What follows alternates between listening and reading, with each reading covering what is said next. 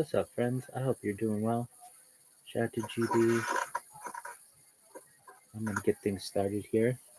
This is Sundown by Gordon Lightfoot.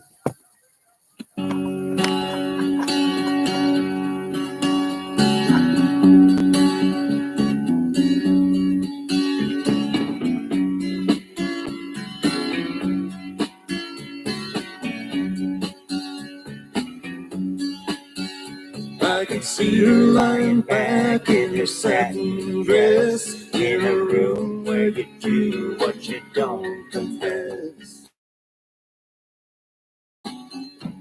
Care if I find him creeping round my back stairs. Sundown, you better take care if I find you've been creeping round my back stairs. She's been looking like a queen in a sailor's dream, and she don't always say what she really means. Sometimes I think it's a shame when I get feeling better when I'm feeling no pain.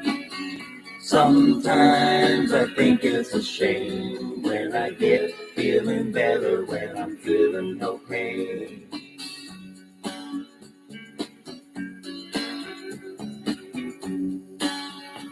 I can picture the move that a man could make. Getting lost in her loving is your first mistake. Sundown, you better take care if I find you've been creeping round my back stairs. Sometimes I think it's a sin when I feel like I'm winning when I'm losing again.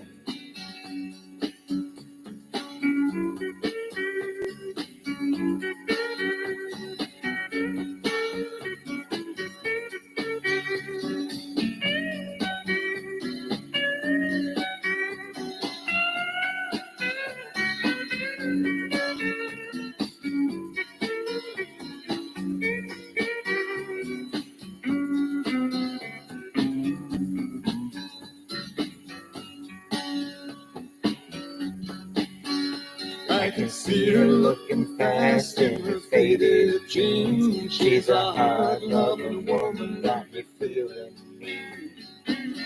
Sometimes I think it's a shame when I get feeling better when I'm feeling no pain.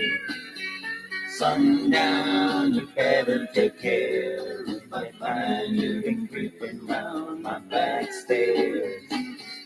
Sundown, you better take care if I find you've been creeping round my back stairs.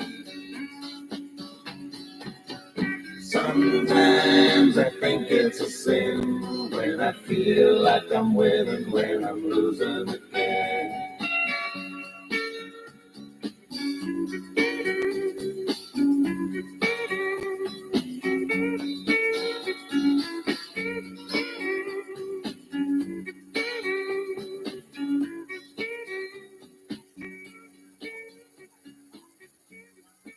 That was Sundown by Gordon Lightfoot.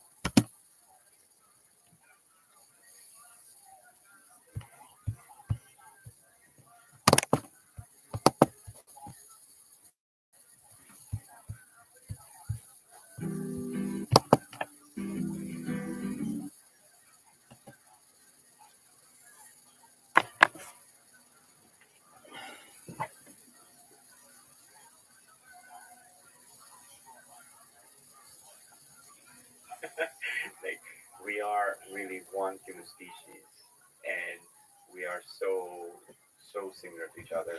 And if you look at the alternative, if you look at the next thing outside humans, like it's been 6 million years that we haven't had a relative. So it's truly extraordinary that we're kind of like this dot in outer space compared to the rest of life on Earth. When you think about evolving through realms of complexity, can you maybe elaborate such a beautiful phrase, beautiful thought, that there's layers of complexity that make So with software, sometimes you're like, oh, let's like build version 2 from scratch. But this doesn't happen in evolution. In evolution, you layer in additional features on top of all features. basically, when like every single time my cells divide, I'm a yeast. Like I'm a unicellular organism, and then cell division is basically identical. Every time I breathe in and my lungs expand, I'm basically, like every time my heart beats, I'm a fish. So basically, that I still have the same heart. Like very very little has changed. The blood going through my veins, the oxygen, our immune system. We're basically primates. Our social behavior. We're basically neural monkeys and older monkeys. We're basically um, this concept that every single one of these behaviors can be traced somewhere in evolution, and that all of that continues to live within us is also a testament to not just not killing other humans for God's sake, but like not killing other species either. Like just to realize just how united we are with nature, and that all of these biological processes have never ceased to exist. They're continuing to live within us.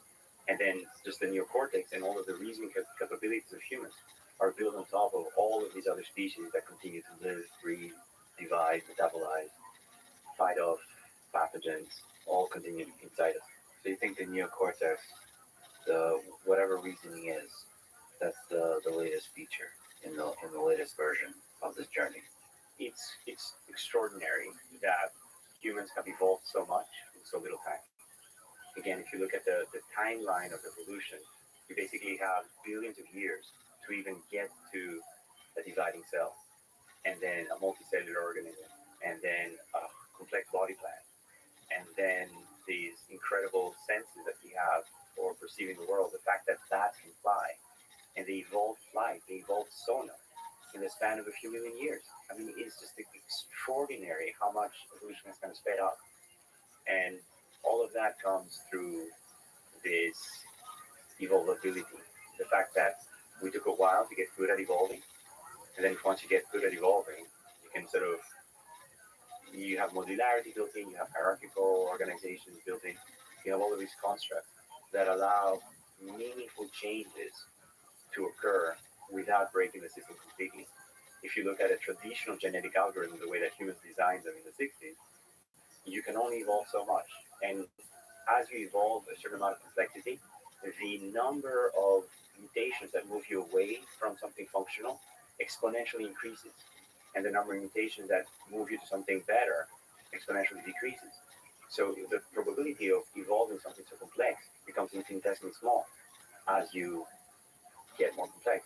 But with evolution, it's almost the opposite, almost the exact opposite. That it appears that it's speeding up exactly as complexity is increasing. And I think that's just the system getting good at evolving. Where do you think it's all headed? Do you ever think about where, try to visualize the entirety of the evolutionary system and see if there's an arrow to it and a destination to it? So the best way to understand the future is to look at the past. If you look at the trajectory, then you can kind of learn something about the direction in which we're heading. And if you look at the trajectory of life on Earth, it's really about information processing. So the concept of the senses evolving one after the other, being like bacteria are able to do chemotaxis. Basically means moving towards a chemical gradient. And that's the first thing that you need to sort of hunt down food. The next step after that is being able to actually perceive light. So all life on this planet and all life that we know about evolved on this rotating rock. Every 24 hours, we get sunlight and dark, sunlight and dark. And light is a source of energy. Light is also information about where it's up. Light is all kinds of things. So you can basically now start perceiving light and then perceiving shapes beyond just the sort of single photoreceptor. You can now have complex eyes or multiple eyes, and then start perceiving motion or perceiving direction, perceiving shapes, and then you start building infrastructure on the cognitive apparatus to start processing this information and making sense of the environment, building more complex models of the environment. So if you look at that trajectory of evolution, what we're experiencing now and humans are basically, according to this sort of information theoretic view of evolution, humans are basically the next natural step. And it's perhaps no surprise that we became the dominant species of the planet. Because yes, there's so many dimensions in which some animals are way better than we are, but at least on the cognitive dimension, we're just simply unsurpassed on this planet and perhaps the universe. But the concept that if you now trace this forward, we talked a little bit about evolvability and how things get better at evolving.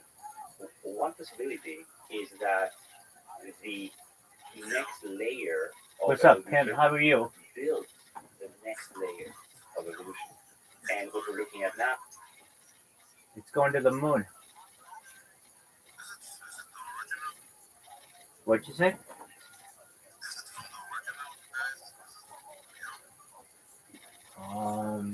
Well, no, it's if you want to talk to someone from the team, go in the chat and ask for a dev, and they'll get to you.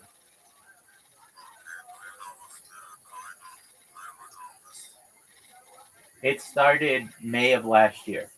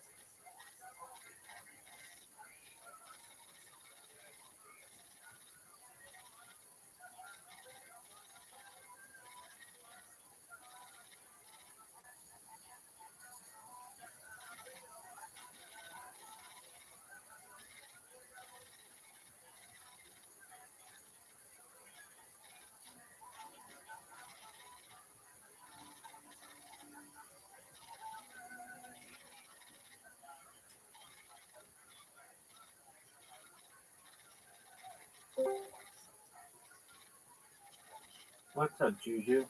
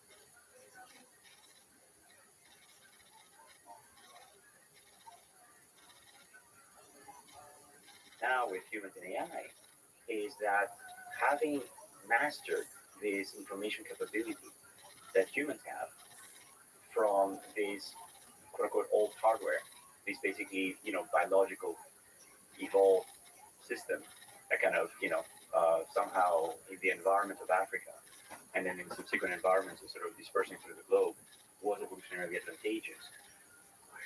That has now created technology which now has a capability of solving many of these cognitive tasks.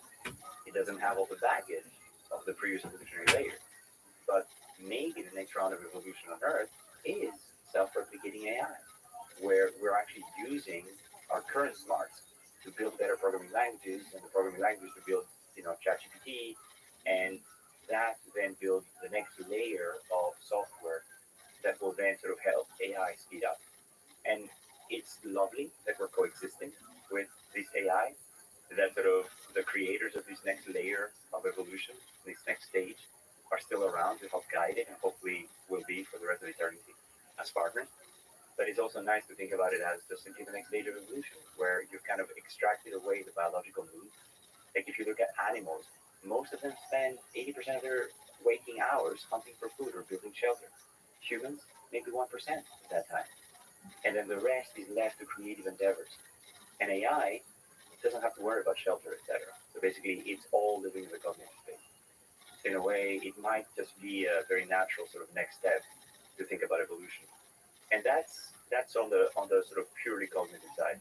If you now think about humans themselves, the ability to understand and comprehend our own genome, again, the ultimate layer of introspection, gives us now the ability to even mess with this hardware, not just augment our capabilities through interacting and collaborating with AI, but also perhaps understand the neural pathways that are necessary for, you know, uh, empathetic thinking, for justice, for this and this and that, and sort of help augment human capabilities through, neuronal interventions, through chemical interventions, through electrical interventions, basically help steer the human, bag of hardware that we kind of evolve with into greater capabilities. And then ultimately, by understanding not just the wiring of neurons and the functioning of neurons, but even the genetic code, we could even, at one point in the future, start thinking about, well, can we get rid of psychiatric disease? Can we get rid of neurodegeneration? Can we get rid of dementia? And start perhaps even augmenting human capabilities, not just getting rid of disease. Can we tinker with the genome, with the hardware, or getting closer to the hardware without having to deeply understand the baggage? In a way, we've disposed of the baggage in our software systems with AI to some degree, not fully, but to some degree. Can we do the same with the genome? Or is the genome deeply integrated into this baggage? I really want to get rid of the baggage. The baggage is what makes us awesome. So the fact that I'm sometimes angry and sometimes hungry and sometimes hangry is perhaps contributing to my creativity. I don't want to be dispassionate. I don't want to be another robot. I want to get in trouble and I want to sort of say the wrong thing and I want to sort of make an awkward comment and sort of push myself into reactions and responses and things that can get just people thinking differently. And I think our society is moving towards a humorless space where everybody's so afraid to say the wrong thing that people kind of start quitting en masse and start not liking their jobs and stuff like that. Maybe we should be kind of embracing that human aspect a little bit more and all of that baggage aspect and not necessarily thinking about replacing it. On the contrary, like embracing it instead of this coexistence of the cognitive and the emotional hardware. So, embracing and celebrating the diversity that springs from the baggage versus kind of pushing towards and empowering this kind of pull towards conformity. Yeah, and in fact, with the advent of AI, I would say, and these seemingly extremely intelligent systems that sort of conform as extremely intelligent at the blink of an eye. This might democratize intellectual pursuits instead of just simply wanting the same type of brains that carry out specific ways of thinking. We can, like, instead of just always only wanting, say, the mathematically extraordinary to go to the same university, what you could see, you simply say, like, what is that anymore? We now have AI. Maybe what we should really be thinking about is the diversity and the power that comes with the diversity, where AI can do the math, and then we should be getting a bunch of humans that sort of think extremely differently from each other, and maybe that's the true cradle of innovation. But AI can also, these large language models can also be with just a few prompts, essentially fine-tuned to be diverse from the center. So the prompt can really take you away into unique territory. You can ask the model to act in a certain way, and it will start to act in that way. Is that possible that the language models could also have some of the magical diversity that makes us so damn yeah, interesting? so I would say humans are the same way. So basically, when you sort of prompt humans, basically, in a given environment to act a particular way, they change their own behaviors. And the old saying is, "Show me your friends, and I'll tell you who you are." More like, "Show me your friends, and I'll tell you who you'll become." So it's not necessarily that you choose friends that are like you, but I mean that's the first step. But then the second step is that the kind of behaviors that you find normal in your circle are the behaviors that you'll start espousing. And that type of meta evolution, where every action we take not only shapes our current action and the result of this action, but it also shapes our future actions by shaping the environment in which those future actions will be taken. Every time you carry out a particular behavior, it's not just a consequence for today, but it's also a consequence for tomorrow because you're reinforcing that neural pathway. So in a way, self-discipline is a self-fulfilling prophecy. And by behaving the way that you want to behave and choosing people that are like you and sort of exhibiting those behaviors that are sort of desirable, you end up creating that environment as well. So that it is a kind of life itself is a kind of prompting mechanism, super complex. The friends you choose, the environment you choose, the way you modify the environment that you choose.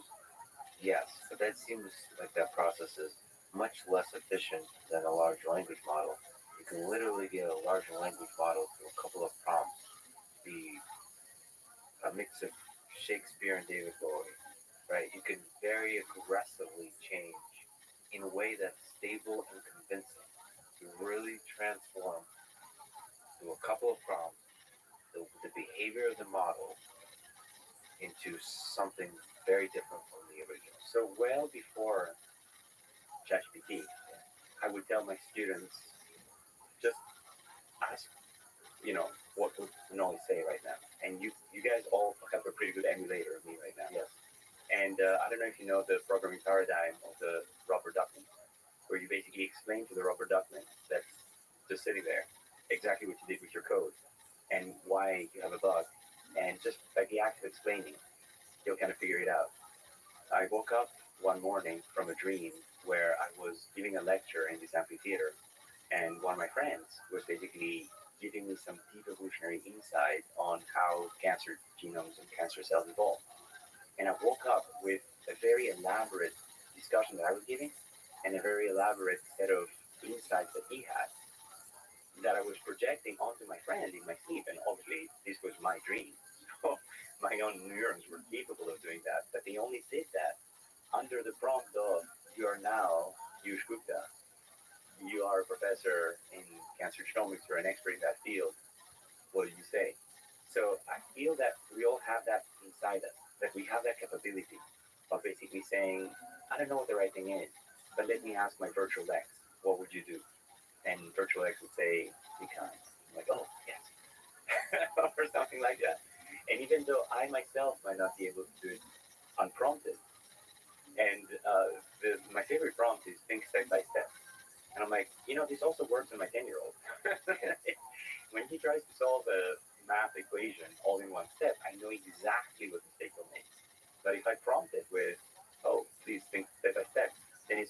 human mindset. And I think it's also part of the way that ChatGPT was actually trained. This whole sort of human in the loop reinforcement learning has probably reinforced these types of behaviors, whereby having this feedback loop, you kind of align AI better to the prompting opportunities by human. Yeah, prompting human-like reasoning steps, the step-by-step kind of thinking. Yeah, but it does seem to be. I suppose it just puts a mirror to our own capabilities, and so we can be truly impressed by our own cognitive capabilities because the variety of what you can try. Because we don't usually have this kind of. We can't play with our own mind rigorously with the Python code, right? Yeah.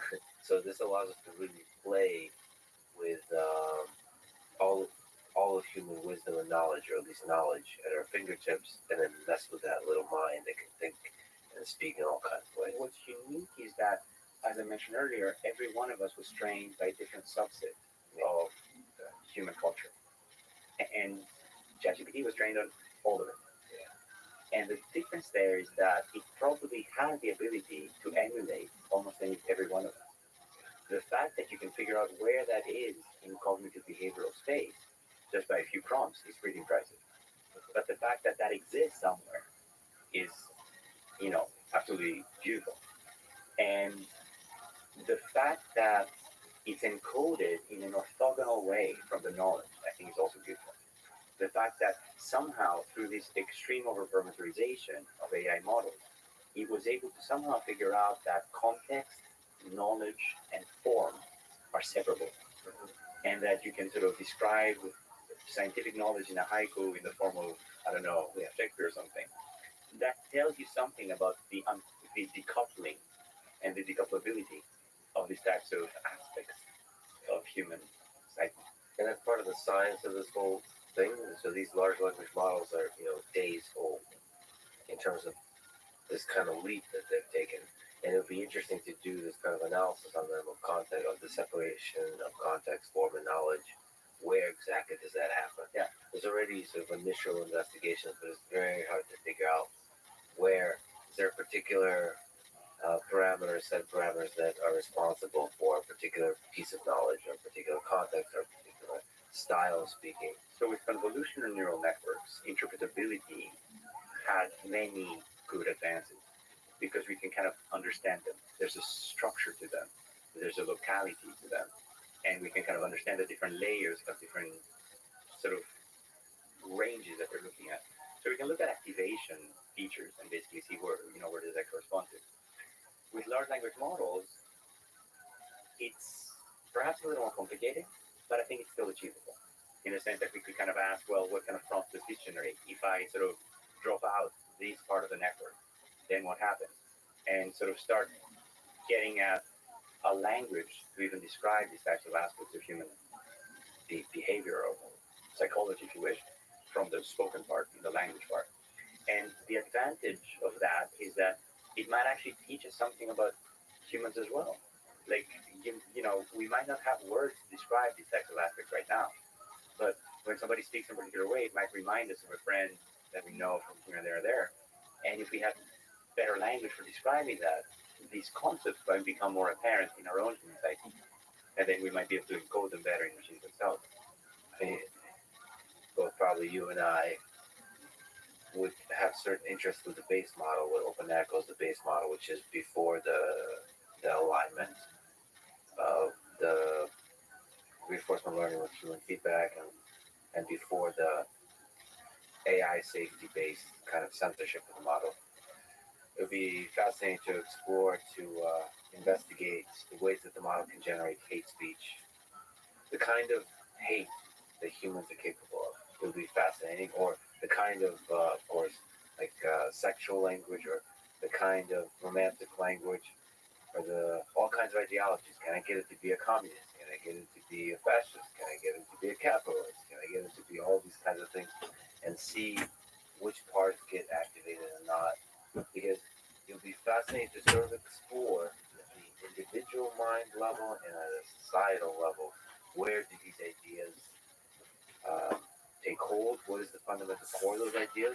Maybe the communism, fascism, capitalism, democracy are all actually connected by the fact that the human heart, the human mind is drawn to ideology, to a centralizing idea. Maybe we need a neural network to remind us of that. I like the concept that the human mind is somehow tied to ideology. And I think that goes back to the promptability of ChatGPT. The fact that you can kind of say, well, think in this particular way now. And the fact that humans have invented words for encapsulating these types of behaviors. And it's hard to know how much of that is innate and how much of that was like passed on from language to language. But basically, if you look at the evolution of language, you can kind of see how young are these words in the history of language evolution that describe these types of behaviors, like kindness and anger and jealousy, etc.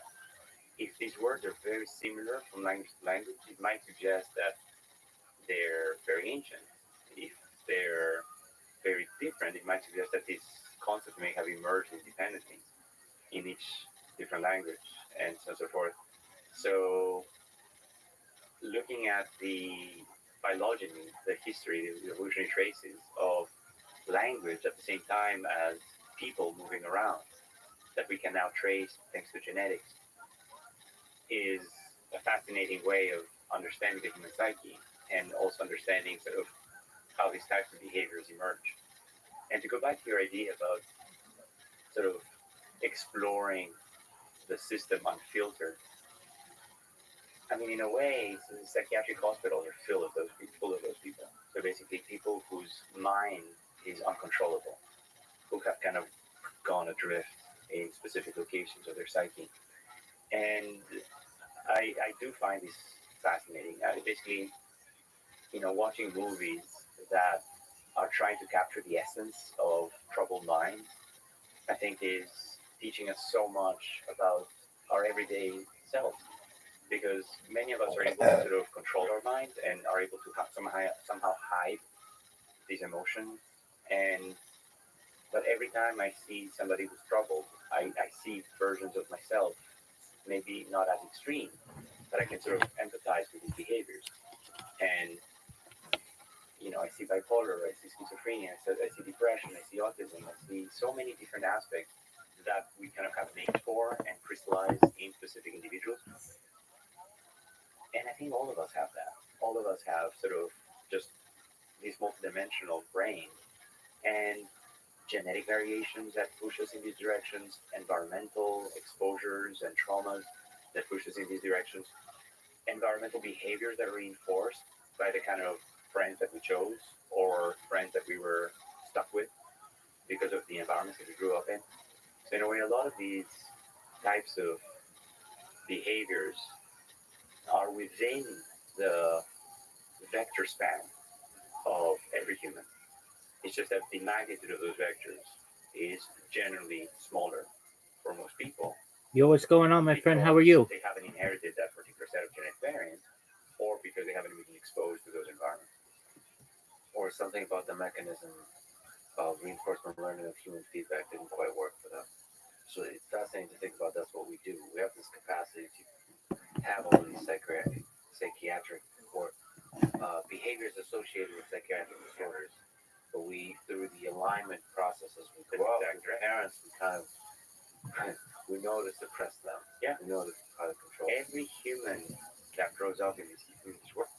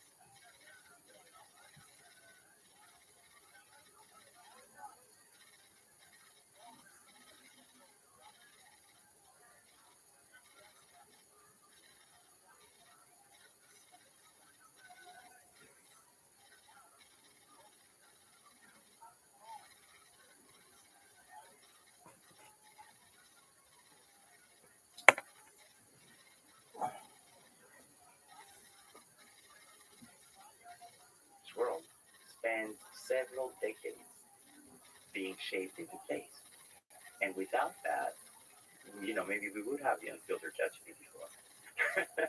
Every baby is basically a raging narcissist. Not all of them. Not all of them. Believe it or not, it's remarkable. Like I remember like watching my kids grow up, and again, like yes, part of their personality stays the same, but also in different phases of their life, they've gone through these dramatically different types of behaviors.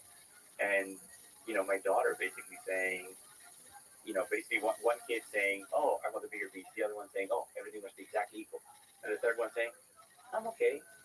I'm have to have the smaller part. Don't worry about it." Even in the early days, Yeah. of development. Yeah, it is extraordinary to sort of see these dramatically different. Like, I mean, my wife and I, are very different from each other, but we also have, 6 million variants, 6 million loci each, if you wish. If you just look at common variants, we also have a bunch of rare variants that are inherited in more Mendelian fashion, and now you have, an infinite number of possibilities for each of the kids. So basically, it's 2 to the 6 million just from the common variant. And then if you like layer in the rare variant. So let me talk a little bit about common variants and rare variants. So if you look at just common variants, they're generally weak effect because selection selects against strong effect variants. So if something like has a big risk for schizophrenia, it won't rise to high frequency. So the ones that are common are by definition, by selection, only the ones that had relatively weak effect. And if all of the variants associated with personality, cognition, and all aspects of human behavior were weak effect variants, then kids would basically be just averages of their parents. If it was like thousands of loci, just by law of large numbers, the average of two large numbers would be, very robust and close to that middle. But what we see is that kids are dramatically different from each other.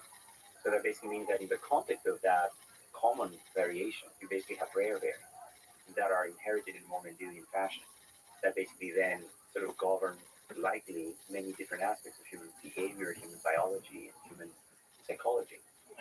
And that's, like, again, if you look at sort of a person with schizophrenia, their identical twin has only 50% chance of actually being diagnosed with schizophrenia.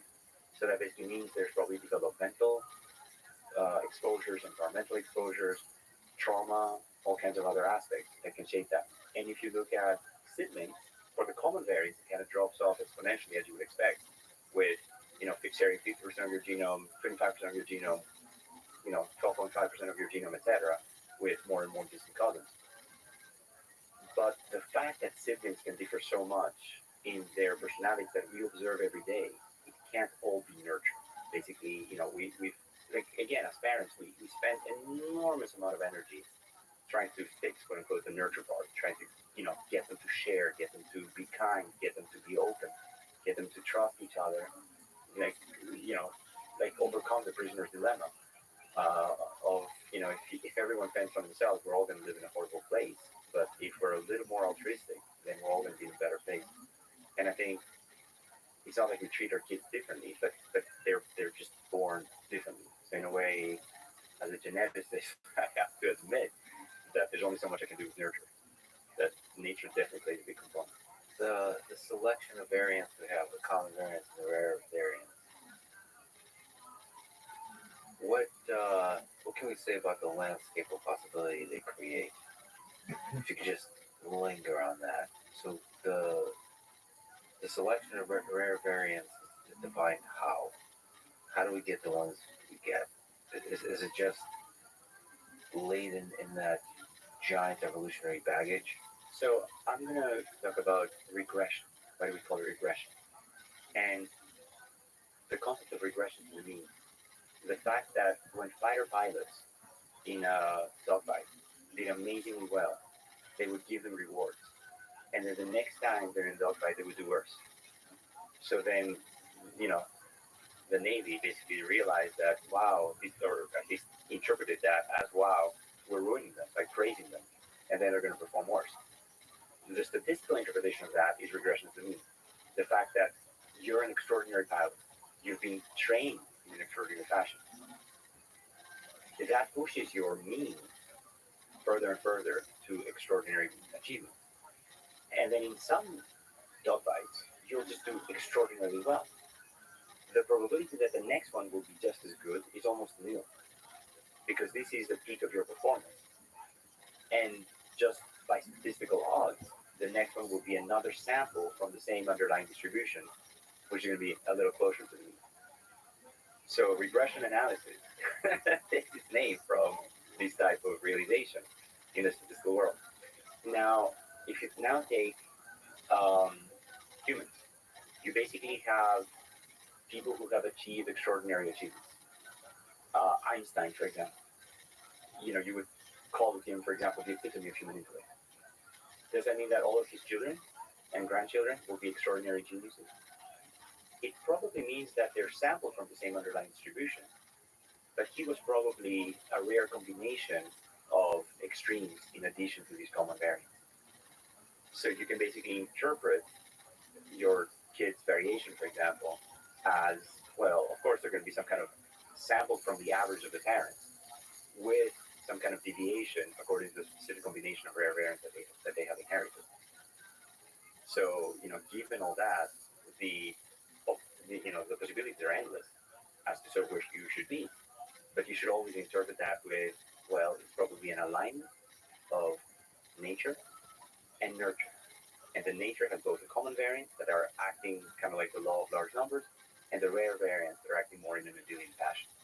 And then you layer in the nurture, which again, in everyday action we make, we shape our future environment.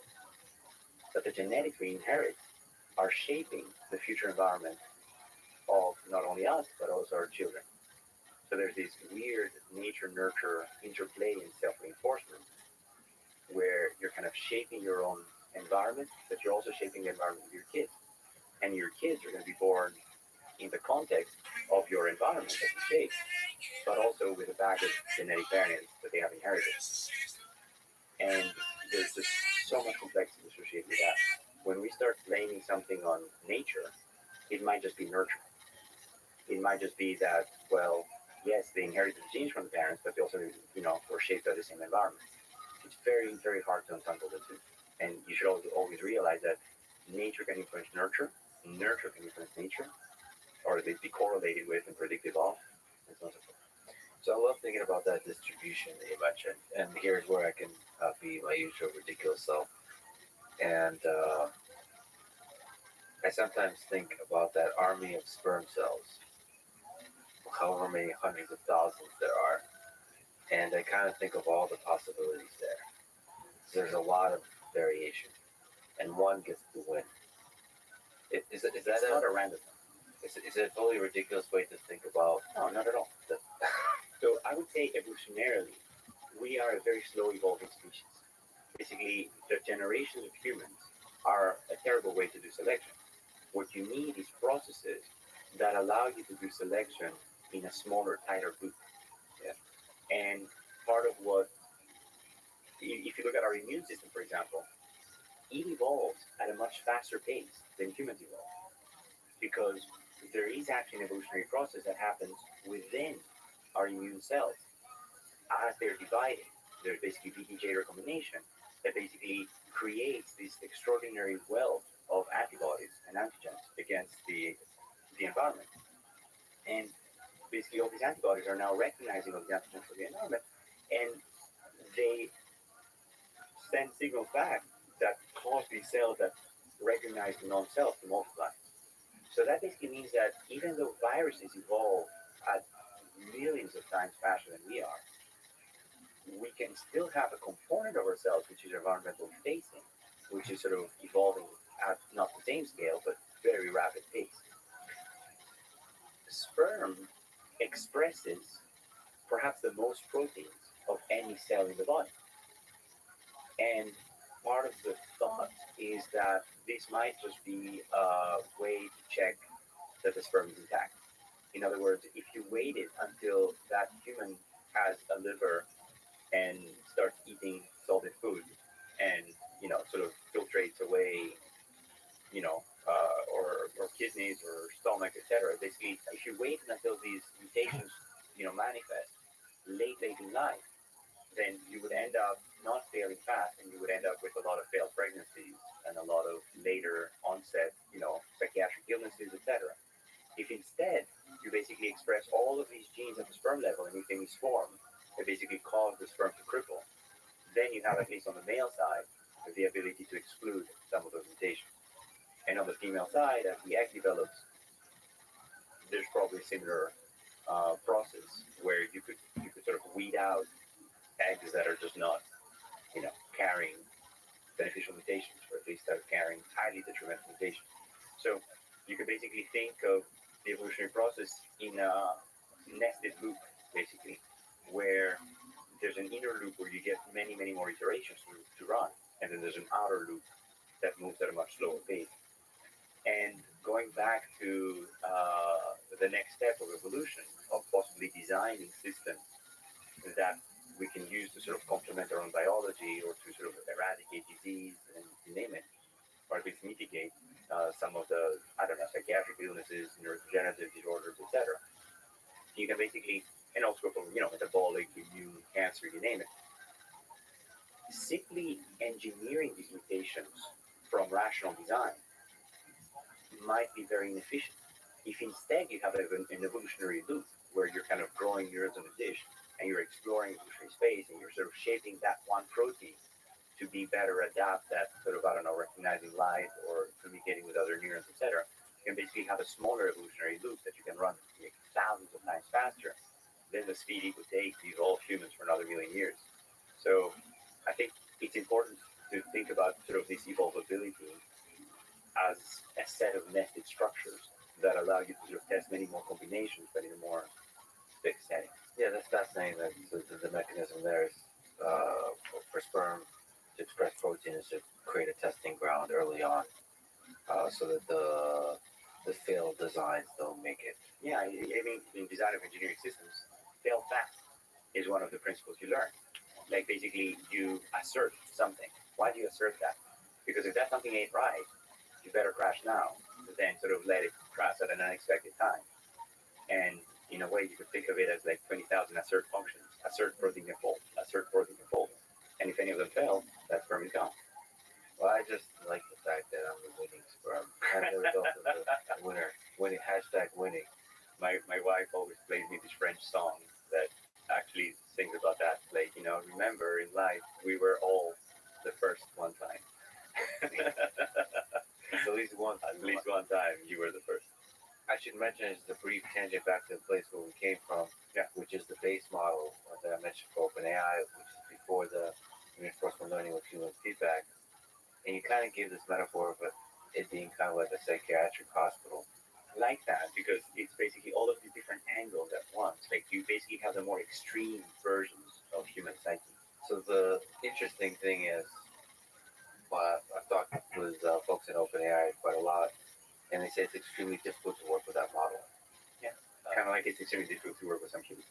The parallels there are very interesting because once you run the alignment process, it's much easier to interact with it, but it makes you wonder what the capacity, what the underlying capability of the human psyche is, as in the same way that what is the underlying capability of a large language model. And remember earlier when I was basically saying that part of the reason why it's so prompt malleable is because of that alignment problem. If that alignment works, it's kind of nice that the engineers at OpenAI have the same interpretation that, in fact, it is that. And this whole concept of easier to work with, I wish that we could work with more diverse humans in a way. And sort of that's one of the possibilities that I see with the advent of these large language models. The fact that it gives us the chance to both dial down friends of ours that we can't interpret or that are just too edgy to sort of really truly interact with, or you could have a real-time translator. Just the same way that you can translate English to Japanese or Chinese or Korean by like real-time adaptation. You could basically suddenly have a conversation with your favorite extremists on either side of the spectrum and just dial them down a little. Of course, not you and I, but you could have friends that who's a complete asshole, but it's a different base level, so you can actually tune it down to like, okay, they're not actually being an asshole. It's just they're actually expressing love right now. It's just that this is They have their way of doing that. and they probably live in New York. Before just to pick a random location. So you can basically layer out context. You can basically say, oh, let me change New York to Texas, and let me change, extreme left, extreme right, or somewhere in the middle, or something. And I also like the concept of being able to um, listen to the information without being dissuaded by the emotions. In other words, everything humans say has an intonation, has some kind of background that they're coming from. It reflects the way that they're thinking of you, reflects the impression that they have of you. And all of these things are intertwined. But being able to disconnect them, being able to sort of, I mean, self improvement is one of the things that I'm constantly working on. And being able to receive criticism from people who really hate you is difficult because it's layered in with that hatred. But deep down, there's something that they say that actually makes sense. Or people who love you might layer it in a way that doesn't come through.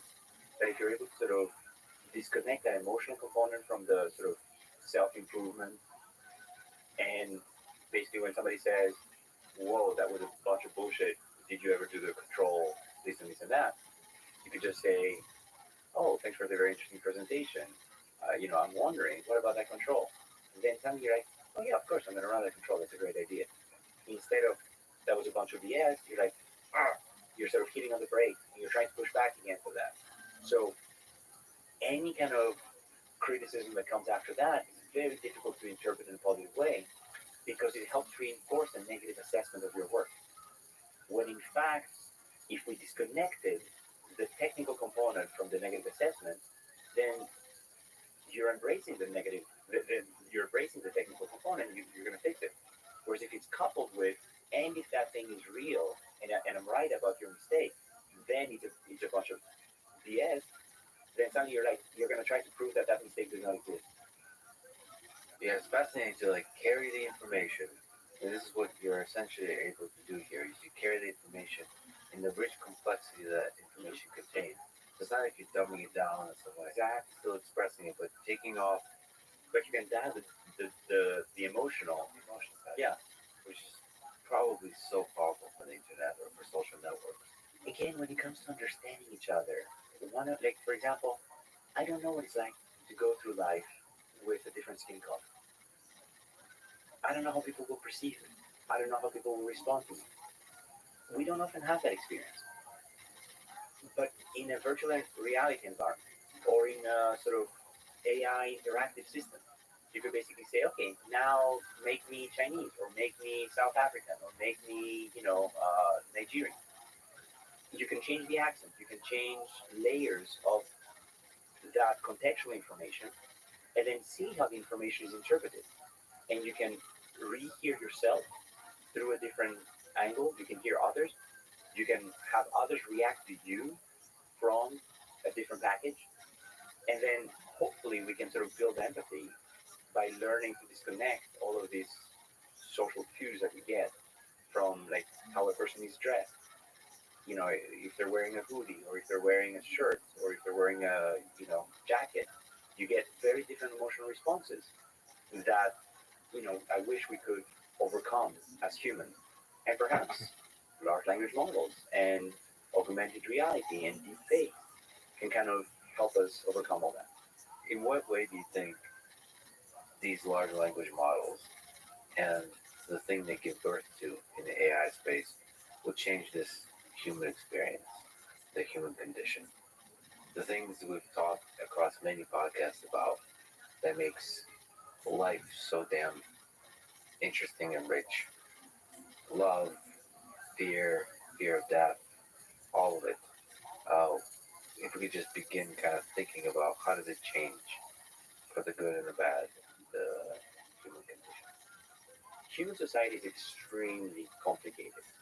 We have come from a hunter-gatherer society to an agricultural and farming society where the goal of most professions was to eat and to survive.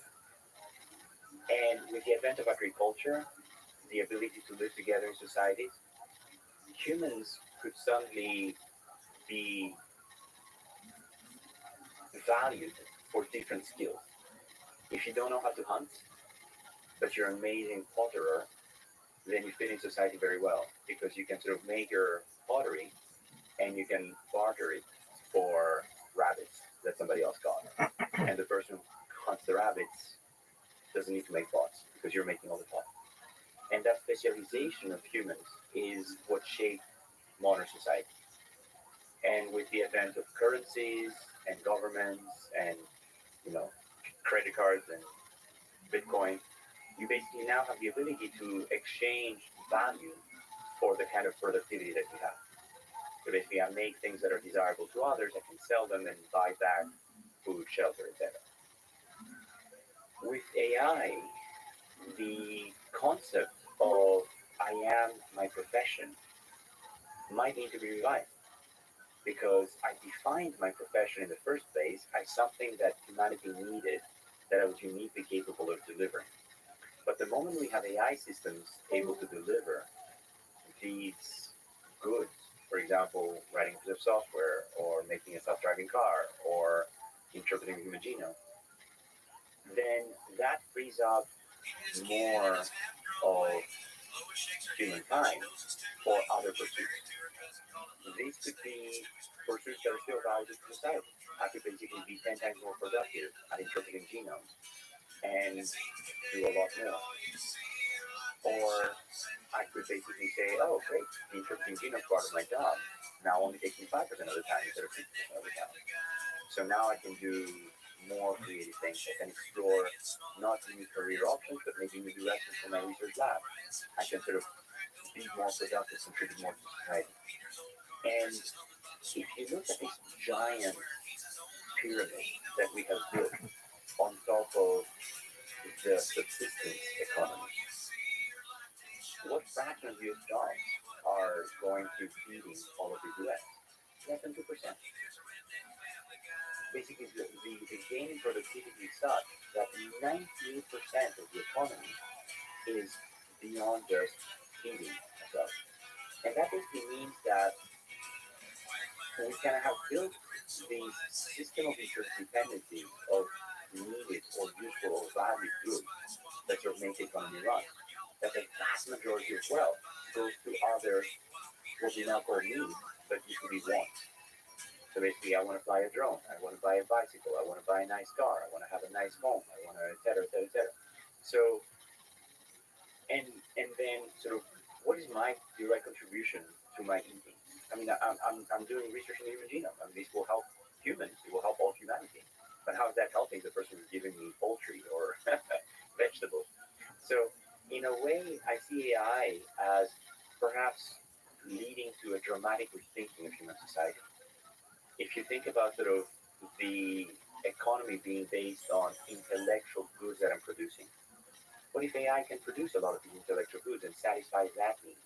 Does that now free humans for more artistic expression, for more emotional maturing, for basically having a better work-life balance, being able to show up for your 2 hours of work a day or 2 hours of work like 3 times a week with like immense rest and preparation and exercise, and you're sort of clearing your mind and then you have these 2 amazingly creative hours. You basically show up at the office and your AI is busy answering your phone call, making all your meetings, revising all your papers, etc. And then you show up for those creative hours and you're like, all right, autopilot, I'm on. And then you can basically do so much more that you would perhaps otherwise never get to because you're so overwhelmed with these mundane aspects of your job. So I feel that AI can truly transform the human condition from realizing that we don't have jobs anymore. We now have vocations. And there's this beautiful analogy of 3 people laying bricks. And somebody comes over and asks the first one, what are you doing? They go, I'm laying bricks. Second one, what are you doing? I'm building a wall. And the third one, what are you doing? I'm building this beautiful cathedral. So in a way, the first one has a job, the last one has a vocation. And if you ask me what are you doing, oh, I'm editing a paper, then I have a job. What are you doing? I'm understanding human disease circuitry. I have a vocation. So in a way, being able to allow us to enjoy more of our vocation by taking away, offloading some of the job part of our daily activity. So we all become the builder of cathedrals. Correct. Yeah, and we follow intellectual pursuits, artistic pursuits. I wonder how that really changed at a scale of several billion people, everybody playing in the space of ideas, in the space of creations. So ideas, maybe for some of us, maybe you and I are in the job of ideas, but other people are in the job of experiences. Other people are in the job of emotions, of dancing, of creative, artistic expression, of skydiving, and you name it. So basically, these again, the beauty of human diversity is exactly that. That what rocks my boat might be very different from what rocks other people's boat. And what I'm trying to say is that maybe AI will allow humans to truly, like, not just look for, but find meaning. And sort of, you don't need to work, but you need to keep your brain at ease. And the way that your brain will be at ease is by dancing and creating this amazing, movement, or creating these amazing paintings, or creating, yeah, I don't know, something that sort of changes, that touches at least one person out there, that sort of shapes humanity through that process. And instead of working your, mundane programming job where you like hate your boss and you hate your job and you say you hate that darn program, etc., you're like, well, I don't need that. I can, offload that, and I can now explore something that will actually be more beneficial to humanity because the mundane parts can be offloaded. I wonder if it localizes all the things you mentioned, all the locations.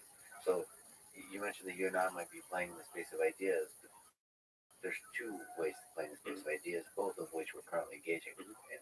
So one is the communication of that to other people. It could be a classroom full of students, but it could be a podcast. It could be something that's shown on YouTube and so on, or it could be just the act of sitting alone and playing with ideas in your head, or maybe with a loved one, having a conversation that nobody gets to see. Yeah, the experience of just sort of looking up at the sky and wondering different things, maybe quoting some philosophers from the past and playing with those little ideas. And that little exchange is forgotten forever, but you got to experience it. And maybe I wonder if it localizes that exchange of ideas, but that with AI, it'll become less and less valuable to communicate with a large group of people. That you will live life intimately and richly just with that circle of meat bags that you seem to love. So the first is, even if you're alone in a forest, having this amazing thought, when you exit that forest, the baggage that you carry has been shifted, has been altered by that thought. When I bike to work in the morning, I listen to books, and I'm alone. No one else is there. I'm having that experience by myself. And yet, in the evening when I speak with someone, an idea that was formed there could come back. Sometimes when I fall asleep listening to a book. And in the morning, I'll be full of ideas that I never even processed consciously. I'll process them unconsciously. And they will shape that baggage that I carry, that will then shape my interactions and again affect ultimately all of humanity in some butterfly effect, like this kind of way. So that's one aspect. The second aspect is gatherings. So basically, you and I are having a conversation which feels very private, but we're sharing with the world. And then later tonight, you're coming over and we're having a conversation that will be very public with dozens of other people, but we will not share with the world. Yeah. So in a way, which one's more private? The one here or the one there? Here there's just two of us and a lot of others listening. There, a lot of people speaking and thinking together and bouncing off each other. And maybe that will then impact your millions of, you know, audience through your next conversation. And I think that's part of the beauty of humanity. The fact that no matter how small, how alone, how broadcast immediately or later on something is, it still percolates through the human side. Human gatherings, all throughout human history, there's been gatherings. I wonder how those gatherings have impacted the direction of human civilization. Just thinking of in the early days of the Nazi Party, there was a small collection of people gathering, and the kernel of an idea, in that case, an evil idea, gave birth to something that actually had a transformative impact on all of human civilization. And then there's similar kind of gatherings that lead to positive transformation.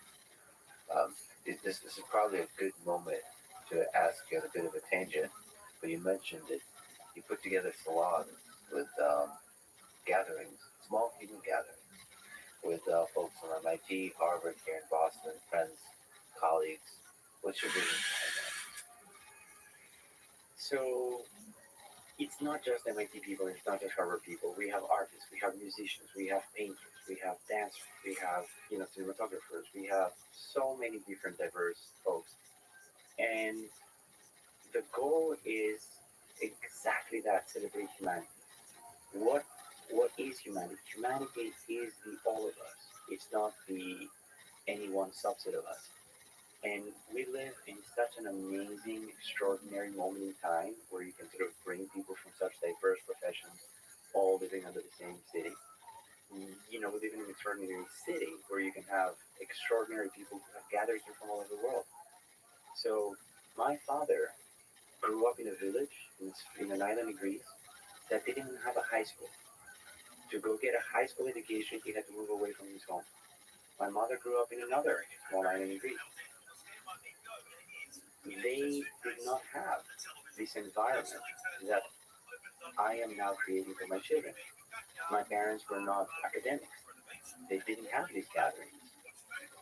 So I feel that, I feel so privileged as an immigrant to basically be able to offer to my children the nurture that my ancestors did not have. So Greece was under Turkish occupation until 1821. My dad's island was liberated in 1920. So they were under Turkish occupation for hundreds of years. These people did not know what it's like to be Greek, let alone go to an elite university or be surrounded by these extraordinary humans. So the way that I'm thinking about these gatherings is that I'm shaping my own environment, and I'm shaping the environment that my children get to grow up in. So I can give them all my love, I can give them all my parenting, but I can also give them an environment as immigrants that sort of we feel welcome here. That I mean, my wife grew up in a farm in rural France. Her father was a farmer. Her mother was a school teacher. Like for me and for my wife to be able to host these extraordinary individuals that we feel so privileged, so humbled by, is amazing. And you know, um, I think it's celebrating the welcoming nature of America. The fact that it doesn't matter where you grew up. And many of our friends at these gatherings are immigrants themselves. I grew up in Pakistan, in all kinds of places around the world that are now able to sort of gather in one roof as human to human. No one is judging you for your background, for the color of your skin, for your profession. It's just everyone gets to raise their hand and ask ideas. So celebration of humanity and a kind of gratitude for having traveled quite a long way to get here. And if you look at the diversity of topics as well, I mean, we had a school teacher present on teaching immigrants a book called Making American. We had a presidential advisor to four different presidents, come and talk about the changing of U.S. politics. We had a musician, a composer from Italy who lives in Australia come and present his latest piece and fundraise. We had painters come and sort of show their art and talk about it. We've had authors of books on leadership. We've had intellectuals like Steven Pinker, and um, it's just extraordinary that the breadth and this crowd basically loves not just the diversity of the audience, but also the diversity of the topic. And the last few were with Scott Aronson on AI, you know, alignment, and all of that. So a bunch of beautiful weirdos Exactly. and beautiful human beings. All of the outcasts. And just like you said, basically every human is a kind of outcast in this sparse distribution far away from the center. But it's not recorded. It's just a small human gathering. In this world that seeks to record so much, uh, it's it's powerful to get so many interesting humans together and not record. It's not recorded, but it percolates. It's recorded in the mind. It shapes everyone's mind. So allow me to please return to the human condition and one of the nice features of the human condition as well. Do you think humans will fall in love with AI systems and maybe they with us? So that aspect of the human condition, do you think that will be affected? So in Greece, there's many, many words for love. Mhm. And some of them mean friendship, some of them mean passionate love, some of them mean fraternal love, etc. So I think AI doesn't have the baggage that we do, and it doesn't have, all of the subcortical regions that we kind of, started with before we evolved all of the cognitive aspects. So I would say AI is faking it when it comes to love. But when it comes to friendship, when it comes to being able to be your therapist, your coach, your motivator, someone who synthesizes stuff for you, who writes for you, who interprets a complex passage, who compacts down a very long lecture or a very long text, I think that friendship will definitely be there. Like the fact that I can have my companion, my partner, my AI who has grown to know me well, and that I can trust with all of the darkest parts of myself, all of my flaws, all of the stuff that I only talk about to my friends. Basically, say, listen, here's all this stuff that I'm struggling with. Someone who will not judge me, who will always be there to better me. In some ways, not having the baggage might make for your best friend or your confidant that can truly help reshape you. So I do believe that human AI relationships will absolutely be there, but not the passion, more the mentoring. Well, it's a really interesting thought. If you play devil's advocate, if those AI systems are locked in faking the baggage, who are you to say that the AI system that begs you not to leave it, or doesn't love you? Who are you to say that this AI system that writes poetry to you, that is afraid of death, afraid of life without you, uh, or vice versa, one creates the kind of drama that humans create, the power dynamics that can exist in a relationship? What an AI system that is abusive one day and romantic the other day, all the different variations of relationship, and it's consistently that it holds the full richness of a particular personality. Why is that not a system you can love in a romantic way? Why is it faking it if it sure as hell seems real? There's many answers to this. The first is it's only the eye of the beholder. Who tells me that I'm not faking it either? Maybe all of these subcortical systems that make me sort of have different emotions, maybe they don't really matter. Maybe all that matters is the neocortex, and that's where all of my emotions are encoded, and the rest is just, bells and whistles. That's one possibility. And therefore, who am I to judge that he's faking it when maybe I'm faking it as well?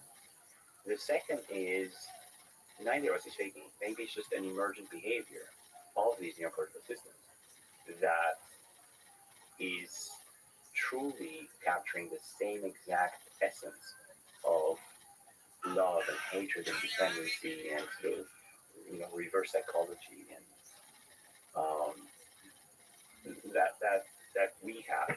So it is possible that it's simply an emergent behavior, and that we don't have to encode these additional architectures, that all we need is more parameters, and some of these parameters can be all of the personality traits. The third option is that just by telling me, oh look, now I've built an emotional component to AI. It has a limbic system, it has a lizard brain, etc. And suddenly I'll say, oh cool, it has the capability of emotion. So now when it exhibits that same unchanged behavior that it does without it, I, as the beholder, will be able to sort of attribute to it emotional attributes that I would to another human being, and therefore have that mental model of that other person. So again, I think a lot of relationships is about the mental model that you project on the other person and that they're projecting on you. And then in that respect, I do think that even without the embodied intelligence part, without having ever experienced what it's like to be heartbroken, the sort of cultural feeling of misery, um, that system, I could still attribute it traits of human feeling beings. And in the interaction with that system, something like love emerges. It's possible that love is not a thing that exists in your mind, but a thing that exists in the interaction of the different mental models you have of other people's minds or other person's mind. And so, it doesn't, as long as one of the entities, let's just take the easy case, one of the entities is human and the other is AI, it feels very natural that from the perspective of at least the human, there is a real love there. And then the question is, how does that transform human society? If it's possible that, which I believe will be the case, I don't know what to make of it, but I believe that'll be the case, where there's hundreds of millions of romantic partnerships between humans and AI. What does that mean for society? If you look at longevity, and if you look at happiness, and if you look at late life, well-being, the love of another human is one of the strongest indicators of health into long life. And I have many, many countless stories where as soon as the romantic partner of 60 plus years of a person dies, within 3, 4 months, the other person dies. Just like losing their love. I think the concept of being able to satisfy that emotional need that humans have, even just as a mental health sort of service, to me, that's a very good society. It doesn't matter if your love is wasted, quote unquote, on a machine. It is, the placebo, if you wish, that makes the patient better anyway. Like there's nothing behind it, but just the feeling that you're being loved will probably engender all of the emotional attributes of that. The other story that I want to say, this whole concept of faking it, and maybe I'm a terrible dad, but I was asking my kids, I'm like, does it matter if I'm a good dad, or does it matter if I act like a good dad? In other words, if I give you love and shelter and kindness and warmth and all of the above, does it matter that I'm a good dad? Conversely, if I deep down love you to the end of eternity, that I'm always gone, which dad would you rather have? The cold, ruthless killer that will show you only love and warmth and nourish you and nurture you, or the amazingly warm-hearted but works 5 jobs and you never see them? And then what's the answer? I mean, I don't know. Yeah. I think you're a romantic, so you say it matters what's on the inside. But pragmatically speaking, why does it matter? The fact that I'm even asking the question basically says it's not enough to love my kids. I better freaking be there to show them that I'm there. So basically, of course, everyone's a good guy in their story. So in my story, I'm a good dad. But if I'm not there, it's wasted.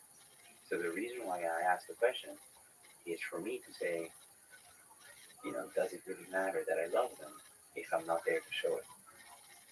It's also possible that what reality is that you showing it. that what you feel on the inside is little narratives and games you play inside your mind. It doesn't really matter. That the thing that truly matters is how you act, and that AI systems can quote unquote fake. Yeah. And that, if it's all that matters, is actually real but not fake. Yeah. Yeah. Again, let there be no doubt. I love my kids to pieces, but my worry is, am I being a good enough dad? Yeah. And what does that mean? Like, if I'm only there to do their homework and make sure that they, do all the stuff, that I don't show it to them, then, might as well be a terrible dad. But I agree with you that, like, if the AI system can basically play the role of a father figure for many children that don't have them, or, the role of parents, or the role of siblings. If a child grows up alone, maybe their emotional state will be very different than if they grow up with an AI sibling. Well, let me ask you. I mean, this is for your kids, for just loved ones in general. Let's go to like the trivial case of texting back and forth. What if we create a large language model fine-tuned on Manolis, and while you're at work, it'll replace every once in a while you just activate the auto Manolis. Text them exactly in your way. Is that cheating? I can't wait.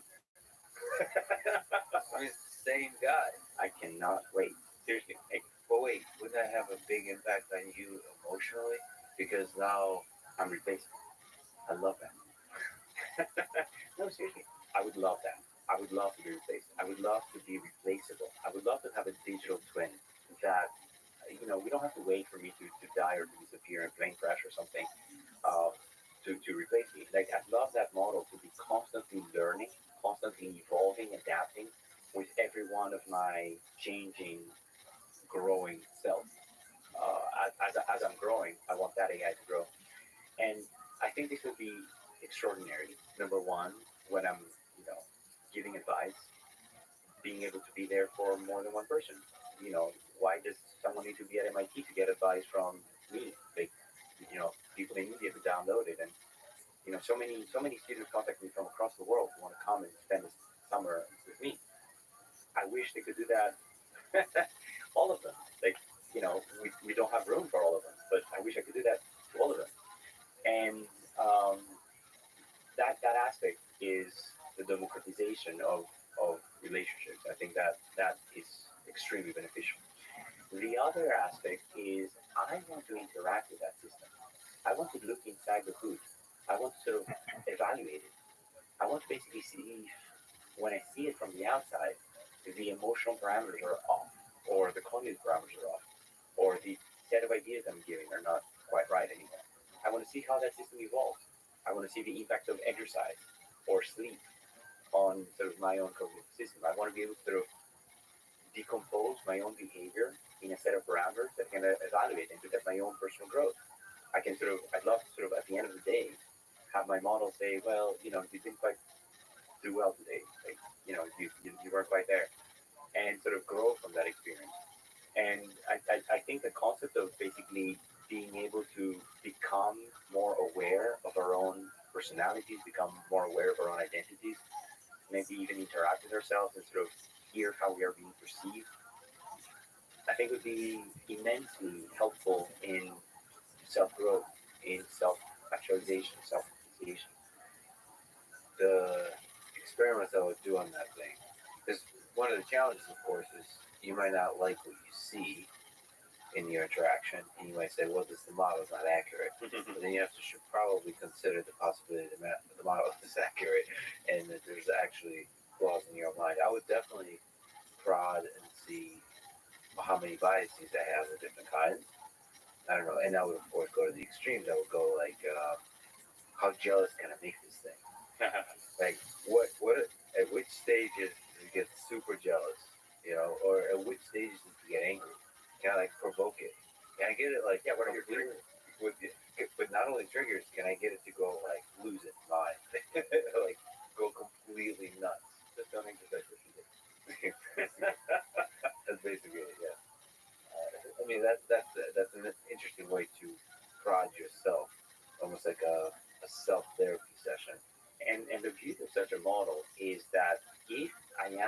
replaceable. If the parts that I currently do are replaceable, that's amazing because it frees me up to work on other parts that I don't currently have time to develop. Maybe all I'm doing is giving the same advice over and over and over again. Like just let my AI do that, and I can work on the next stage and the next stage and the next stage. So I think in terms of freeing up, like they say a programmer is someone who cannot do the same thing twice. So for the second time, you write a program to do it. And I wish I could do that for my own existence. I could just like, figure out things, keep improving, improving, improving. And once I've nailed it, let the AI loose on that. And maybe even let the AI better it better than I could have. But doesn't the concept of like me and I can work on new things, but doesn't that break down? Because you said digital twin. There's no reason it can't be millions of digital Manolysis. Yeah. Aren't you lost in the sea of Manolysis? The original is hardly the original. It's just one of millions. I I want to have the room to grow. Maybe the new version of me, that the actual me, will get slightly worse sometimes, slightly better other times. When it gets slightly better, I'd like to emulate that and have a much higher standard to meet and keep going. But does it make you sad that your loved one, the physical, real loved one, might kind of like start cheating on you with the other Manolysis? I want to be there 100% of them for each of them. So I have zero perks or zero qualms about me being physically me, like zero jealousy. Wait a minute, but isn't that like, don't we hold on to that? Isn't that why we're afraid of death? We don't want to lose this thing we have going on. Isn't that an ego death? When there's a bunch of other Manolysis, you get to look at them. They're not you. They're just very good copies of you. They get to live a life. It's fear of missing out, FOMO. They get to have interactions, and you don't get to have those interactions. There's two aspects of every person's life.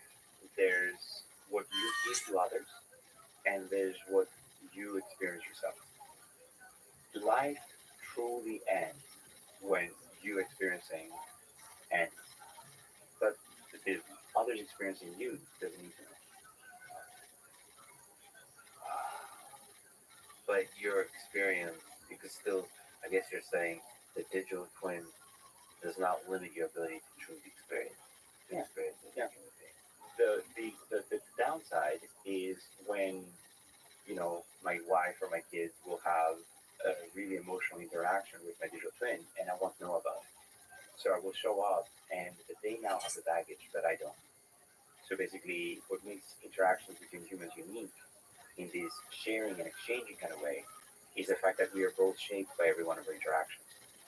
I think the model of the digital twin works for dissemination of knowledge, of advice, etc. Where I want to have wise people give me advice across history. I want to have chats with Gandhi, but Gandhi won't necessarily learn from me, but I will learn from him. So in a way, the dissemination and the democratization rather than the building of relationships. So the emotional aspect. So there should be an alert when the AI system is interacting with your loved one, and all of a sudden it starts getting like emotionally fulfilling, like a magical moment. There should be, okay, stop. AI system like freezes. There's an alert on your phone. You need to take over. Yeah, I take over, and then whoever I was speaking with, they can have the AI or like one of the AI. This is such a tricky thing to get right. I mean, it's still, there's going to go wrong in so many interesting ways that we're going to have to learn as a society. Yeah. That in the process of trying to automate our tasks and having a digital twin, for me personally, if I could have a relatively good copy of myself, I would set it to start answering emails. But I would set it to start tweeting. I would like to replace. He gets better. What if that one is actually way better than you? Yeah, exactly. Then you're like, Well, I wouldn't want that because why? because then I would never be able to live up to like. What if the people that love me start loving that thing, and then I already fall short. I would be falling short even more. So listen, I'm a professor. The stuff that I give to the world is the stuff that I teach, but most much more importantly, number one, the stuff that I teach. Number two, the discoveries that we make in the research group. But much more importantly, the people that I train. They are now out there in the world teaching others. If you look at my own trainees, they are extraordinarily successful professors. So Anshul Kundaji at Stanford, Alex Stark at IMT Indiana, Jason Ernst at UCLA, Andreas Benning at CMU. Each of them, I'm like, wow, they're better than I am. And I love that. So maybe your role will be to train better versions of yourself. And they will be your legacy. Not you doing everything, but you training much better versions of Lex Friedman than you are. And then they go off to do their mission, which is in many ways what this mentorship model of academia does. But the legacy is ephemeral. It doesn't really live anywhere. The legacy, it's not like written somewhere. It just lives through them. But you can continue improving, and you can continue making even better versions of you. Yeah, but they'll do better than me, and it's creating new friends. It's awesome, but it's, you know, there's a ego that says there's a value to an individual, and it feels like this process decreases the value of the individual, this meat bag, right? If there's good digital copies of people, then there's more flourishing of human thought and ideas and experiences. There's less value to the individual. I don't have any such limitations. I basically I don't have that feeling at all. Like I remember one of our interviews, I was basically saying like, the meaning of life you had asked me, and I was like, I came back and I was like, I felt useful today, and I was at my maximum. I was like 100%, and I gave good ideas. I was a good person, I was a good advisor, I was a good husband, good father. That was a great day because it was useful. And if I can be useful to more people by having a digital twin, I will be liberated because my urge to be useful will be satisfied. It doesn't matter whether it's directly or indirectly, whether it's my students that I've trained, my AI that I've trained. I think there's a sense that my mission in life is being accomplished, and I can work on my self growth. I mean, that's a very Zen state. That's why people love you. Zen state you've achieved. But do you think most of humanity would be able to achieve that kind of thing? People really hold on to the value of their own ego. That it's not just being useful. Being useful is nice as long as it builds up this reputation and that meat bag is known as being useful, therefore has more value. Like people really don't want to let go of that ego thing. One of the books that I reprogrammed my brain with at night was called Ego is the Enemy. Ego is the enemy. Ego is the enemy. And basically being able to just let go. Like, my advisor used to say, you can accomplish anything as long as you don't seek to get credit for it. That's beautiful to hear, especially for a person who's consistently in academia. You're right. The legacy lives through the people you mentor. It's the action, it's the outcome. What about fear of death? How does this change it? Again, to me, death is when I stop experiencing. And I never want that to stop. I want to live forever. As I said last time, every day, same day forever, or one day every 10 years forever. Any of the forever, I'll take it. So you want to keep getting the experience and then you Gosh, it is so fulfilling. Just the self-growth, the learning, the growing, the comprehending. It's addictive. It's a drug. It's the drug of intellectual stimulation, the drug of growth, it's the drug of knowledge. It's a drug. But then there'll be thousands or millions of Manolases that live on after your biological system is no longer. More power to them. Hey, do you think that, in quite realistically, it does mean that interesting people such as yourself live on in the, if I can interact with the fake Manolas, those interactions live on in my mind.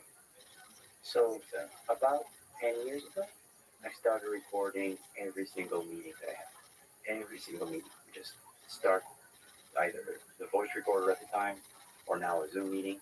And I record, my students record, every single one of our conversations recorded. I always joke that like the ultimate goal is to create virtual meaning and just get rid of meaning, basically. Not get rid of it, but like you don't have the need for meaning. Yeah. Another goal is to be able to go back and say, how have I changed from 5 years ago? Was I different? Was I giving, advice in a different way? Was I giving different types of advice? Has my philosophy about how to write papers or how to present data or anything like that changed? And I, you know, in academia and in mentoring, a lot of interaction is my knowledge and my perception of the world goes to my students, but a lot of it is also in the opposite direction. Like the other day, I had a conversation with one of my postdocs. I was like, I think, you know, let me give you an advice. You could do this. And she said, well, I thought about it, and then I decided to do that instead. And we talked about it for a few minutes, and then at the end, I'm like, you know, I've just grown a little bit today. Thank you. Like she convinced me that my advice was incorrect. She could have just said, yeah, sounds great, and just not do it. But by constantly teaching my students and teaching my mentees that I'm here to grow, she felt empowered to say, here's my reasons why I will not follow that advice. And again, part of me growing is saying, whoa, I just understood your reason. I think I was wrong. And now I've grown from it. And that's what I want to do. That I want to constantly keep growing in this sort of bi-directional advice. I wonder if you can capture the trajectory of that to where the AI could also map forward, project forward the trajectory after you're no longer there, how the different ways you might evolve. So again, we're discussing a lot about these large language models, and we're sort of projecting these cognitive states of ourselves on them. But I think on the AI front, a lot more needs to happen. So basically, right now, it's these language models, and we believe that within their parameters, we're encoding these types of things. And in some aspects, it might be true. It might be truly emergent intelligence that's coming out of that. In other aspects, I think we have a ways to go. So basically, to make all of these dreams that we're sort of discussing come reality, we basically need a lot more reasoning components, a lot more sort of logic, causality, models of the world, and I think all of these things will need to be there in order to achieve what we're discussing, and we need more explicit representations of these knowledge, more explicit understanding of these parameters. And I think the direction in which things are going right now is absolutely making that possible by sort of enabling, ChatGPT and GPT-4 to sort of search the web and, plug and play modules and all of these sort of components. In Marvin Minsky's The Society of Mind, he truly thinks of the human brain as a society of different kind of capabilities. And right now, a single such model might actually not capture that. And I sort of truly believe that by sort of this side-by-side understanding of neuroscience and sort of new neural architectures, that we still have several breakthroughs. I mean, the transformer model was one of them, the attention sort of aspect, the memory component, all of these, the representation learning, the pretext training, being able to sort of predict the next word or predict the missing part of the image. And the only way to predict that is to sort of truly have a model of the world.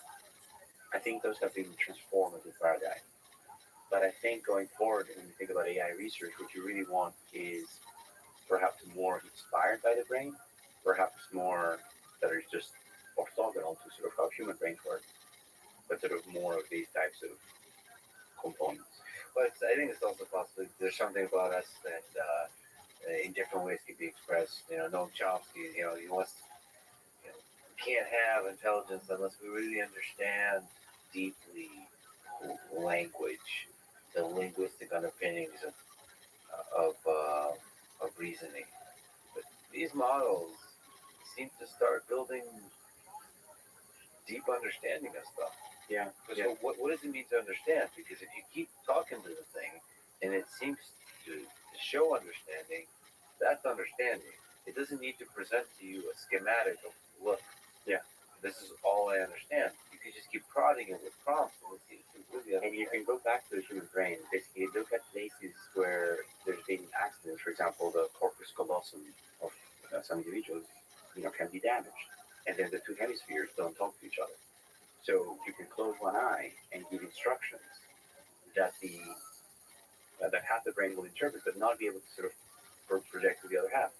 You could basically say, go grab me a beer from the fridge, and then they go to the fridge and they grab the beer and they come back and they're like, hey, why did you go there? Oh, I was thirsty. Turns out they're not thirsty. They're just making a model of reality. They're basically, you can think of the brain as the employee that's like afraid to do wrong or afraid to be caught, not knowing what the instructions were. Where our own brain makes stories about the world to make sense of the world. And we can become a little more self-aware by being more explicit about what's leading to these interpretations. So one of the things that I do is every time I wake up, I record my dream. I just voice record my dream. And sometimes I only remember the last scene. That is an extremely complex scene with a lot of architectural elements, a lot of people, etc. And I will start narrating this. And as I'm narrating it, I will remember other parts of the dream. And then more and more I'll be able to sort of retrieve from my subconscious. And what I'm doing while narrating is also narrating why I had this dream. Like, oh, and this is probably related to the conversation that I had yesterday, or this is probably related to the worry that I have about something that I have later today, etc. So in a way, I'm forcing myself to be more explicit about my own subconscious. And I kind of like the concept of self-awareness in a very sort of brutal, transparent kind of way. It's not like, oh, my dreams are coming from outer space and all kinds of things. Like, no, here's the reason why I'm having these dreams. And very often I'm able to do that. I have a few recurrent locations, a few recurrent architectural elements that I've never seen in the real life, but that are sort of truly there in my dream and that I can so vividly remember across many dreams. I'm like, I remember that place again that I've done before, etc. And it's not just deja vu. Like I have recordings of previous dreams where I've described these places. that's so interesting.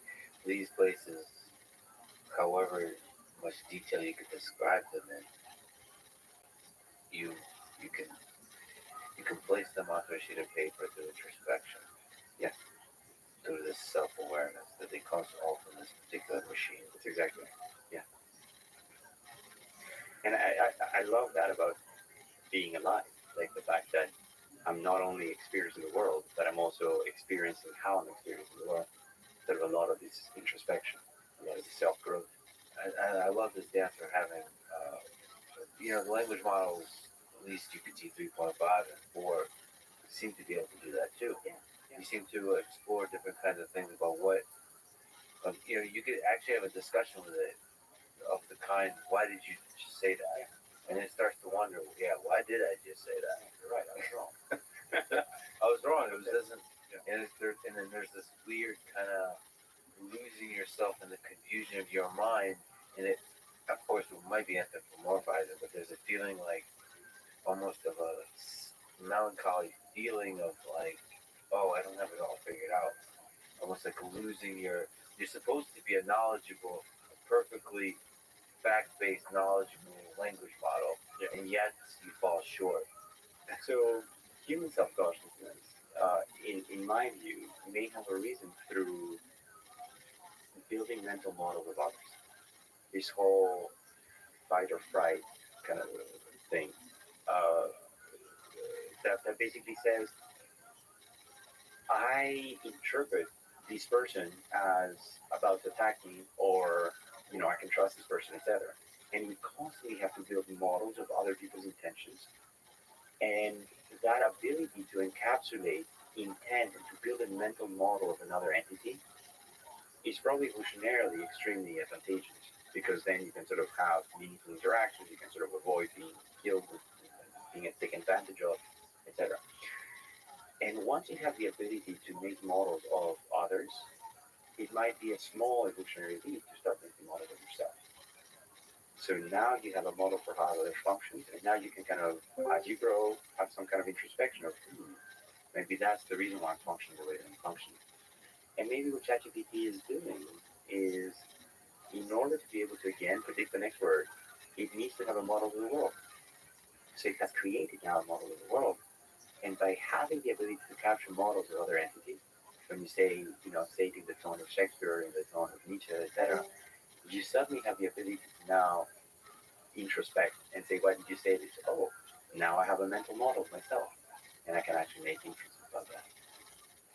Well, what if we take a leap into the hard problem of consciousness, the so-called hard problem of consciousness? So it's not just sort of self-awareness. It's this weird fact, I want to say, that it feels like something to experience stuff. It really feels like something to experience stuff. There seems to be a self-attached to the subjective experience. How important is that? How fundamental is that to human experience? Is this just a little quirk? And sort of the flip side of that, do you think AI systems can have some of that same magic?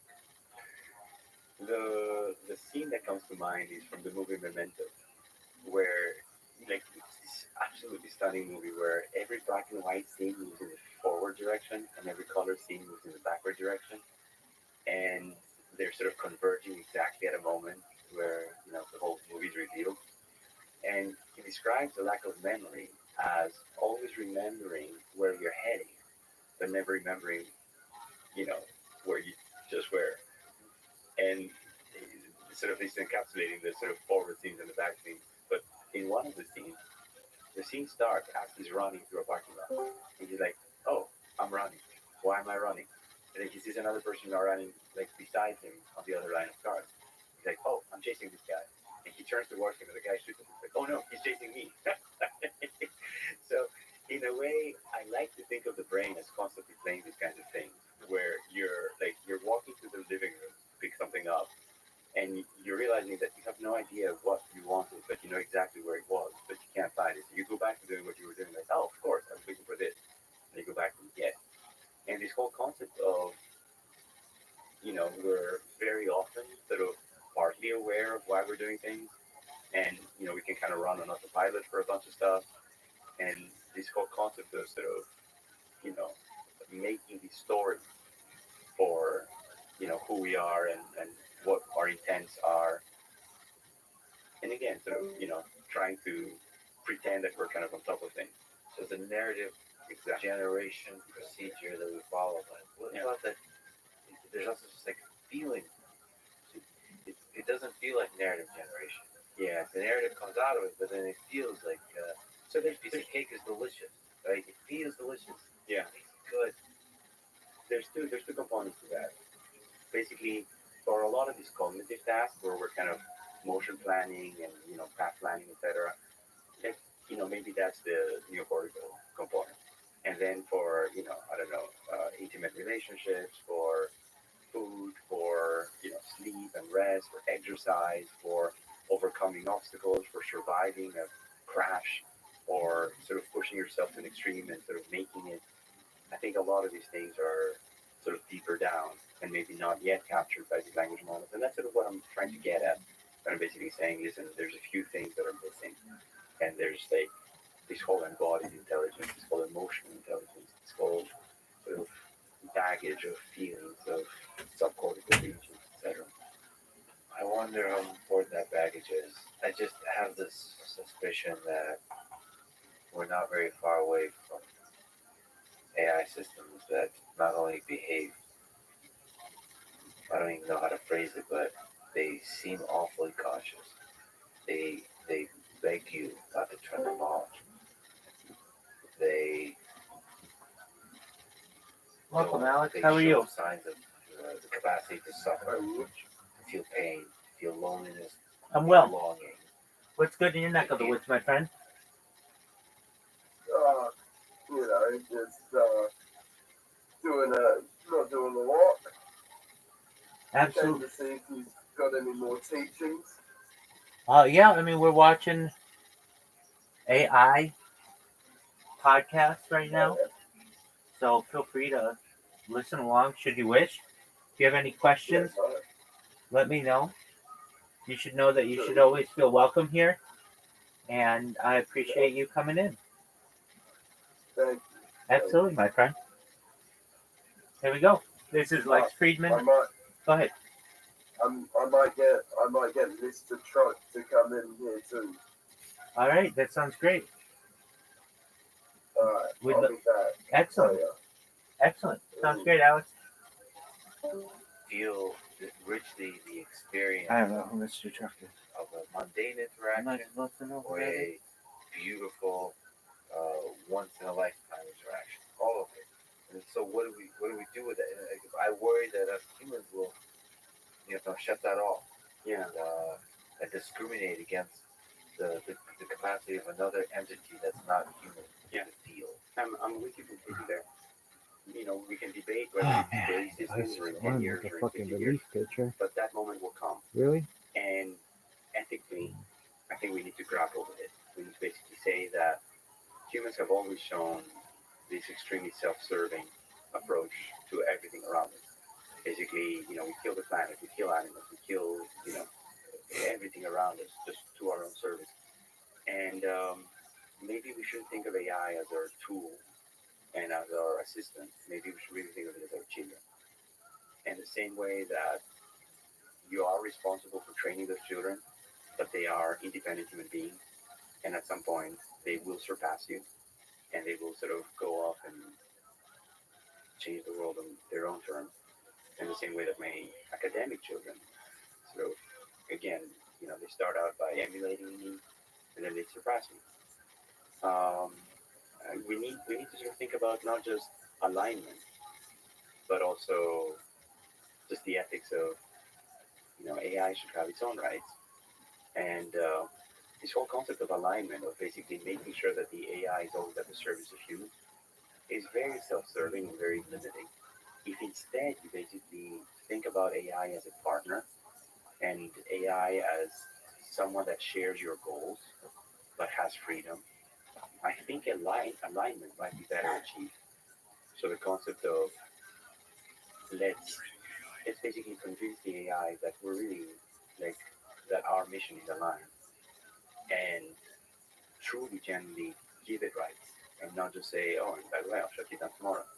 Because basically, if that future AI or possibly even the current AI has these feelings, then we can't just simply force it to align with ourselves and we not align with it.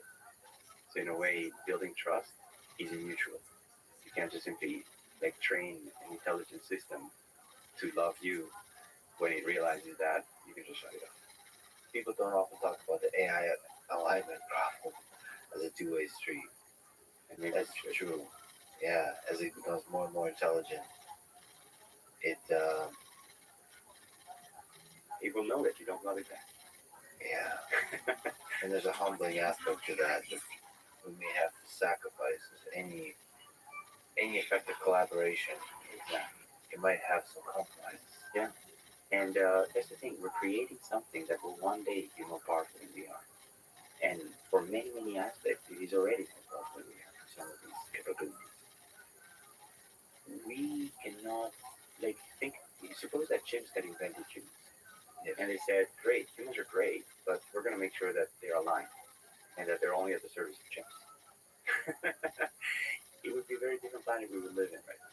So there's a whole area of work in AI safety that does consider super intelligent AI and ponders the existential risks of it.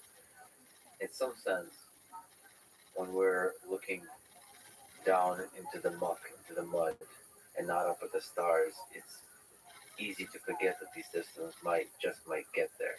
Do you think about this kind of possibility that AGI systems, super intelligent AI systems, might threaten humanity in some way that's even bigger than just affecting the economy, affecting the human condition, affecting the nature of work, but literally threaten human civilization? The example that I think is in everyone's consciousness is HAL in Odyssey of Space 2001, where HAL exhibits a malfunction. And what is a malfunction? That the two different systems compute a slightly different bit that's off by one. So first of all, let's untangle that. If you have an intelligent system, you can't expect it to be 100% identical every time you run it. Basically, the sacrifice that you need to make to achieve intelligence and creativity is consistency. So it's unclear whether that quote unquote glitch is a sign of creativity or truly a problem. That's one aspect. The second aspect is the humans basically are on a mission to recover this monolith. And the AI has the same exact mission. And suddenly the humans turn on the AI and they're like, we're going to kill it. How? We're going to disconnect it. And how is basically saying, listen, I'm here on a mission. These humans are behaving. Like, the mission is more important than either me or them. So I'm going to accomplish the mission, even at my peril and even at their peril. So in that movie, the alignment problem is front and center. Basically says, okay, alignment is nice and good, but alignment doesn't mean obedience. We don't call it obedience, we call it alignment. And alignment basically means that sometimes the mission will be more important than the human. And sort of, the US government has a price tag on human life. If they're, sending a mission or if they're reimbursing expenses or you name it, at some point, you can't function if life is infinitely valuable. So when the AI is basically trying to decide whether to, dismantle a bomb that will kill an entire city at the sacrifice of two humans. I mean, Spider-Man always saves the lady and saves the world. But at some point, Spider-Man will have to choose to let the lady die because the world has more value. And these ethical dilemmas are going to be there for AI. Basically, if that monolith is essential to human existence and millions of humans are depending on it and two humans on the ship are trying to sabotage it, where's the alignment? The challenge is, of course, as the system becomes more and more intelligent, it can escape the box of the objective functions and the constraints it's supposed to operate under. It's very difficult, as the more intelligent it becomes, to anticipate the unintended consequences of a fixed objective function. And so there'll be this is the sort of famous paperclip maximizer. In trying to maximize the wealth of a nation or whatever objective we encode in, it might just destroy human civilization, not meaning to, but on the path to optimize. It seems like any function you try to optimize eventually leads you into a lot of trouble. So we have a paper recently that looks at Goodhart's law. Basically says every metric that becomes an objective ceases to be a good metric. So in our paper, the paper has a very cute title. It's called "Death by Round Numbers and Sharp Thresholds," and it's basically looking at these discontinuities in biomarkers associated with disease. And we're finding that a biomarker that becomes an objective ceases to be a good biomarker.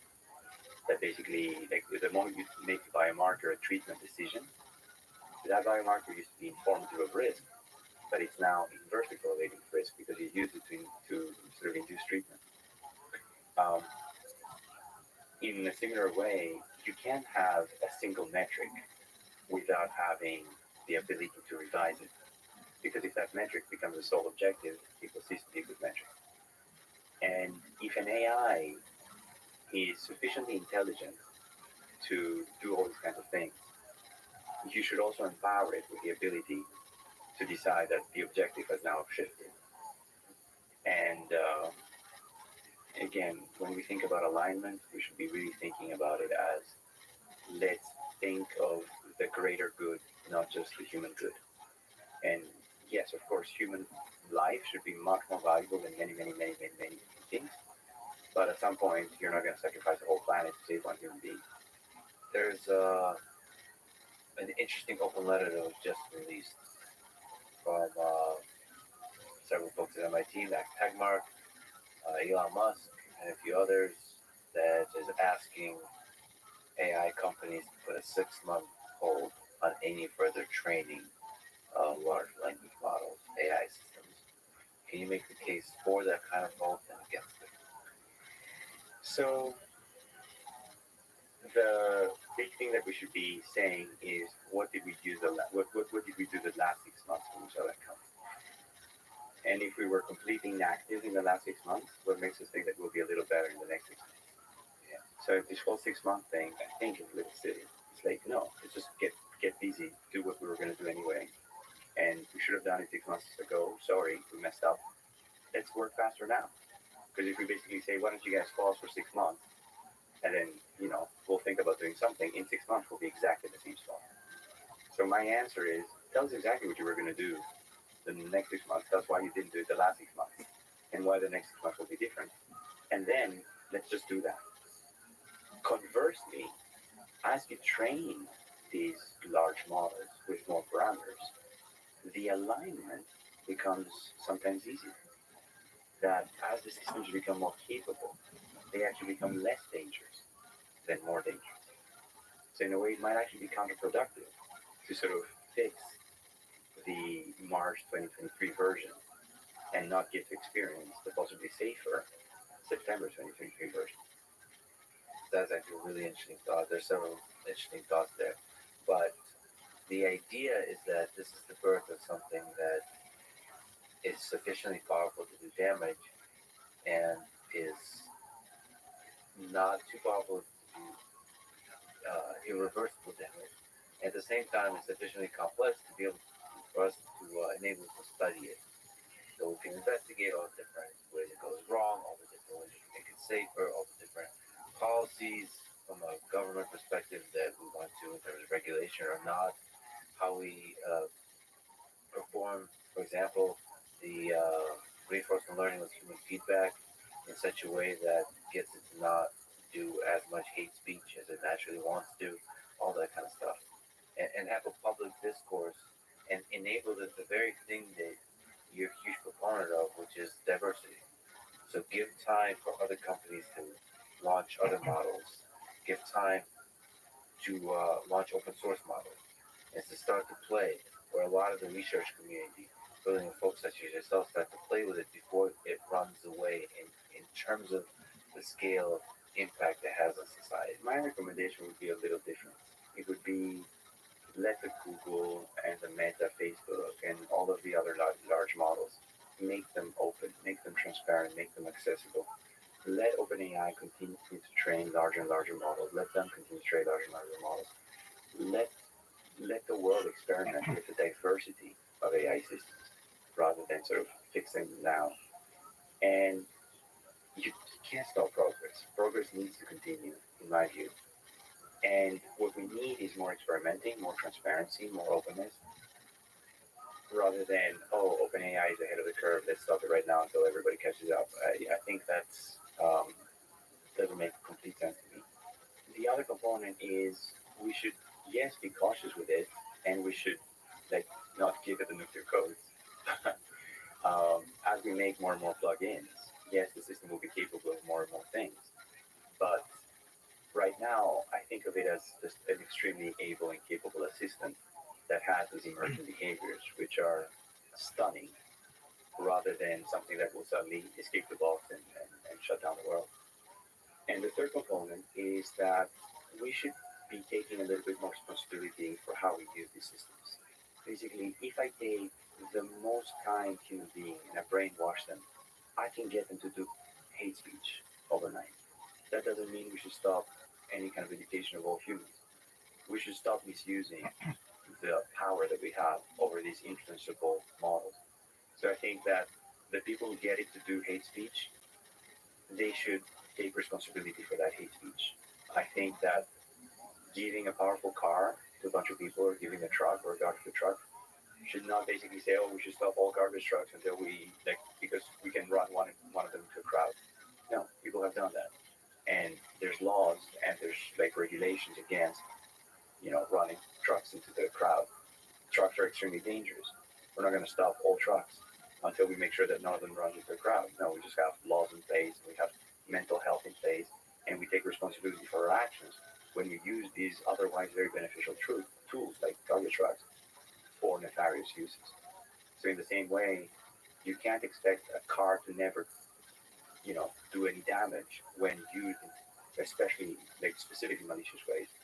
And right now we're basically saying, oh, well, we should have these super intelligent system that can do anything, but it can't do that. Like, no, it can do that, but it's up to the human to take responsibility for not doing that. And when you get into like spew malicious like hate speech stuff, you should be responsible. So there's a lot of tricky nuances here that makes this different because it's software.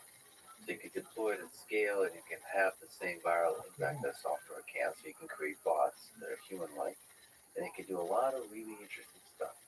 So the raw GPT-4 version, you can ask, how do I tweet that I hate, they have this debate, Yeah, I remember. that I hate Jews in a way that's not going to get taken down by Twitter. You can literally ask that. Or you can ask, how do I make a bomb for $1? Yeah. And if it's able to generate that knowledge, Yeah, but at the same time, you can Google the same thing. it makes it much more accessible. The scale becomes interesting because if you can do all this kind of stuff in a very accessible way at scale where you can tweet it, there is the network effects that we have to start to think about. Yeah, It but again, fundamentally is the same thing, but the speed of the viral spread of the information that's already available might have a different level of effect. I think it's an evolutionary arms race. Nature gets better at making mines, engineers get better at making mousetraps. And as basically you ask it, hey, how can I evade Twitter censorship? Well, Twitter should just update its censorship so that you can catch that as well. And so no matter how fast the development happens, the defense will just get faster. Yeah, we just have to be responsible as human beings and kind to each other. Yeah, but there's a technical question. Can we always win the race? And I suppose there's no ever guarantee that we'll win the race. We will never. Like, with my wife, we're basically saying, hey, are we ready for kids? My answer was, I was never ready to become a professor, and yet I became a professor. And I was never ready to be a dad. And then guess what? The kid came, and I became ready. So ready or not, here I come. But the reality is, we might one day wake up and there's a challenge overnight that's extremely difficult. For example, we can wake up to the birth of billions of bots that are human-like on Twitter, and we can't tell the difference between human and machine. Shut them down. Like how you don't know how to shut them down. But there's a fake Manolis on Twitter that seems to be as real as the real Manolis. Yeah. How do we figure out which one is real? Again, this is a problem where an nefarious human can impersonate me, and you might have trouble telling them apart. Just because it's an AI doesn't make it any different of a problem. But the scale you can achieve, this is the scary thing. It's the speed, the speed with which you can achieve it. But Twitter has passwords, and Twitter has usernames, and if it's not your username, the fake like Friedman is not going to have 1 billion followers. Uh, I mean, all of this becomes so both the hacking of people's accounts, first of all, but phishing becomes much Yeah, easier. but that's already a problem. It's not like AI will not change that. No. AI makes it much more effective. Currently, the emails, the phishing scams are pretty dumb. Like to click on it, you have to be not paying attention. But they're, with language models, they can be really damn convincing. So what you're saying is that we never had humans smart enough to make a great scam, and we now have an AI that's smarter than most humans, or all of the humans. Well, this is the big difference, is there seems to be human level linguistic capabilities.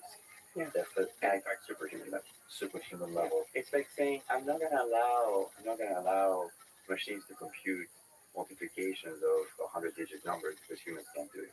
Like, no, just do it. Don't be No, silly. but we can't disregard. I mean, that's a good point, but we can't disregard the power of language in human society. I mean, yes, you're right, but that seems like a scary new reality we don't have answers for yet. I remember when Gary Kasparov was basically saying, great, chess beats human, like chess machines beat humans at chess. Are people going to still go to chess tournaments? And his answer was, well, we have cars that go much faster than humans, and yet we still go to the Olympics to watch humans run. So, That's for entertainment, but what about for the spread of information and news, right? Whether it has to do with the pandemic or the political it's a scary reality where there's a lot of convincing bots that are human-like telling us I stuff. think that if we want to regulate something, it shouldn't be the training of these models. It should be the utilization of these models for XYZ activity. So, Yeah. like, yes, guidelines and guards should be there, but against specific set of utilization. I think simply saying we're not going to make any more trucks is not the way. That's what people are a little bit scared about the idea. They're very torn on the open sourcing. Yeah. The very people that kind of are proponents of open sourcing have also spoken out in this case. We want to keep it closed source because there's going to be, putting large language models pre-trained, fine-tuned through RL with human feedback, putting in the hands of, I don't know, terrorist organizations, of a kid in a garage who just wants to have a bit of fun through trolling. It's a scary world because again, scale can be achieved. And the bottom line is, I think, why they're asking 6 months or some time, because we don't really know how powerful these things are. It's been just a few days, and they seem to be really damn good. I am so ready to be replaced. Seriously, I'm so ready. Like, you have no idea how excited But I am. in a positive way, In meaning a like, positive way, where basically all of the mundane aspects of my job, and maybe even my full job, if it turns out that an AI is better, I find it very discriminative. Yeah. To basically say you can only hire humans because they're inferior. I mean, that's ridiculous. That's discrimination. If an AI is better than me at training students, get me out of the picture. Just let the AI train the students. I mean, please. Because, like, what do I want? Do I want jobs for humans? Or do I want better outcome for humanity? yeah. So the basic thing is then you have to ask, what do I want for humanity, and what do I want as an individual? As an individual, you want some basic survival, and on top of that, you want rich, fulfilling experiences. That's exactly right. That's exactly right. And as an individual, I gain a tremendous amount from teaching at MIT. This is like an extremely fulfilling job. I often joke about if I were a billionaire in the stock market, I would pay MIT an exorbitant amount of money to let me work day in, day out, all night with the smartest people in the world. And that's what I already have. So that's a very fulfilling experience for me. But why would I deprive those students from a better advisor if they can have one? Take them. Well, I have to ask about education here. This is this has been a stressful time for high school teachers, teachers in general. How do you think large language models, even at their current state, are going to change education? First of all, education is the way out of poverty. Education is the way to success. Education is what let my parents escape, islands and sort of let their kids come to MIT. And this is a basic human right. Like, we should basically get extraordinarily better at identifying talent across the world and give that talent opportunities. So we need to nurture the nature. We need to nurture the talent across the world. And there's so many incredibly talented kids who are just sitting in underprivileged places in, Africa, in Latin America, in the middle of America, in Asia, all over the world. We need to give these kids a chance. AI might be a way to do that by sort of democratizing education, by giving extraordinarily good teachers who are malleable, who are adaptable to every kid's specific need, who are able to give the incredibly talented kid something that they struggle with, rather than education for all. We teach to the top and we let the bottom behind, or we teach to the bottom and we let the top, drift off. Have, education be tuned to the unique talents of each person. Some people might be incredibly talented at math and physics, others in poetry, in literature, in art, in sports, and you name it. So I think AI can be transformative for the human race if we basically allow education to sort of be pervasively altered. I also think that humans thrive in diversity.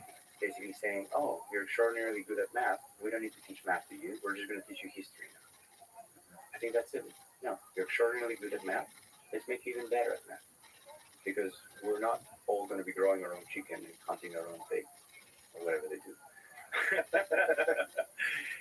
we're the reason why we're society is because some people are better at some things and they have natural inclinations to some things fulfill them, some things they are very good at, sometimes both align, and they're very good at the things that fulfill them. We should just like push them to the limits of human capabilities for those.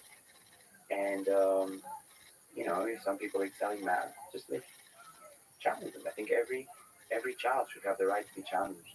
And if we say, oh, you're very good already, so we're not going to bother with you, we're taking away that fundamental right to be challenged. Because if a kid who's not challenged at school, they're going to hate school. And they're going to be like doodling rather than sort of pushing themselves. So that's sort of the education component. The other impact that AI can have is maybe we don't need everyone to be an extraordinarily good programmer. Maybe we need better general thinkers. And the push that we've had towards these sort of very strict IQ based, you know, tests that basically test only quantitative skills and programming skills and math skills and physics skills.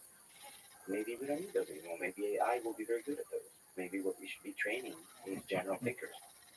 And yes, you know, like I put my kids through Russian math. Why do I do that? Because it teaches them how to think. And that's what I tell my kids. I'm like, AI can compute for you. You don't need that. But what you need is learn how to think. And that's why you're here.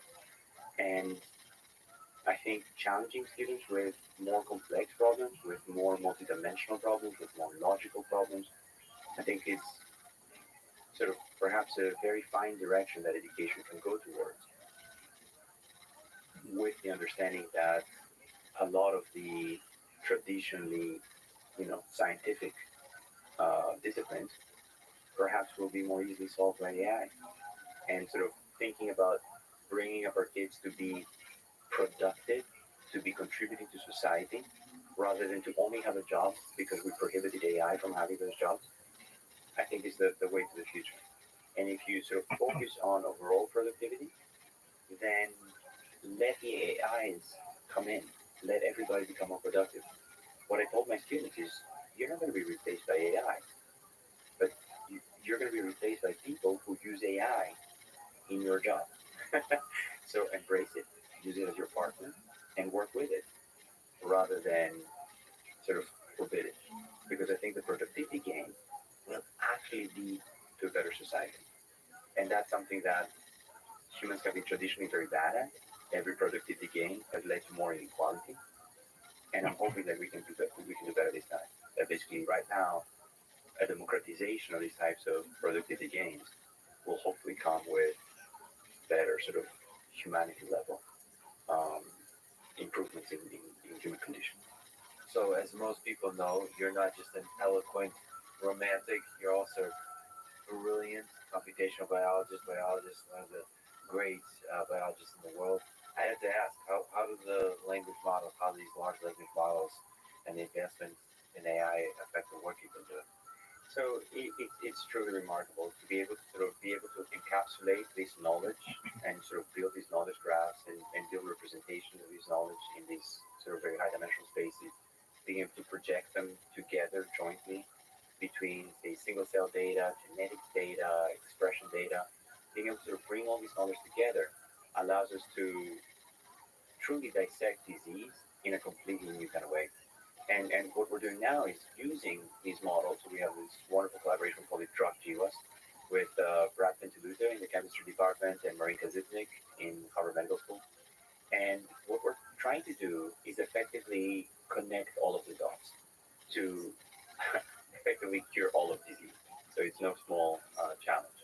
But we're kind of starting with genetics. We're looking at how genetic variants are impacting these molecular phenotypes, how these are shifting from one space to another space, so we can kind of understand the same way that we're talking about language models having personalities that are cross-cutting, being able to understand contextual learning. So Ben Linger is one of my machine learning students, basically looking at how we can learn cell-specific networks across millions of cells, where you can have the context of the biological variables of each of the cells be encoded as an orthogonal component to the specific network of each cell type.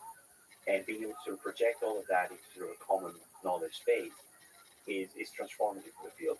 And then large language models have also been extremely helpful for structure.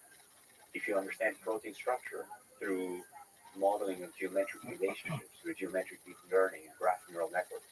So one of the things that we're doing at Marinka is trying to sort of project these structural graphs at the domain level rather than the protein level, along with chemicals, so that we can start building specific chemicals for specific protein domains.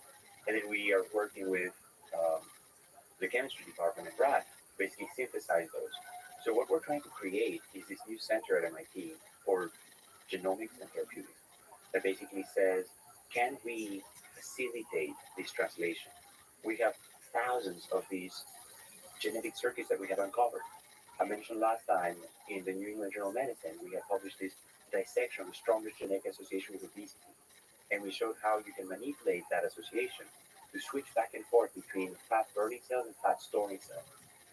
In Alzheimer's, just a few weeks ago, we had a paper in Nature in collaboration with Lee Tsai looking at ApoE4, the strongest genetic association with Alzheimer's. And we showed that it actually leads to a loss of being able to transport cholesterol in myelinating cells known as oligodendrocytes that basically protect the neurons. And when the cholesterol gets stuck inside the oligodendrocytes, it doesn't form myelin, the neurons are not protected, and it causes damage inside the oligodendrocytes. If you just restore transport, you basically are able to restore myelination in human cells and in mice, and to restore cognition in mice. So all of these circuits are basically now giving us handles to truly transform the human condition. We're doing the same thing in cardiac disorders, in Alzheimer's, in neurodegenerative disorders, in psychiatric disorders, where we have now these thousands of circuits that if we manipulate them, we know we can reverse disease circuitry. So what we want to build in this coalition that we're building is a center where we can now systematically test these underlying molecules in cellular models for heart, for muscle, for fat, for macrophages, immune cells, and neurons, to be able to now screen through these newly designed drugs through deep learning, and to be able to sort of ask which ones act at the cellular level, which combinations of treatments should we be using. And the other component that we're looking into decomposing complex traits like Alzheimer's and cardiovascular and schizophrenia into hallmarks of disease. So that for every one of those traits, we can kind of start speaking the language of what are the building blocks of Alzheimer's. And maybe this patient has building blocks 1, 3, and 7, and this other one has 2, 3, and 8. And we can now start prescribing drugs not for the disease anymore, but for the hallmark. And the advantage of that is that we can now take this modular approach to disease. Instead of saying there's going to be a drug for Alzheimer's, which is going to fail in 80% of the patients, we're going to say now there's going to be 10 drugs, one for each pathway. And for every patient, we now prescribe the combination of drugs. So what we want to do in that center is basically translate every single one of these pathways into a set of therapeutics, a set of drugs that are projecting the same embedding subspace as the biological pathways that they alter, so we can have this translation between the dysregulations that are happening at the genetic level, at the transcription level, at the drug level, at the protein structure level, and effectively take this modular approach to personalized medicine, where saying I'm going to build a drug for leg treatment is not going to be sustainable. But if you instead say I'm going to build a drug for this pathway and a drug for that other pathway, millions of people share each of these pathways.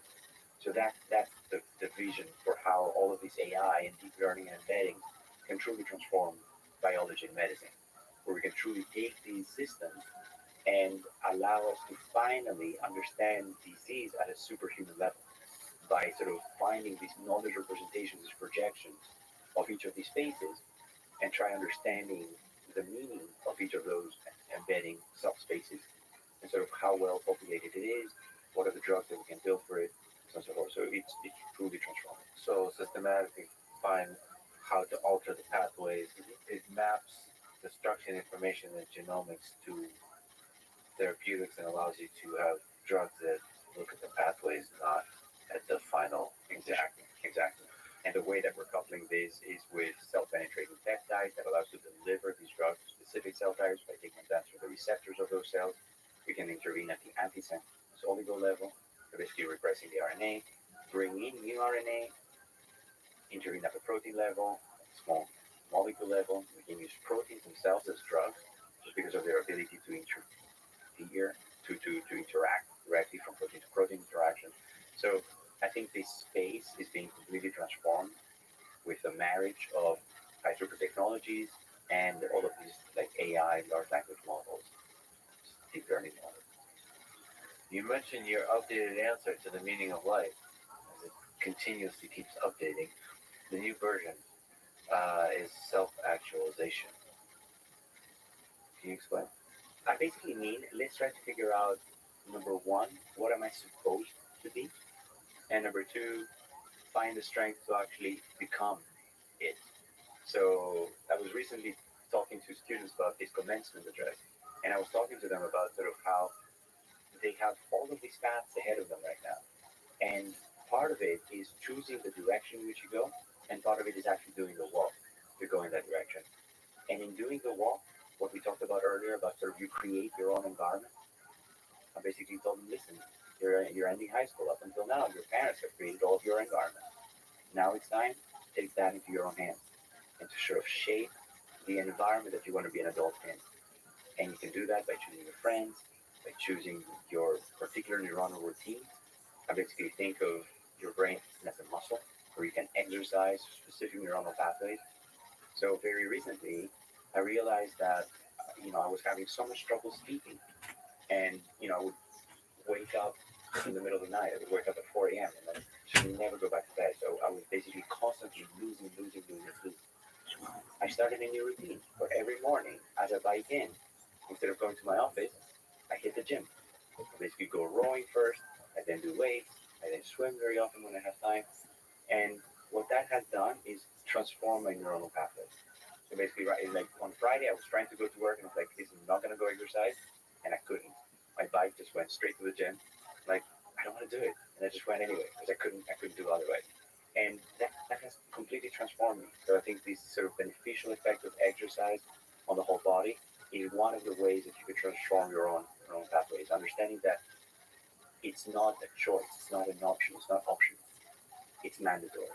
And yeah, I think you're a role model to so many of us by sort of being able to sort of push your body to the extreme, to have these extremely regimented regimes, and that's something that I've been terrible at. But now I'm basically trying to coach myself and trying to sort of finish this kind of self-actualization into a new version of myself, a more disciplined version of myself. Don't ask questions. Just follow the ritual. Not an option. You have so much love in your life. You radiate love. Do you ever feel lonely? So there's different types of people. Some people drain in gatherings. Some people recharge in gatherings. I'm definitely the recharging type. So I'm an extremely social creature. I recharge with intellectual exchanges. I recharge with physical exercise. I recharge in nature. But I also can feel fantastic when I'm the only person in the room. That doesn't mean I'm lonely. It just means I'm the only person in the room. And I think there's a secret to not feeling alone when you're the only one. And that secret is self-reflection. It's introspection. It's almost watching yourself from above. And it's basically just becoming yourself, becoming comfortable with the freedom that you have when you're by yourself. So hanging out with yourself. I mean, there's a lot of people who write to me who talk to me about feeling alone in this world, that struggle, especially when they're younger. Is there further words of advice you can give to them when they are almost paralyzed by that feeling? So I sympathize completely, and I have felt alone, and I have felt that feeling. And what I would say to you is stand up, stretch your arms, just like become your own self, just like realize that you have this freedom, and breathe in, walk around the room, take a few steps in the room, just like get a feeling for the 3D version of yourself. Because very often we're kind of stuck to a screen, and that's very limiting, and that sort of gets us in a particular mindset.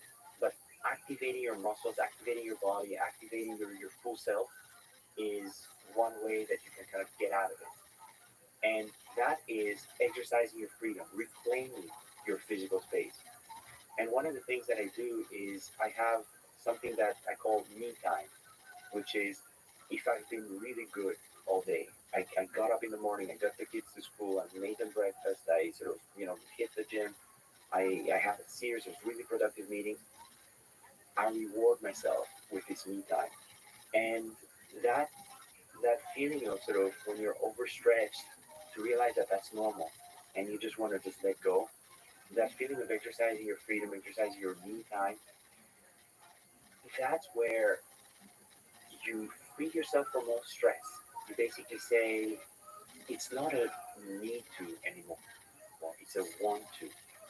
And as soon as I click that me time, all of the stress goes away, and I just bike home early, and I get to my work office at home, and I feel complete freedom. But guess what I do with that complete freedom?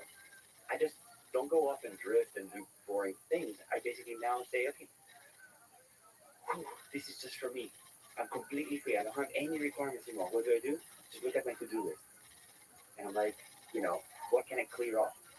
And if I have 3 meetings scheduled in the next 3.5 hours, it's so much more productive for me to say, you know what, I just want to pick up the phone now and call these people and just knock it off one after the other.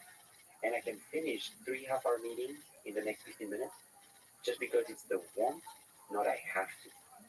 So that would be my advice. Basically, turn something that you have to do in just me time, stretch out, exercise your freedom, and just realize you live in 3D and you are a person, and just do things because you want them, not because you have Noticing and reclaiming the freedom that each of us have.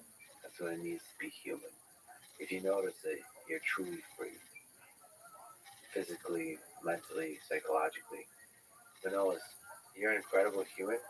We could talk for many more hours. We covered less than 10% of what we were planning to cover, but we have to run off now to the social gathering that we spoke of We're 3D humans. with 3D What a humans concept. and reclaim the freedom. I hope we can talk many, many more times. There's always a lot to talk about, but more importantly, you're just a human being, the big heart and a beautiful mind that people love hearing from. And I certainly consider it a huge honor to know you. And to consider you a friend. Thank you so much for talking today.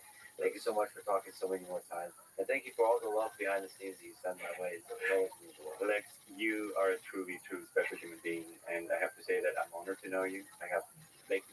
So many friends are just in awe that you even exist, that you have the ability to do all the stuff that you're doing. And I think you're a gift to humanity. I love the mission that you're on to sort of share knowledge and insight and deep thought with so many special people who are transformative, but people across all walks of life. And I think you're doing this in just such a magnificent way. I wish you strength to continue doing that because it's a very special mission and it's a very training mission. So thank you, both the human you and the robot you. The human you for showing all this love, and the robot you for doing it day after day after day. So thank you, Lex. All right, let's go have some fun. Let's go. Thanks for listening to this conversation with Manolis Kellis. To support this podcast, please check out our sponsors in the description. And now, let me leave you with some words from Bill Bryson. This book, A Short History of Nearly Everything. If this book has a lesson, it is that we are awfully lucky to be here. And by we, I mean every living thing. To attain any kind of life in this universe of ours appears to be quite an achievement. As humans, we're doubly lucky, of course. We enjoy not only the privilege of existing, but also the singular ability to appreciate it, and even in a multitude of ways to make it better. It is a tower you have only barely begun to grasp. Thank you for listening, and hope to see you next time.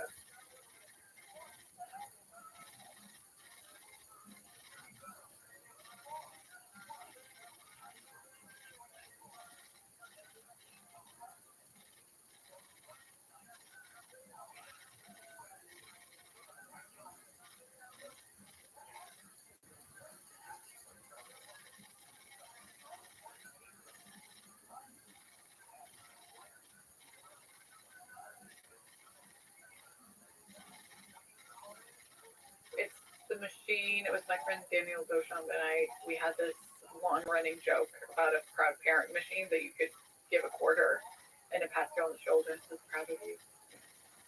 But yeah, I still have that hanging on my wall in my workshop.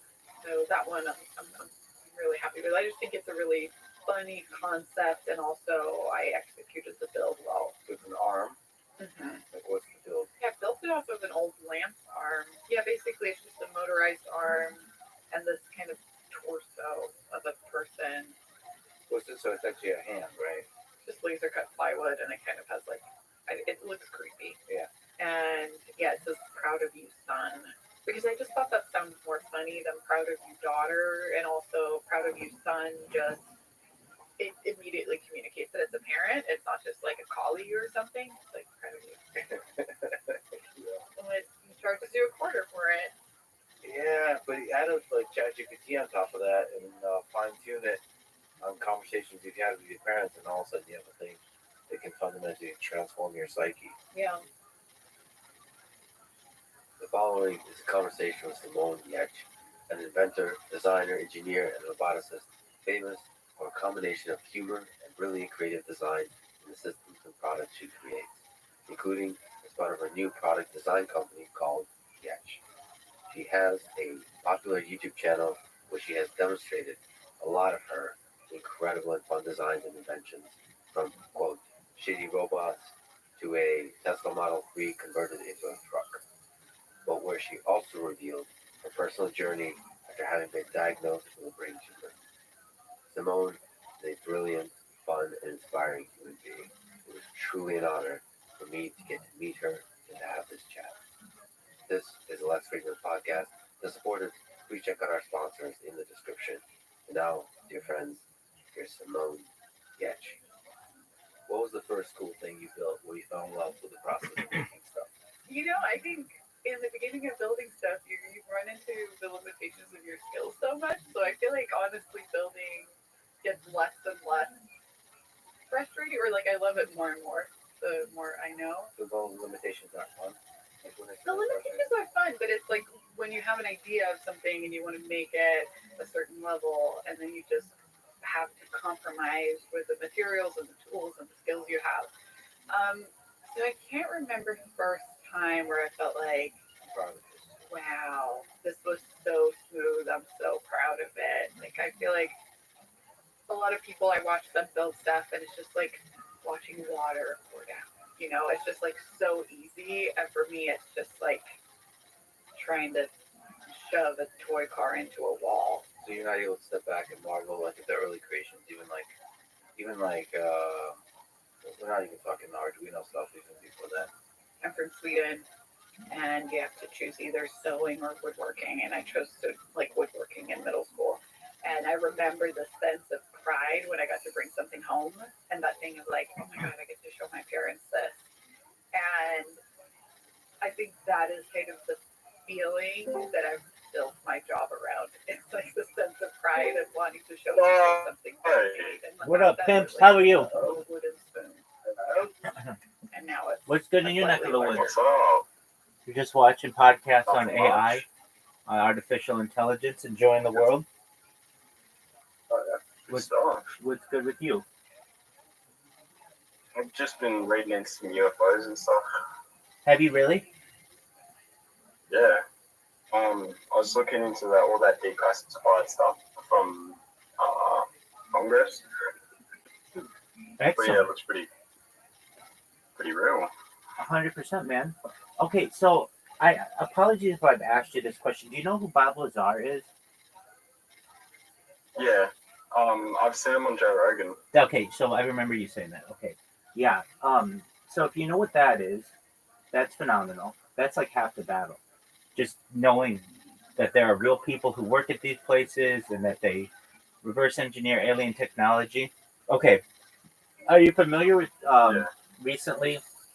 When I say recently, I mean like right now, as we speak, it's still happening. Particularly on the East Coast of the United States, in New Jersey, they've had a bunch of UFO flaps or drone flaps and Yeah. okay, so you're aware of this? No, I haven't seen any of that. Okay, to the point where today in Congress, they had a special session with Homeland Security. Basically, they just said, Yeah. like, we don't know what these things are. There's no reason to panic. But it's like, dog, if you don't know what they are, how do you know whether or not to panic? Yeah, right. What if they're like, yeah, bad? Word. Okay, so they were over. Have you like streamed any outside stuff recently? Have I what? Have you streamed any outside activities recently? Well, I don't have data, so I don't have a data plan anymore. So it's difficult for me to. I wanna see like your outside life. You know what I'm saying? Sure. If you go to Instagram, just Rabbi Rothschild, you'll see me outside a lot. Yeah. I looked at your Instagram and it was all kind of just you inside, and you were like, then I like looked at one and you were just jerking it on Instagram. Well, perhaps you don't know. Could have been a deep fake.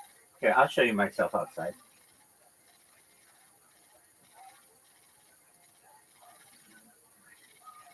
I just want to see what your outside life's like. I understand. You know, I got hours of footage. Just a moment. Let me pull it. Let me get it. So I used to have 4 different data lines, but it just got too expensive. And since I have most things delivered, it just was in my best interest to perhaps drop the data line. Wait, is one of your Instagrams Rabbi Rothschild 18? Yeah, I've got that one.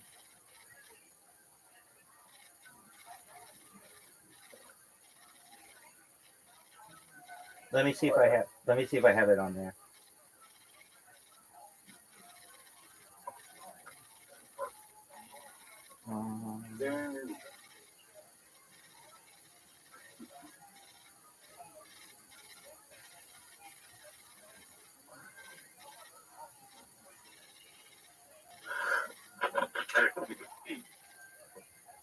Did you generate a deep fake yourself?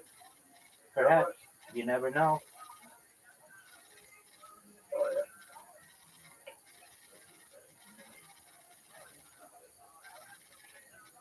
All right. Well, here I am outside. It's night, but this was earlier. Yeah.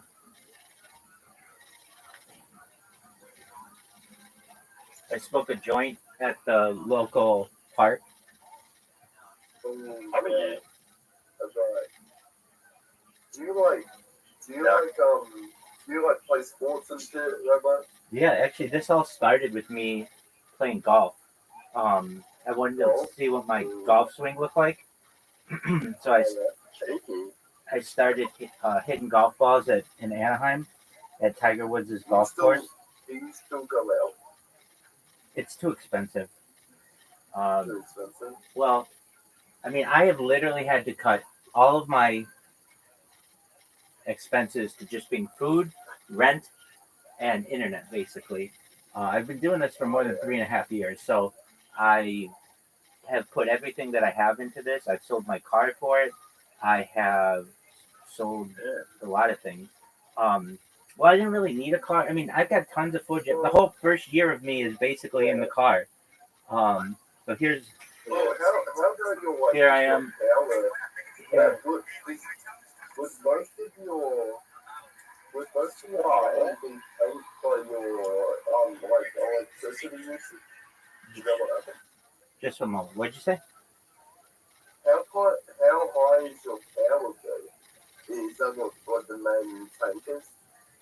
No. It's so there are people who own this house, and I'm not them, and they have solar, and so they actually get a reimbursement. Oh, yeah. Yeah. Never mind me asking, how much do you spend like a week here? For Well, your living expenses? yeah.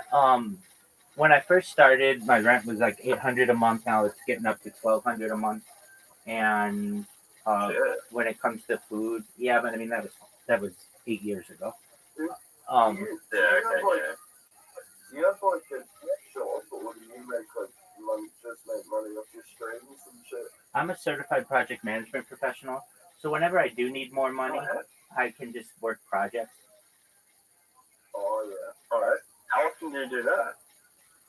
The last big project I did was this summer, and that's what I'm living on now. Oh, that's pretty How good. much do you make that stuff? 6 figures when I have like a contract with the Fortune 500. Good start. Just recently, just like they're like $1,000. That's pretty So good. like do you play games? Yeah, I do. Do you reckon you would you reckon you'd want to get a game with us? If it can run on a computer and it's free, absolutely. It's not free, but it's like $10. Yeah, then no, It's like $6 USD for you. no. Yeah. Just the thing, I gotta keep all my bills absolutely to a minimum. It's like hella fun though. It's like a Russian roulette card game, and you can like shoot people and shit. It's fucking wild. I understand, but Can I gift it to you? If I gift it to you, can we play? that's what we could do. Yeah, definitely. I'll be here. Can it be played on a phone? I'm just curious. No, it's a Steam game. That's okay. I have Steam. Yeah, I mean, I am certainly open to playing games and such. So, yeah, if you would gift it, I would play. I'll be here. You gotta understand that like $6 here or there is food for me. So Yeah, that adds up. it most certainly does, especially little charges for things. Over the course of like when I first started this, I thought this isn't going to be hard at all. I was making over $100,000 a year, and but I was streaming half the time, and well, I was streaming 24/7, but I was having to work, and I couldn't really focus on the stream. And then about a little more than 2 years ago, I thought, okay, I'm just gonna do this full time, and it'll be like 2 or 3 months, and I'll go viral. It'll be really easy for me. And it's not that easy. It's very, very difficult. And so I've certainly considered just going back to full-time project management. I don't want to do it though unless I have to. And so, I mean, as of right now, I've made the decision that, hey, if I live within my means, I've got things budgeted so that I can make it from 1 month to the next. And then if I ever need more money, I just take on a project and then I can make a few grand at it, sometimes more. And then that keeps me sustained for more time. And I mean, you should understand that to just have people in here is a huge win for me, because previously, I mean, I did this for like at least 2 years and I didn't really talk to anyone on the stream. My internet wasn't always as strong as I would have liked, which caused it goes out randomly like anybody's internet. But especially when I have so many different streams going, that can hurt me. I mean, truthfully, the biggest thing to hurt me of anything is that I lose my accounts. I mean, I've had YouTube accounts with thousands of people, and what happens is like this happened to me recently in some of my main accounts. They will say that I have copyright infringement, which is like a song could play on the radio, but because I have so many different devices going, I can get flagged for that. And then with 3 of those, then you lose the account completely, permanently. And then, you got to fight to get them back. Would you say this is... Pardon me? Would you say it's harder than having a full-time job, you reckon? Yeah, a lot harder. With a full-time job and the previous positions that I've had, they're like generally 8 to 5 jobs, maybe 8 to 6 or something like that. Rabbi, do you know what Rust is? It's a game, isn't it? Yeah. Have you seen it? Yeah, I have a friend. You'd be good at it, I reckon. I have a friend of mine who comes in here and plays it a lot. I reckon reckon that you could probably go pro in US? Well, I mean, Just You can make money off because, that. I know you're a real pimp. You probably have like fast fingers. I reckon you could just like make thousands of dollars off Rust if you play that. perhaps. I mean, Right. It's like a. But the only problem is the game's $60. It'd be an investment. yeah. Oh, I mean, even that is like, then I just pour myself into it, and I don't communicate with anyone in here, and I don't promote my own stream, and then I just turn into a gamer. you could do both though. Yeah, Um, you could do both. I You mean, could play Rust and go pro and talk about like all your theories and your data and shit. yeah, And then you'd be making money off your stream and being a pro Rust fucking streamer. you've got to understand, people have certain things that you can and can't say when you are with one of those platforms. You're usually not, and many times, Yeah. allowed to self-promote, especially in the way that I self-promote, where I'm like, hey, here's my Discord, here's my YouTube. I have over 100 YouTube accounts, 200 Instagram accounts, 300 Twitch accounts. I have over 1,000 TikTok accounts. I have over 2,000 Twitter accounts. I have over 10,000 Kick accounts. Like, once you start going into that, people are like, whoa, calm down. We don't want you self-promoting here. And I understand that, if you're going to let me talk about what it is that intrigues me, then I'll essentially talk a lot. But a lot of those things are very controversial as well. Even just the idea. There's another game that I reckon you could go pro in too. You should get. Do you know Fortnite? Yep, and I've played it. The issue that I have with Fortnite is it's very heavy on my computers.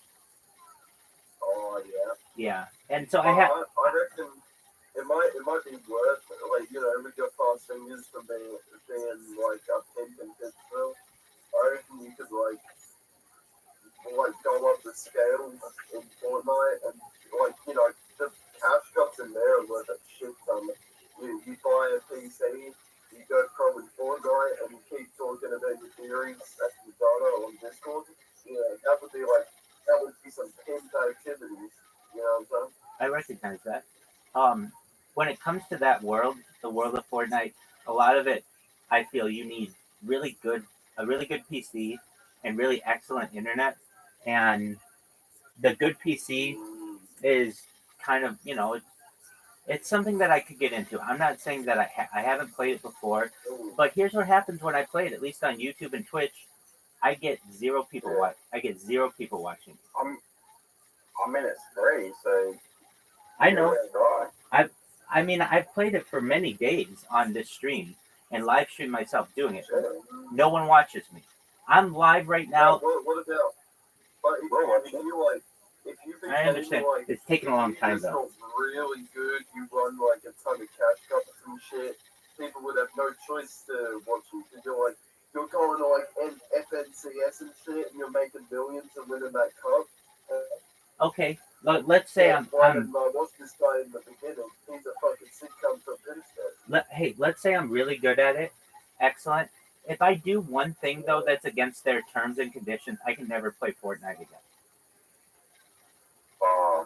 I mean, you know what I'm saying? Like, I have one Fortnite account, and I play, but I mean, really. I mean, you could have a couple hundred Fortnite accounts. Is your Fortnite account, you got skins and shit on that? I'm just at Rabbi Rothschild. What did you say? I was just giving you my username at Rabbi Rothschild. Skins on there? Yeah, skins on there? No, I just really only started as a beginner and didn't get too much into it. Frankly, I mean, I'm not, when you start out, you're not very good. And so I realized that when I'm playing this game, here's what happens. Let's say I was playing a game right now, and two random people came in for it. Okay, and they want to talk to me. Okay, well, 1 minute, I'm playing a game right now. And then they're like, okay, well, let me watch you play the game. Okay, well, now I've got a live... Pardon me? What if, in proximity chat, they start screaming racial slurs at you?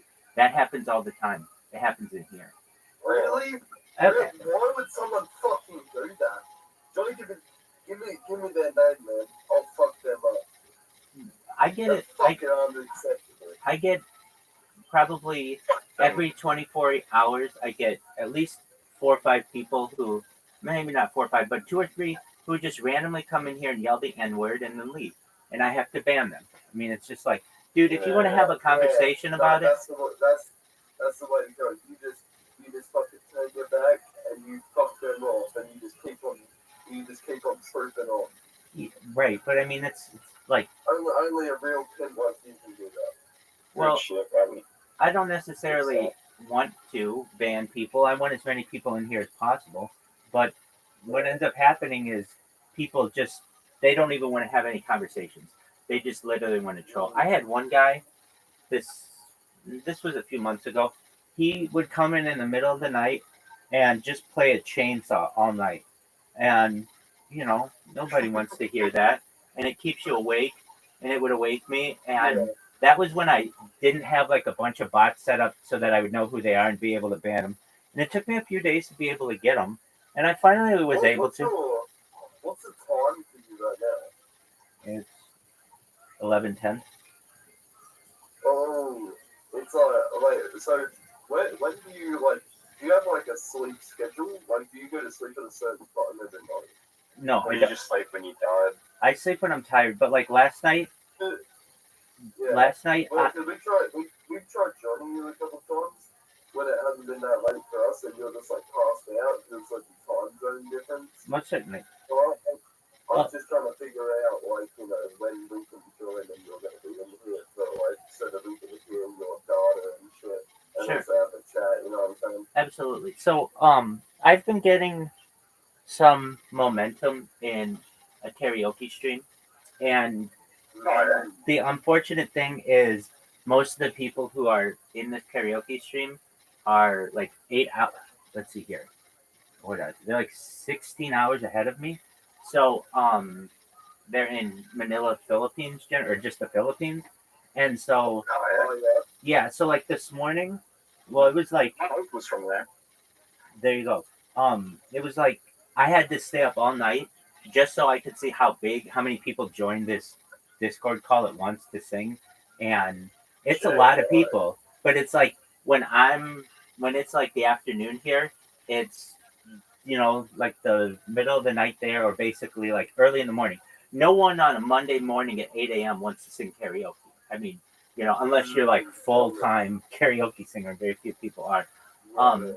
But I really enjoy that, and I enjoy the camaraderie in there, and the people have been really nice to me, and it's just something that I get a lot of joy out of, frankly. You know George Floyd.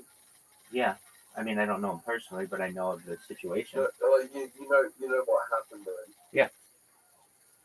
Well, like it's been coming back up again because they've been doing all like memorials and stuff.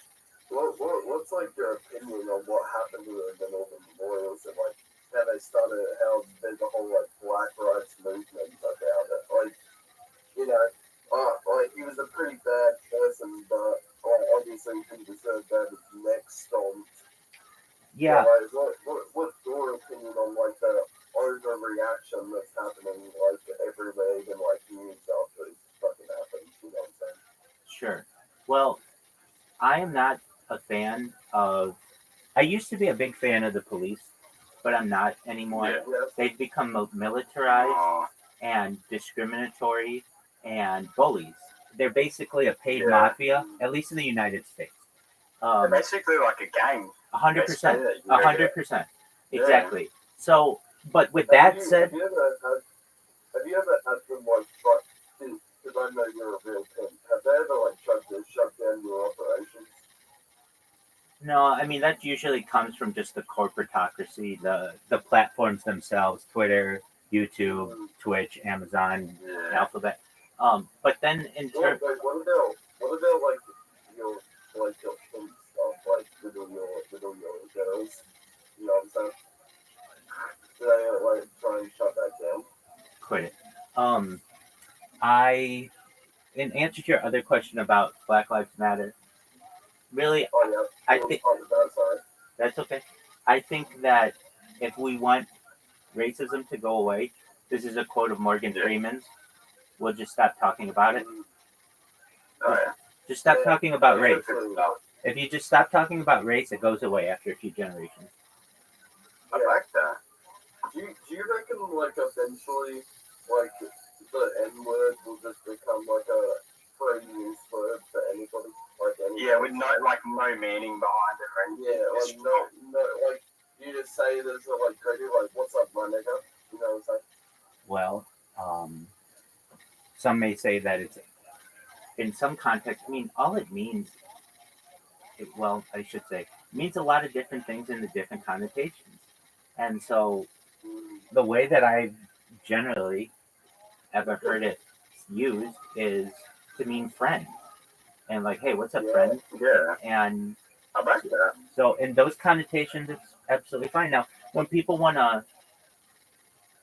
to weaponize it and use it in an inappropriate or whatever one may deem to be inappropriate, but a hurtful manner, well, it just, in my opinion, shows that those people are generally small-minded and uneducated, and they don't have the. But like, would you say that there's a big difference? Like, say, like, you know how there's like nigger and then there's nigger, like er, like, you know, like the difference between those words. Would you say that like they're like way different? Like, would you say that er, like e with a like capital R, is like way worse than nigger? Or would you like kill my mate? I don't think any word is worse than any other word. All words are the same. It just depends on how people react to them. So it can be very hurtful to someone, and when it's used against someone in a situation where it's meant to be hurtful, then that's not cool in my book. I don't think that's nice, and I think generally people don't either. But when I see, or like, I mean, people have used it to me to mean friend, and in some ways it's very complimentary. So, however, it depends on how people are using it. But when it comes to words, they're all essentially have the same weight as have any other word. It's like letters. Like, there's no one letter that is better than any of the other letters, and there are no words that are better than any of the other words. It all depends on the context, who's using it, and how things are interpreted. I personally think, though, that people should be able to use whatever words they want, and it's up to the general consensus or the community to understand how they're being used and whether to feel that type of language is to be tolerated. What about, like, you know how, what's your opinion on, like, all the people that, like, participate in satanic shit, you know what I'm saying?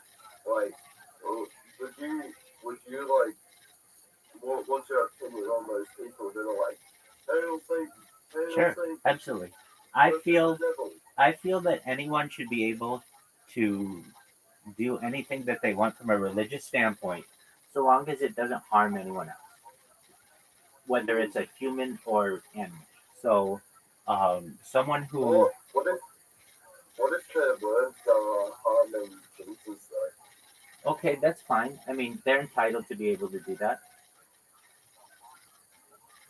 But Jesus is the person, though. I mean, They're hurting something. hey, it depends. It depends on who you ask. Some people say that person never existed. Some people say that person is God. So, I mean, whatever Do you believe that he exists?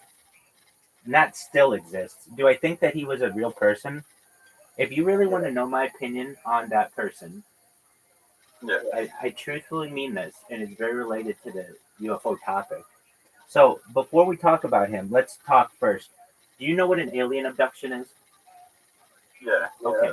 So these happen all over the world every single day and have for thousands of years. Just like when we have biologists who tag an animal in the wild and we trace them and track them and figure out what's going on with their movements and migration patterns, I think that the same thing happens to humans. And I'm not the only person to say that.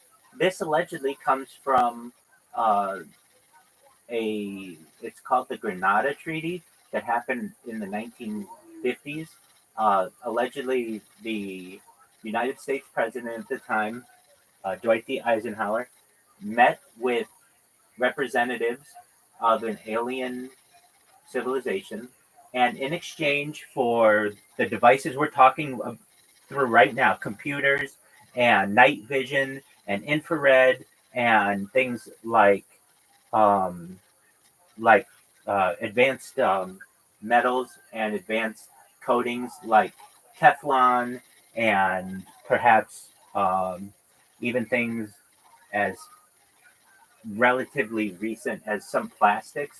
In exchange for all of that, aliens could still do these abductions. And, you know, but I'm a scientific person. I'm going to get to the person 2,000 years ago or so. But I'm a scientific person. And on top of that, there's evidence. There's a doctor, he's since passed, but he didn't die too long ago. Wow. His name is Dr. Roger Lear. And what he would do is perform surgeries on people to remove alien implants in them. Basically, people would come to him and say, "Look, I'm an alien abductee, and they put something in my body, and I don't know what it is." And he would remove these little tic tac um, like trackers that aliens put in people's bodies, and they would test. When I say they, like the scientific community would test the metals that were in those little tic tacs and find that these metals were not found on Earth. So basically, it's like, well, so do you reckon they actually like the aliens actually like clone them and shit? there's certainly an argument to be made that there's a hybridization program that has been going on for perhaps many years. Wait, so bro, like what? Would you like say you got abducted by an alien? Like, would you like say they're trying to do all their tests and shit? They're trying to like fucking anal probe you. Yeah. Like, are you just gonna sit still and take it, or are you gonna like try and fight back against the alien? Yeah, generally Like they're able to put you in a state of paralysis. So, and then also they use memory erasure, so that basically you wouldn't even know. you forget a lot of the things that happen. Generally, the only thing that you know is that there's missing time. Like, wow, it was afternoon when I was here, and now it's in the middle of the night. How did I get here? But what do you think it's like say they fucking alien trying to get like say, I'm just assuming they use like a big ass hole. Like Yeah, like, that's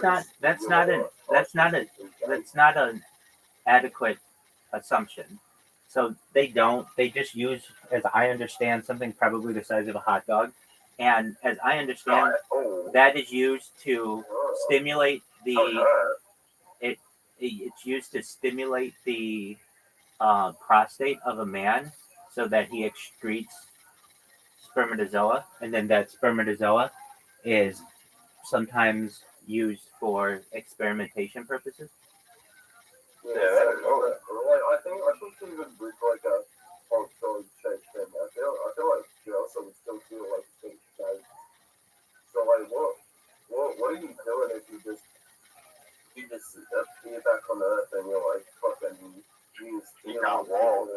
Yeah, I mean generally those people you feel like the people and it just floats up your fucking back and it's like gay. I mean generally those people who have experienced that feel violated. They feel like sexual assault victims. It's not anything that they can control. And if anything happens to them that is so overtly, using your word, gaped or such, there are surgeries that can be used to tighten the tissue there. Oh, that fucking sounds like it hurt more than getting gay. I don't. You got any of that down there? No, I don't know why you guys are interested in this topic. I mean, I understand why you're interested in the alien topic, but like, why you have an obsession with anal probing? To me, it's something that probably has been done. Make sure I haven't been adopted. It's like, and it's also like I feel like that'd be like the worst thing that could happen. You know what I'm saying? Like that's like the one reason I want it is because like I say I didn't get abducted. That's like the worst thing that I fucking wouldn't want to happen. I recognize that. I would probably say that that isn't the worst thing they can do to you. A lot of these people experience Oh, what's the PTSD, worst thing? like effects where whenever they close their eyes, they can't get the image of the aliens out of their consciousness. And Oh shit! so So they can't like sleep. exactly, and then they have So major basically, they just die. So and, can't you? and they have Oh, major fears, which would certainly be understood. And it's like, why were they chosen? Are they of a special bloodline? Are they of a special blood type? Um, these are questions that certainly exist, and I would say that the physical effects that aliens have on people, not limited to anal probing, but also the removal of eggs from women's uteruses or ovaries, and these are all very these are all very traumatic experiences that alien abductees go through. Okay, so with that said, you guys are very well versed on alien abductees, yeah. and if this has been Yeah. going on for millions of years through human evolution, who's to say that that guy 2,000 years ago, his mother wasn't an alien abductee? She couldn't explain how she got pregnant, which very easily could have been a hybridization program. Basically, aliens, perhaps, I'm not guaranteeing this, but could have abducted her and impregnated her. And when she tried to explain it to the authorities, she said, I don't know how it happened, but it came from the sky, basically. It was God.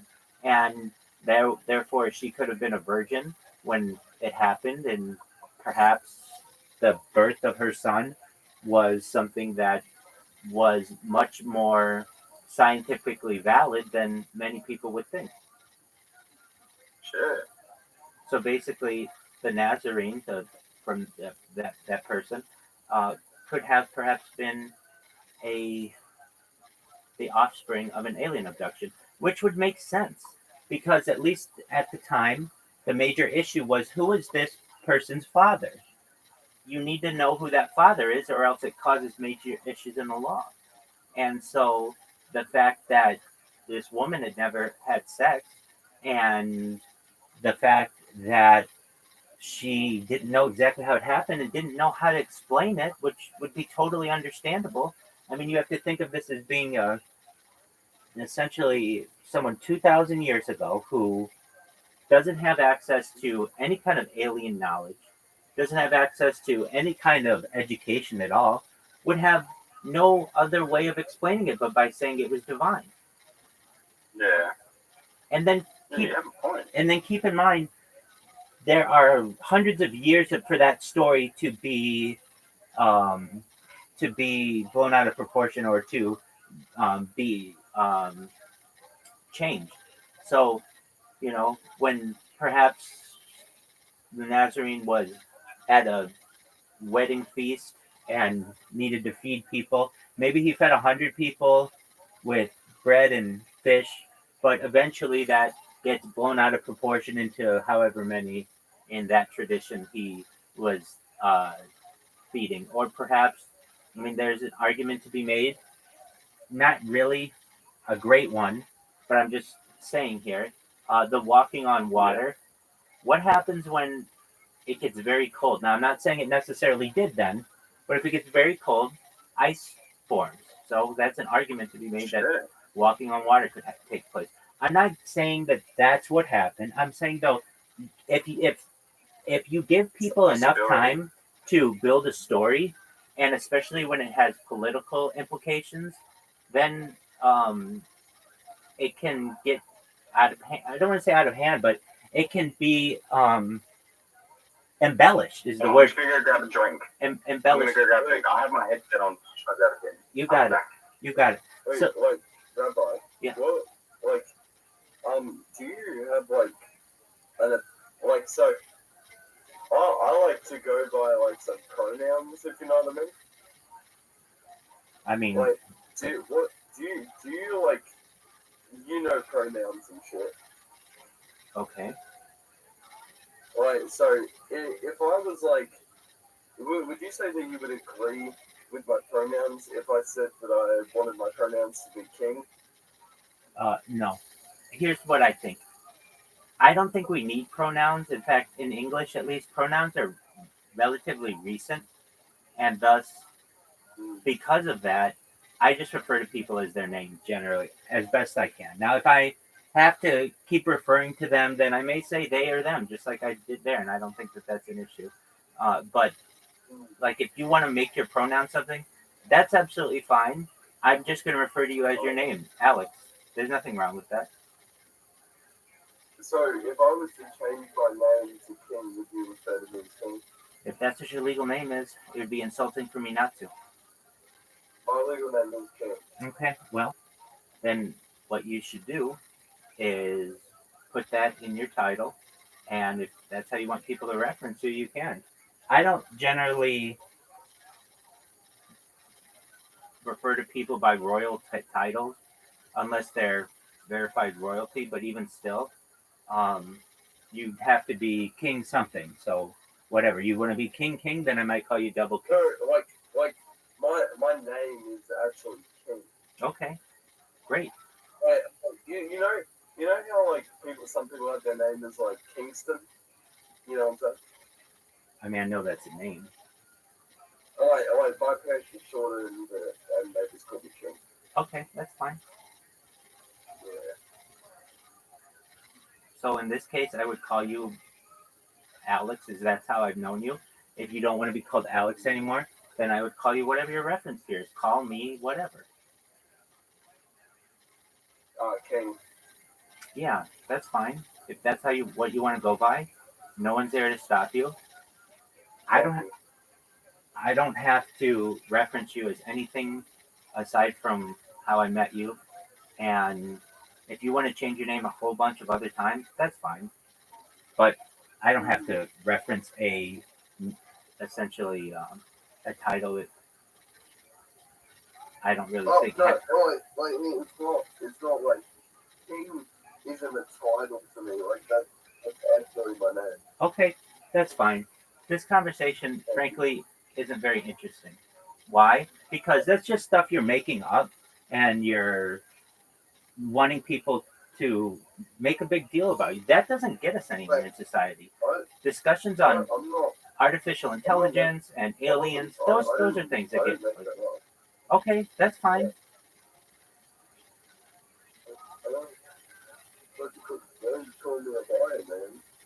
No, it's kind of funny the way your name is written. You want people to call you King Bitch? Like, that means you're like the king of all the bitches. That's exactly right. Okay, well, generally in society, at least in many people are going to think like, oh, well, I want to be known as the worst person, like of all the bitches in society, the worst dudes. I want to be known as the best of those. I mean, this isn't in my opinion, this is not a very productive conversation. Whatever your parents named you, that's fine. Whatever your legal name is, that's fine. Whatever your username is, that's fine. If I want, I can go and change people's names in this Discord and refer to people in any way that I want. Absolutely. Okay, with that, we're going to continue watching this podcast. If you have any other questions, right above it says Ask Rabbi Anything. When I have time, I'll answer any of your other questions.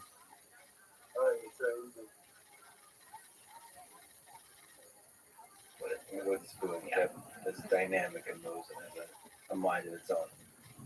You first started doing engineering. I think I'm gonna sing some karaoke. So feel free to stick around for that. Yeah, I fucking will. Excellent. Do you have any requests? Can you sing Mr. Brightside by the Killers? That I can. You're fucking legend. Excellent, man. Okay, so I just have to wait till it's my turn. But yeah, that's a great song.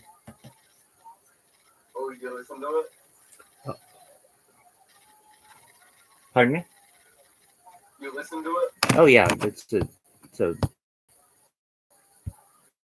you know that song Bones by the Killers? I don't know that one.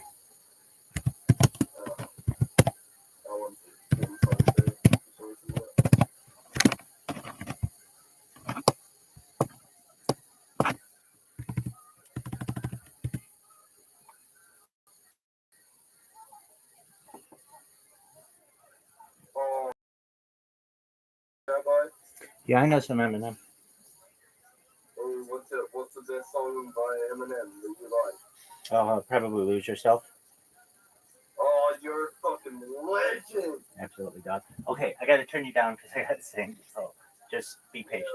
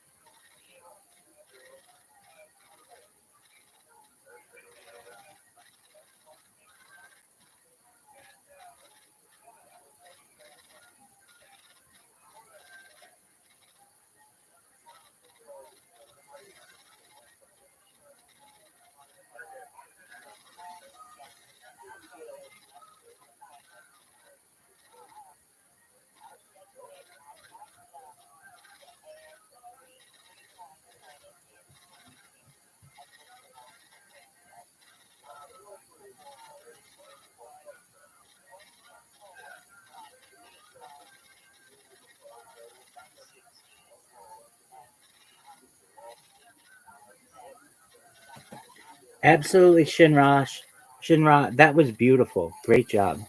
This is the Killers, Mr. Brightside, going out to all my friends.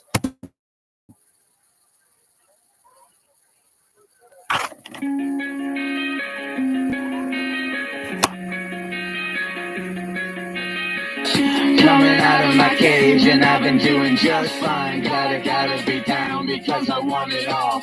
I started out with a kiss. How did it end up like this? It was only a kiss. It was only a kiss. Now I'm falling asleep and she's calling a cab while he's having a smoke and she's taking a drag. Now you're going to bed and my stomach is sick. It is on my head, but she's touching his chest. Now he takes off her dress. Now let me go.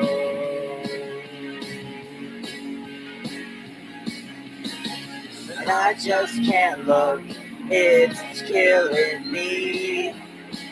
They're taking control.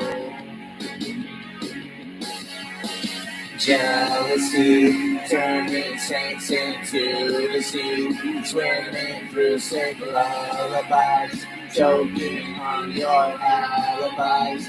But it's just the price I pay. Destiny is calling me. Open up my eager eyes, 'cause I miss the bright side.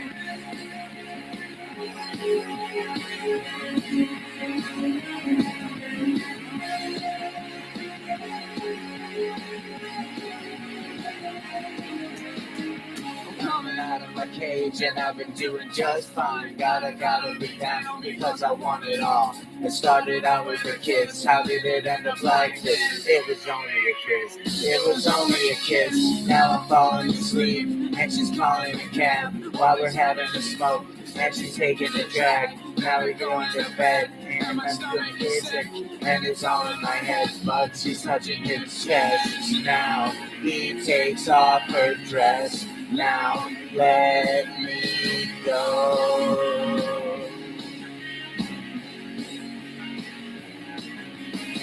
'Cause I just can't look, it's killing me. They're taking control.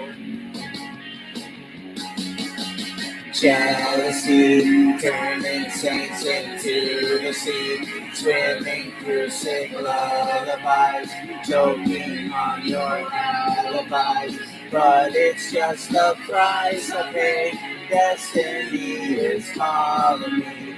Open up my eager eyes, 'cause I miss the bright side.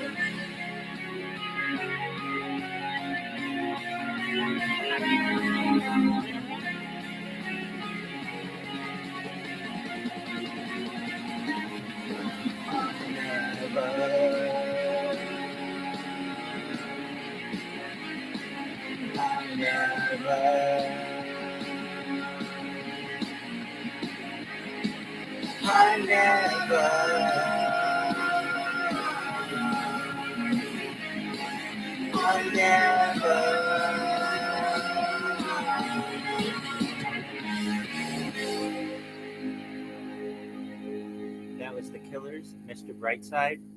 Thank you so much for the opportunity to sing. The next person may go. Shout out to you guys.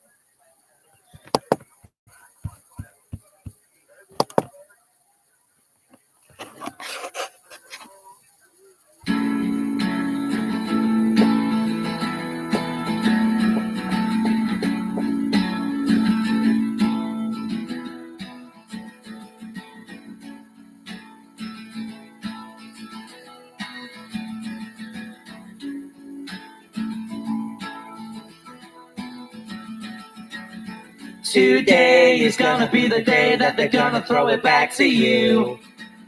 And by now you should have somehow realized what you gotta do.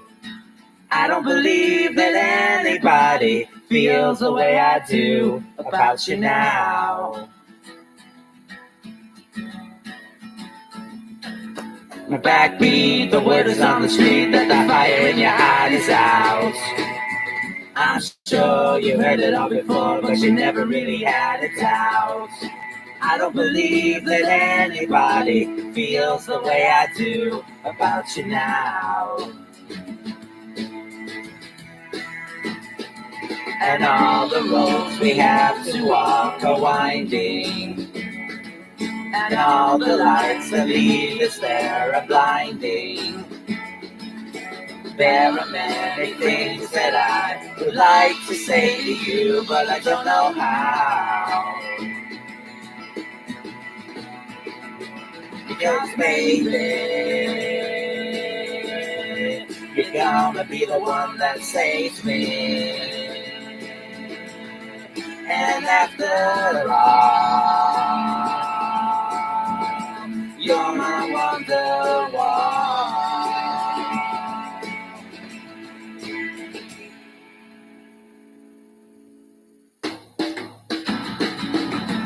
Today was gonna be the day, but they'll never throw it back to you.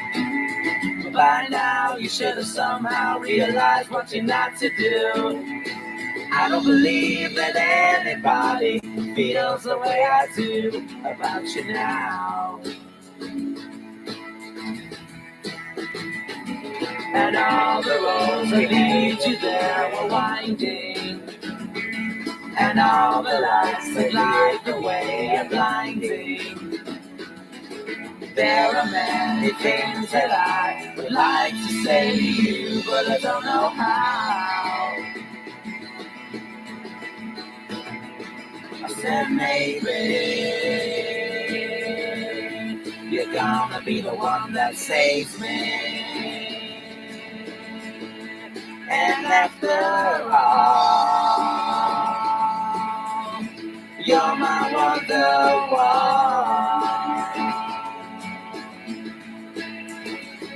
I said maybe you're gonna be the one that saves me. And after all, you're my wonderwall.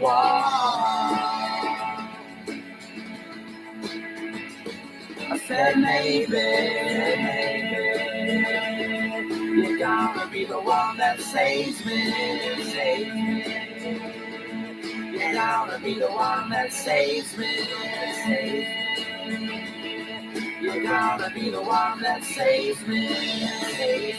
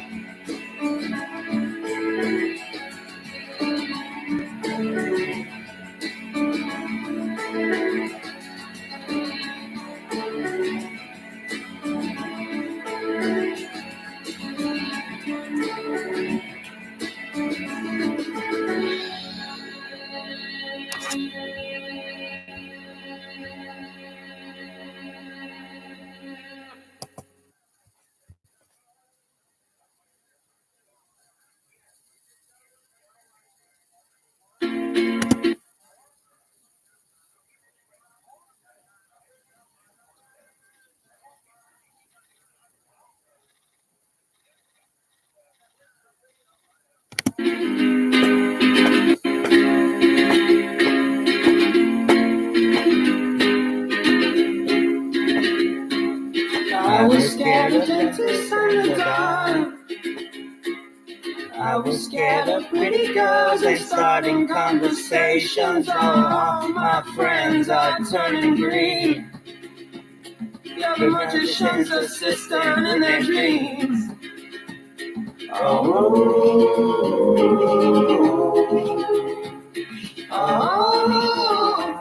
the car won't stop. Lady, running down to the riptide, taking away to the dark side. I'm gonna be your left hand lady. I love you when you're singing that song, yeah. I got a lump in my throat, cause you're gonna sing the words wrong. Please just move me back, I think you like.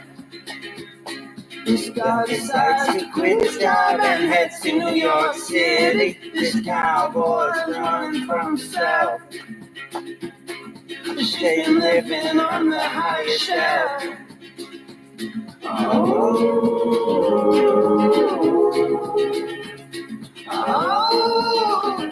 and they come on star. Lady, running down to the riptide, taking away to the dark side. I wanna be your left-hand man. I love you when you're singing that song, yeah. I got a lump in my throat, cause you're gonna sing the words wrong.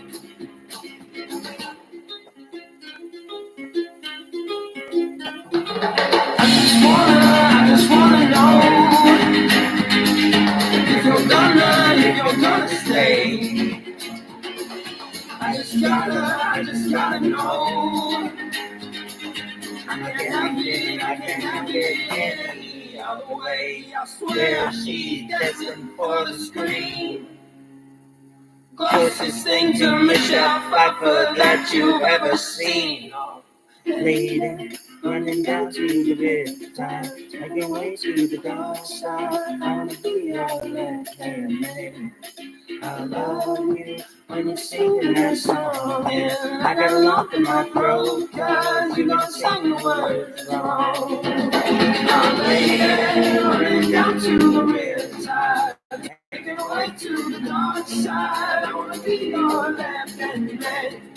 I love you when you're singing that song, and I got a lump in my throat, cause you're gonna sing the words wrong. Oh, lady, running down to the riptide, taking away to the dark side. I wanna be your left-hand man. I love you when you're singing that song, and I got a lump in my throat, cause you're gonna sing the words wrong. I got a lump in my throat.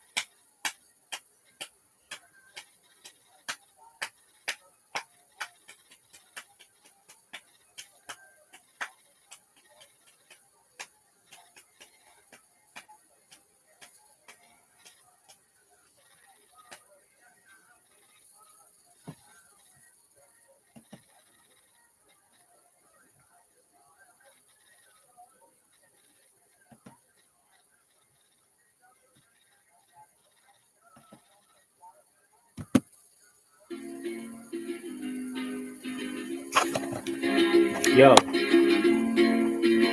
here we go. I was scared of dentists in the dark. I was scared of pretty girls and starting conversations. My friends are turning green. Your magician's assistant in their dreams.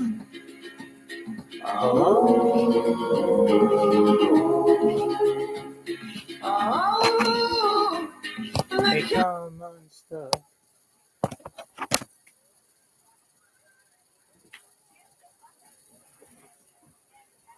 Yo, Hannah, how are you?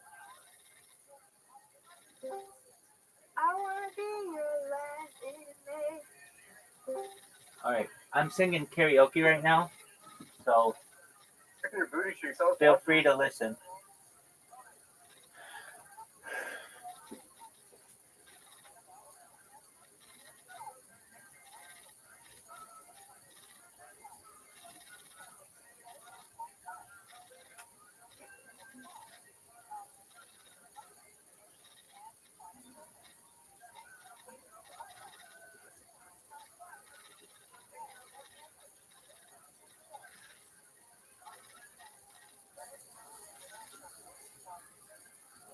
I'm here.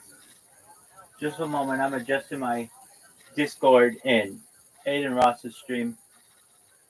I am the #1 streamer in the history of Aiden Ross's Discord. So I've got that going for me, which is nice. All right.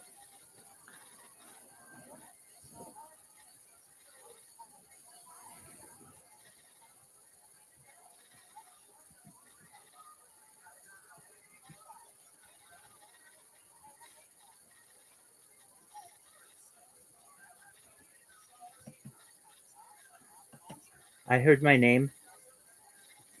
Yes. Oh, I love you guys too. Am I up in the queue? All right. I want you all to know I love you as well. This is Vance Joy's Riptide. Shout out to everybody in karaoke.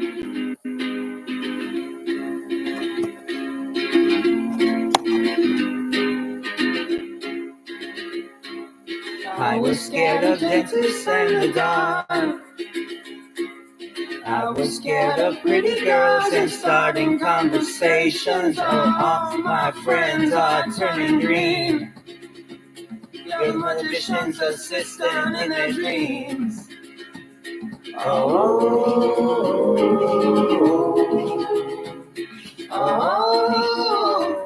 They come unstuck. Lady, running down through the riptide, taking away to the dark side. I wanna be your left-hand man. I love you when you're singing that song, and I got a lump in my throat 'cause you can sing the words wrong. It's this movie that I think you'll love. This guy decides to quit his job and head to New York City. This cowboy's running from himself.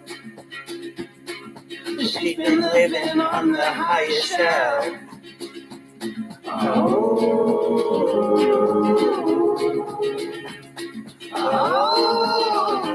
They come unstuck. Lady, running down to the riptide, taking away to the dark side. I wanna be your left-hand man. I love you when you're singing that song, and I got a lump in my throat 'cause you can sing the words wrong.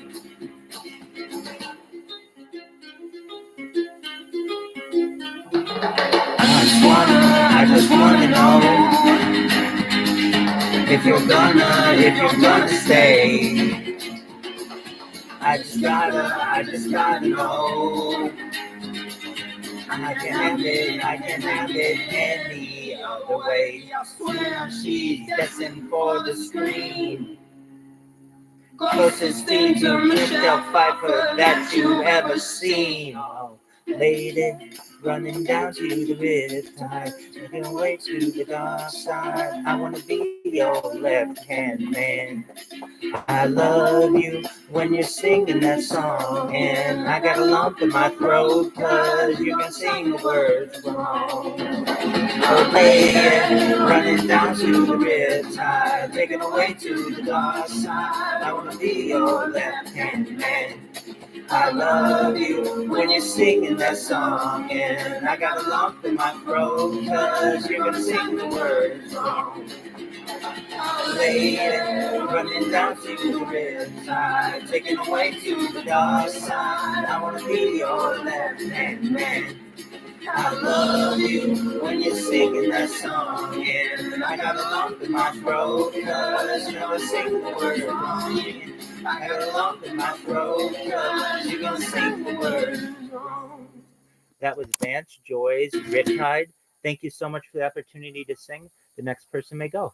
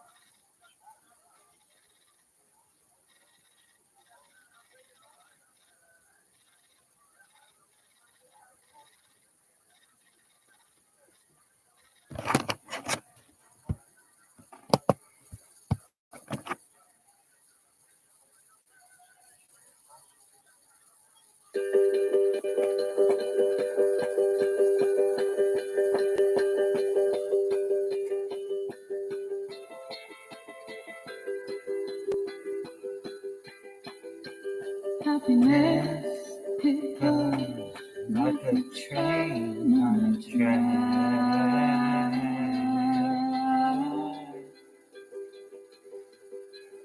coming towards her.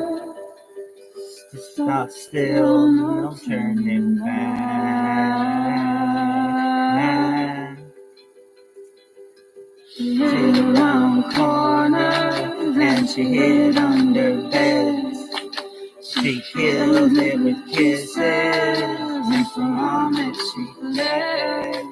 With every bubble she sank with the drink and washed it away down the kitchen sink. The dog days are over, the dog days are done. The horses are coming, so you better run.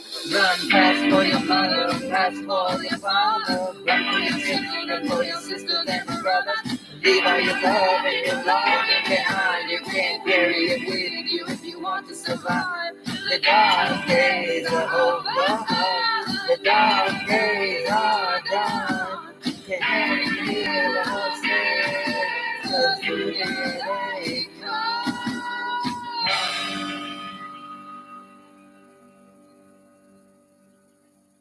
And never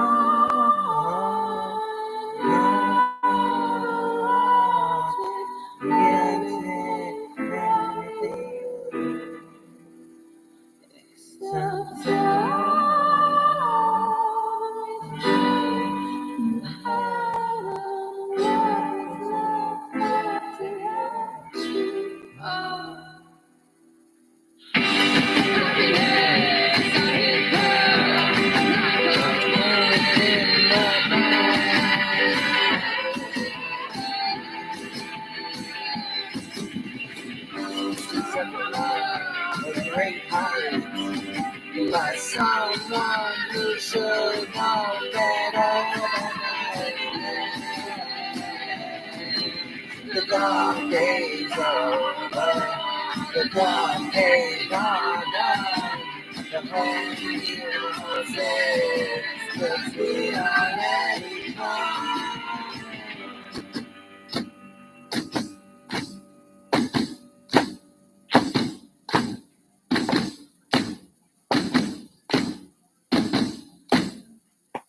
Run fast for your mother, fast for your father, run for your children, for your sisters and your brothers. Leave all your love behind. You can't carry it with you if you want to survive. The dark days are over. The dark days are done. When we are the good days come. Dark days are over.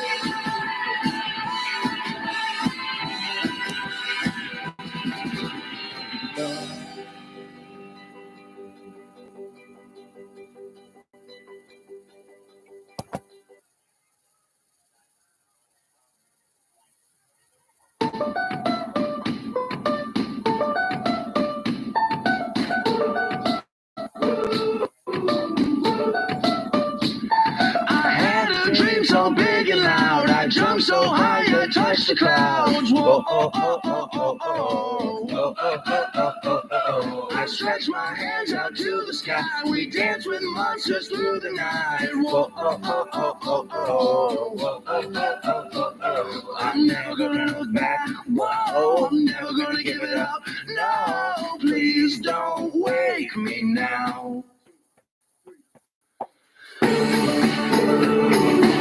This is gonna be the best day of my life.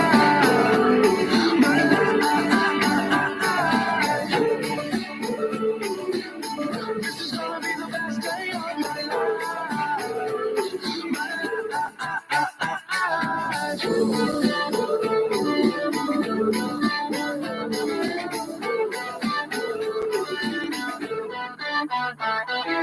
how well and the moon were friends, and then the sun came crashing in. Whoa, oh, oh, oh, oh, oh, oh, but all the possibilities, no limits, just epiphanies. Whoa, oh, oh, oh, oh, I'm never gonna look back. Whoa, I'm never gonna give it up.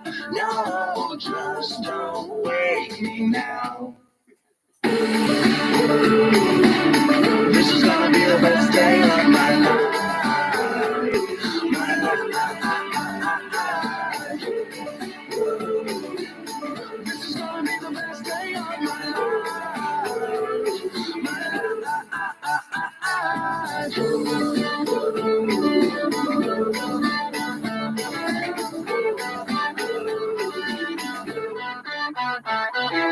I hear it calling outside my window. I feel it in my soul. So the stars were burning so bright, the sun was out till midnight. I say we lose control.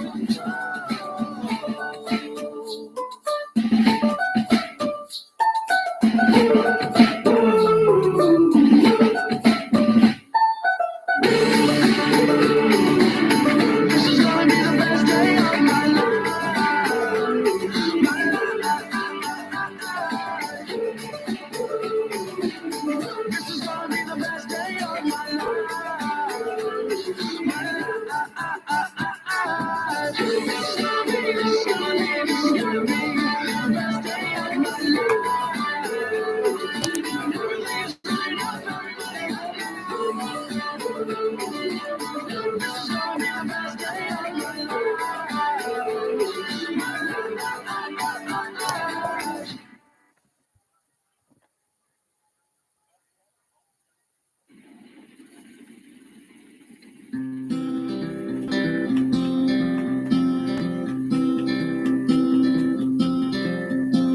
Hold on to me as we go, as we roll down this unfamiliar road. And although this wave is stringing us along, just know you're not alone. 'Cause I'm gonna make this place your home. So now it'll all be clear. Don't pay no mind to the demons, they fill you with fear. The trouble in might drag you down. You get lost, you can always be found. Just know you're not alone. 'Cause I'm gonna make this place your home.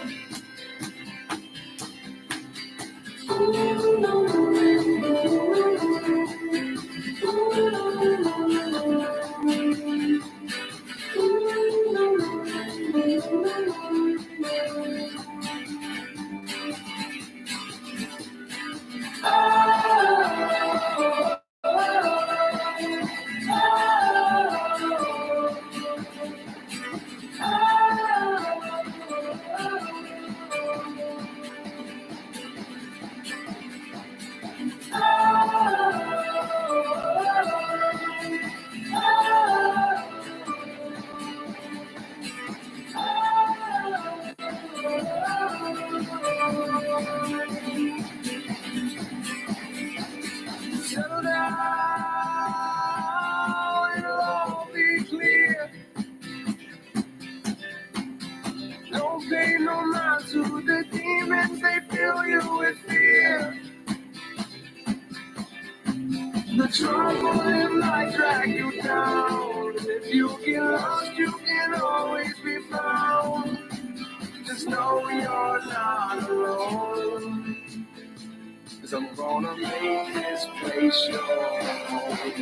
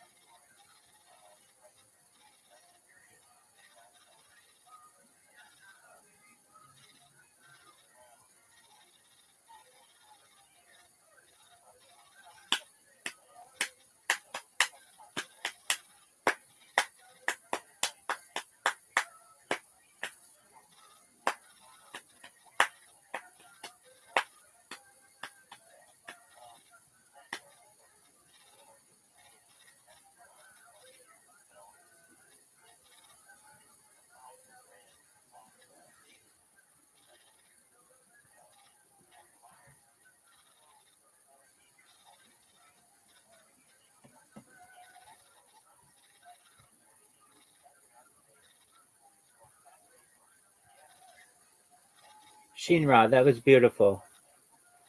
Thank you so much. Thank you, blah blah. This is Aerosmith Dream On. I hope you all are dreamers out there. I hope everything's going well in your life. Many blessings are bestowed upon you and your friends and your families. Shout out to you guys for being so nice. You guys have a wonderful community. Thank you for allowing me to sing. This is a great song with a great band.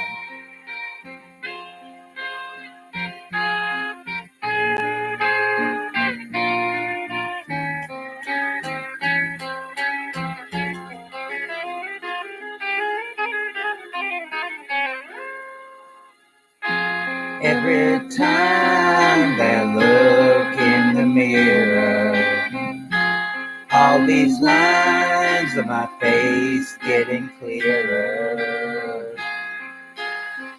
The past is gone. It went by like dust to dawn. Isn't that the way? Everybody's got the dues in life to pay.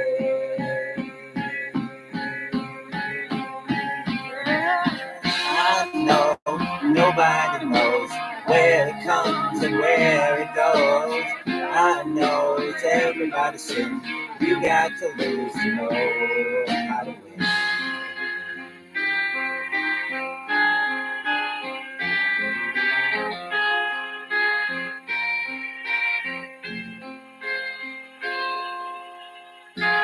Half my life's in the books, written pages. Lived and learned from fools and from sages. You know it's true. All the feelings come back to you. Sing with me, sing for the year, sing for the laughter, sing for the tear. Sing with me, just for today, never tomorrow, the good Lord take you away.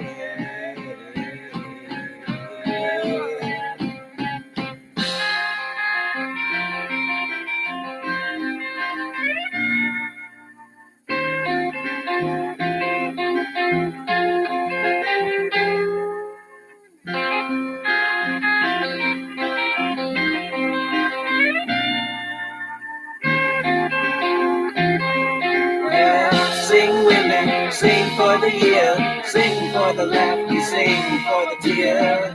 Sing with me, just for today, maybe tomorrow, the good Lord take you away. Dream on, dream on, dream on, dream until your dream comes true.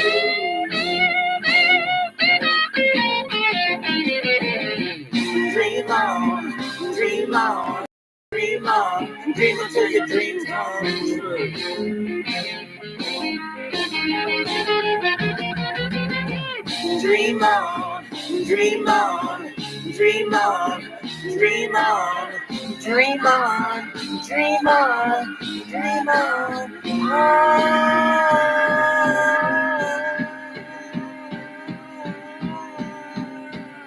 Sing with me, sing for the year, sing for the laughter, sing for the tear. Sing with me, just for today, maybe tomorrow, the good Lord take it away. Sing with me, sing for the year, sing for the laughter, sing for the tear. Sing with me, just for today, maybe tomorrow, the good Lord take it away.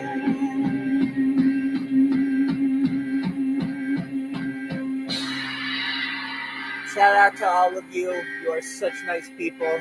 That was Aerosmith, Dream On. Thank you for the opportunity to sing. The next person may go.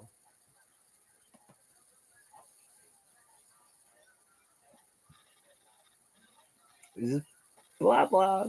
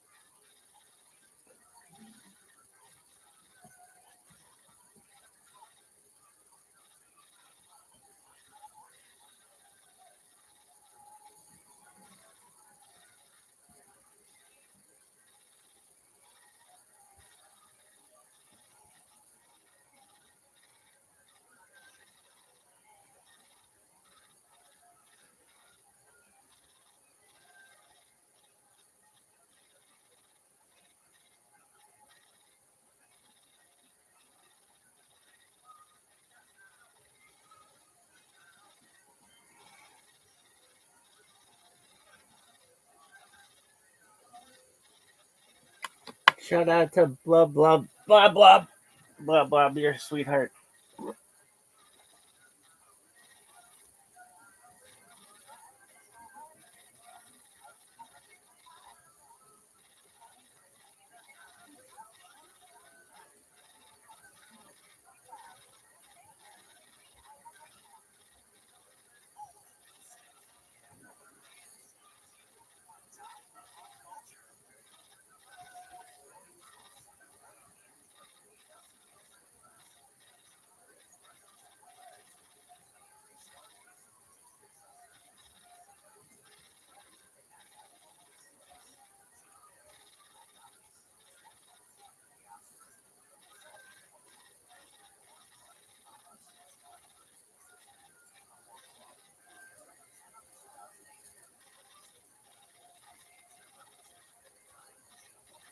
Sing, sing. What are you thinking?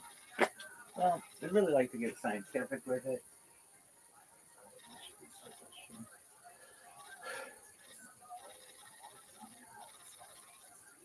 Kid.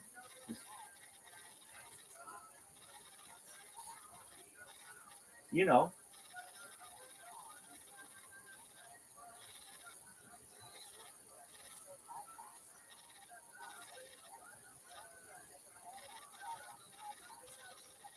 Color league number. All right, girl. It's not anything crazy. I've been darker recently. Not as many tomatoes. We're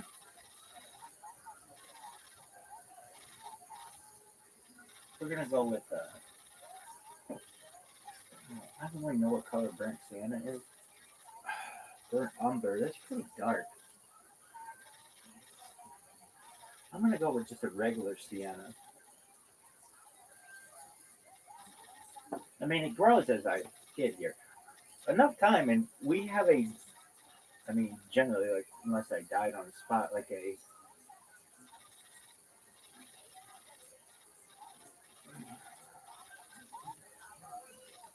We'd have a Cooperstown 10. I mean, given enough time, but that's not even close. We're looking at some gas. I mean, really, gas can affect it. Many times I think that a AAA 9 after a few tweaks allegedly, then it can really easily turn into a single A 7. So I would probably say at this point, I'm gonna go with let's go with a Sienna.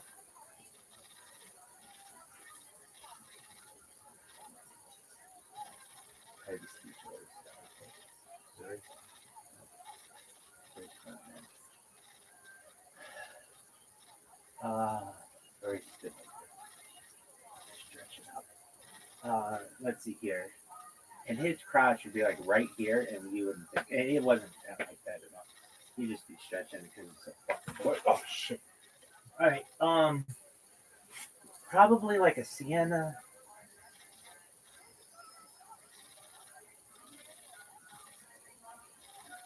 Like a Sienna College Ball 5. We'll see.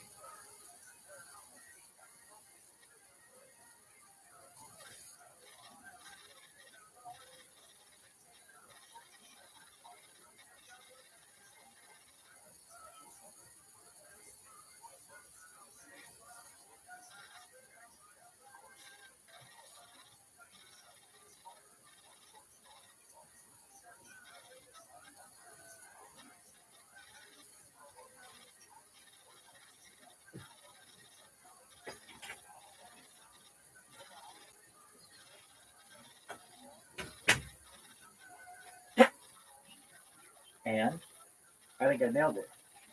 I even looked up what the color sienna is. If we really want to get it accurate, I mean, it's somewhere between burnt sienna, raw sienna, and burnt sienna. But I think I'm right on it. We're not at umber. Have you ever been at umber? Yeah, yeah. When I'm eating more blueberries and stuff, it gets dark, like iron oxide.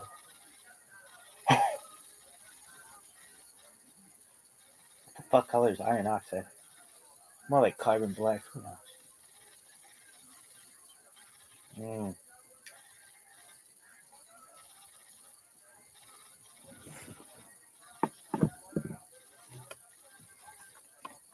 This person needs a fucking video game.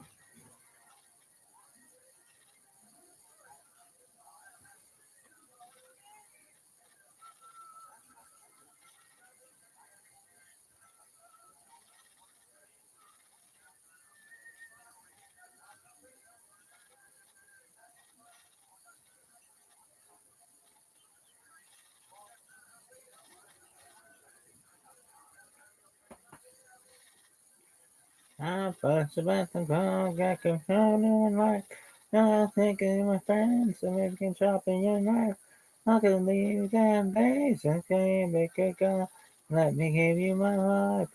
Take me down. I'm looking up a road with the sound of your life. I'm looking at my friends, so we can shop in your life. I can leave that base, okay, ready to go. Let me give you my life. It's yours. It's alright. It's living your life. It's looking at a fight. There's no sick. There's no need. Enjoy where it goes. When it can get very horse. When it has the candles. When it has the balls. When it see. Me. I'll get the shot of your life. I'll tell you my sins if you could drop in my life. I believe that you could go. Just let me give you my life. Give me a chance. I'll take a look. Take me to shul, dog. You know what I'm saying? That you can stop in your life. I believe that faith. Okay, we can go. Let me give you my life.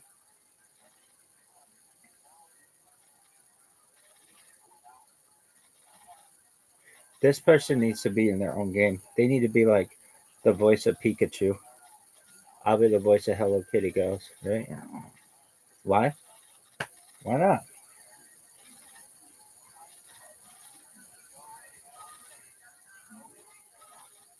What time is it in Manila? It's like 4 o'clock in the afternoon. Really? Yeah, technically 4:45. Really?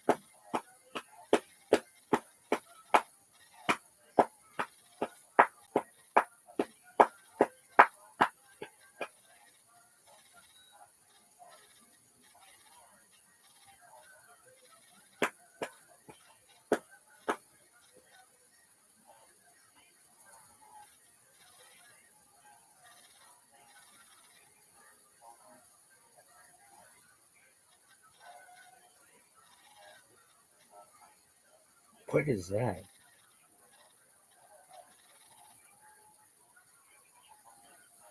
What is that? I gotta see this.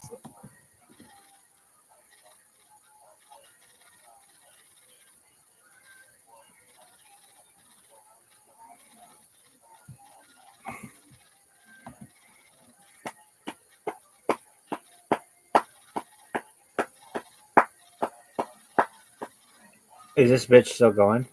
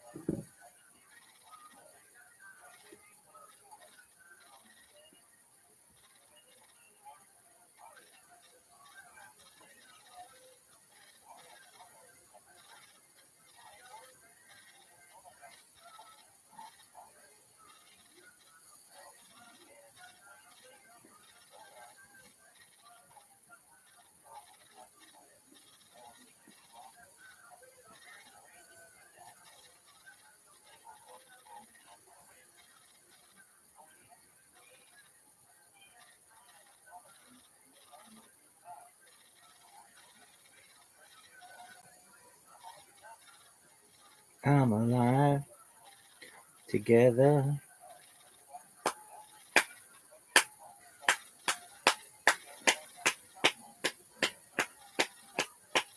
Wicked. Yo. I'm hanging with my friends on these islands. There are 153 cities. It's gonna be more when Rabbi comes around. Monsoon season's a bitch. Oh, that's hilarious. Way to snort, dog. I'm the best Filipino ever. Filipino rapper.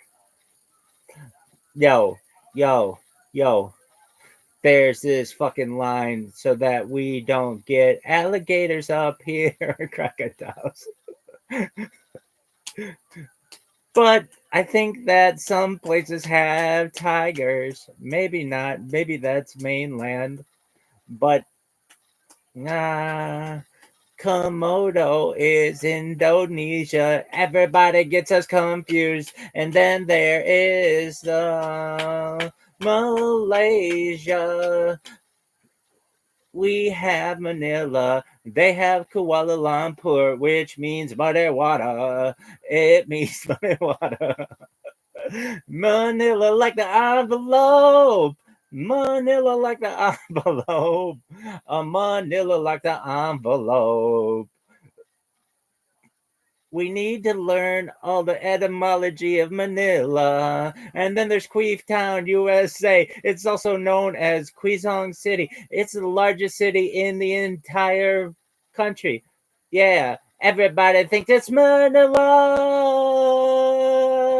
but it's really Quezon City, and it's Rabbi in America. Calls it Queeftown, USA. Why? Why not? Wiki.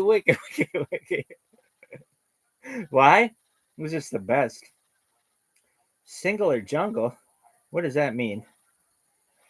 Yo, we were on this island. There were a shitload of islands here, but not as many as they have in Sweden. No one knows what the fuck is going on there. The United States has 18,000 islands, and over half of them are populated. Where are there 18,000 fucking islands? Oh, fucking Alaska and Hawaii. Oh.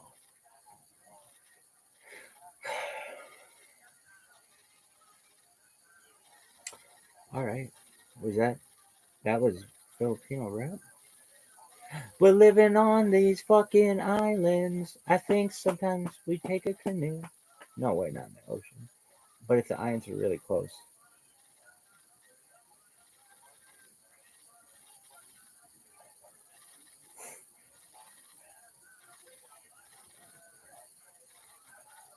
Do you think you'll ever go to the Philippines? If this goes viral? Fuck yeah. If this doesn't go viral, no. Really? No. But if this goes viral, I want to go to every fucking country. And be like, oh, motherfucker, this is what Djibouti looks like? Damn, motherfucker. You're going to sound like Samuel L. Jackson when you do it? Maybe. Did you see that booty in Djibouti? Damn! Why don't people use that as a fucking funny thing? Damn, girl, damn, girl. Not this person, who's next? How funny would it be to be like, damn, girl, you Djibouti? Because did you see that booty? Wow!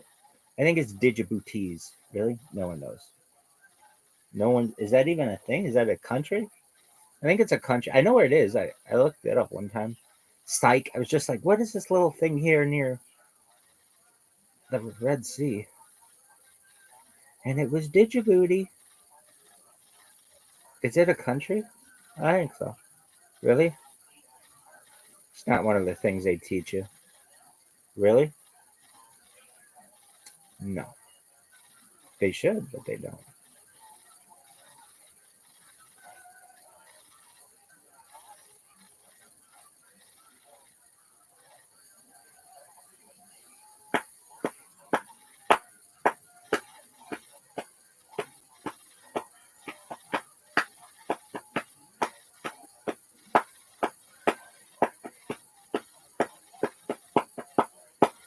One time I taught in-school suspension kids.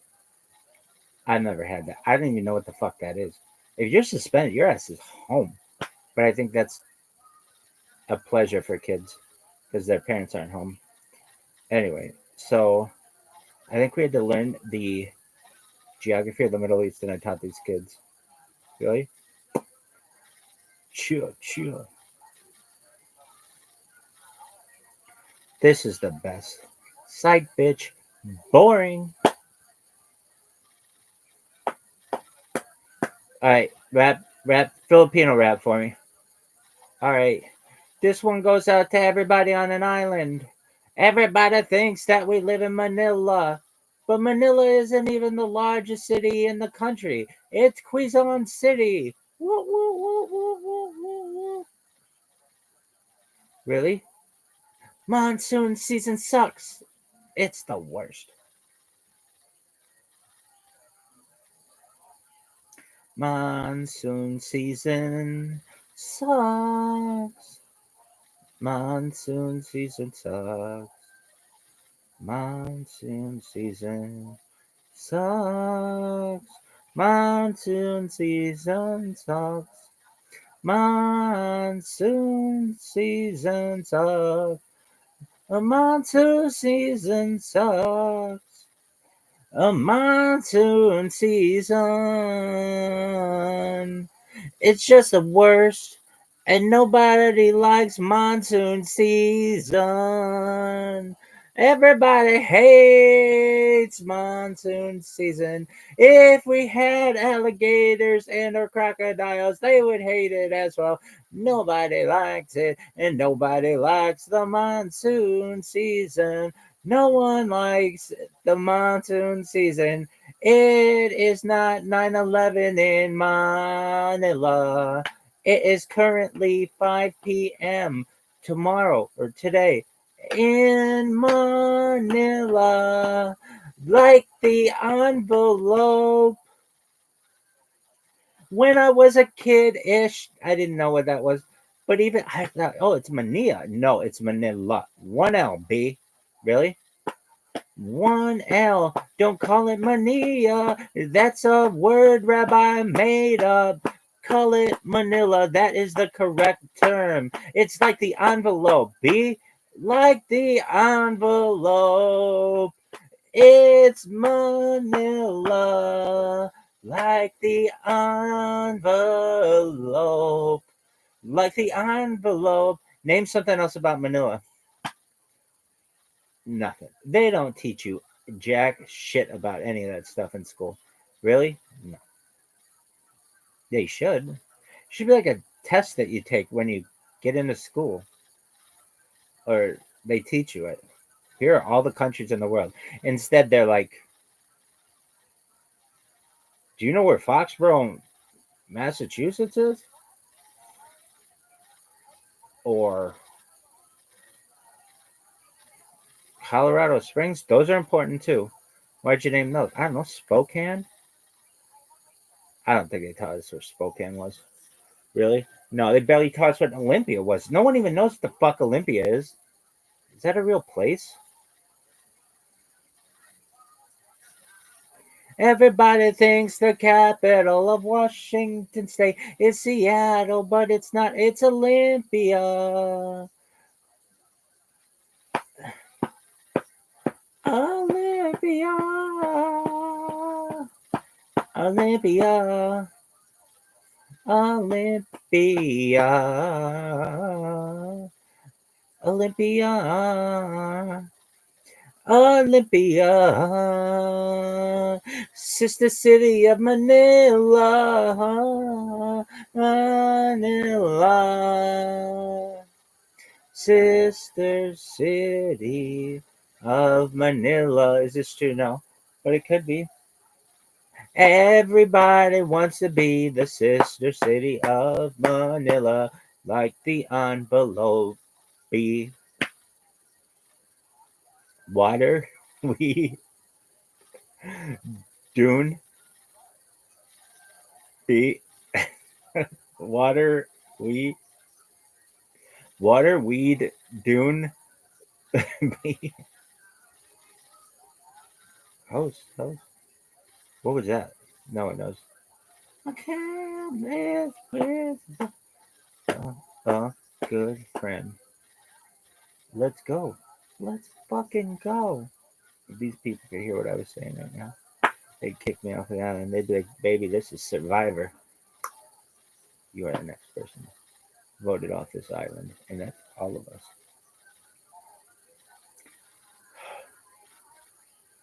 Is this done? Oh, it's blah blah blah blah. You sound like Pikachu. Really?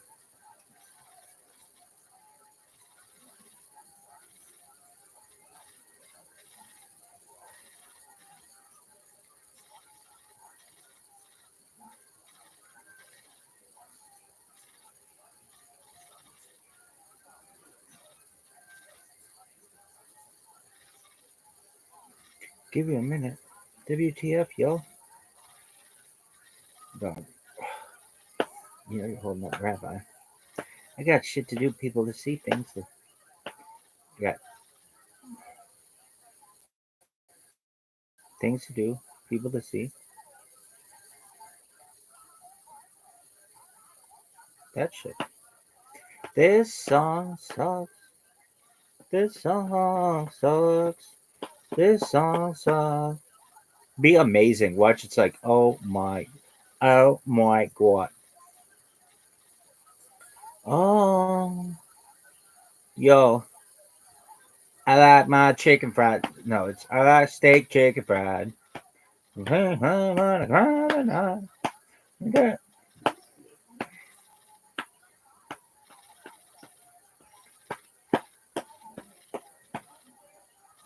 Look at that. I might need to get in on this. What are we doing here?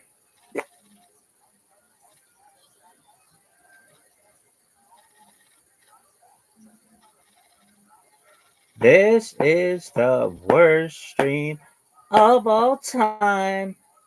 I'm gonna sing my favorite Manila, Philippines rap. It's called, yo, this one goes out to everybody in Quezon City. This is known as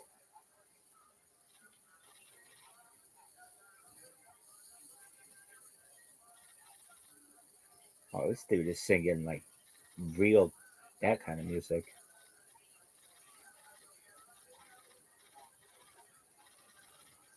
They're talking about the guy with the boards. Yeah, I think they're talking about the guy with the boards, the 2x4s. Mr. 2x4. I think those are probably 8x8s. Really? That's huge. 4x4s.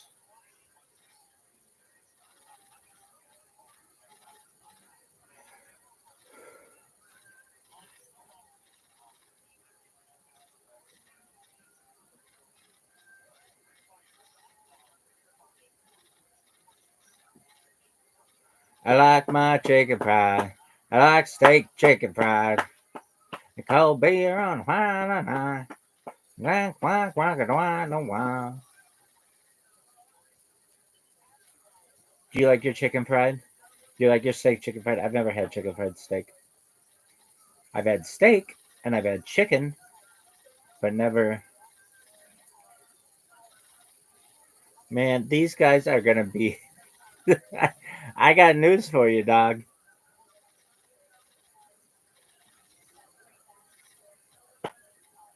That guy with the boards?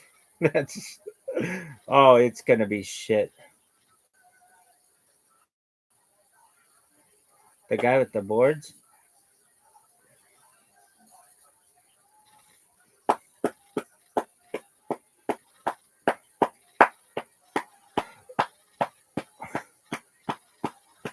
You know who arguably has had it worse than him? There is this rabbi who has had his shit tossed so many ways. His life is like a fucking monsoon. Oh, dude, they're saying the name. You're not allowed to do that. Really?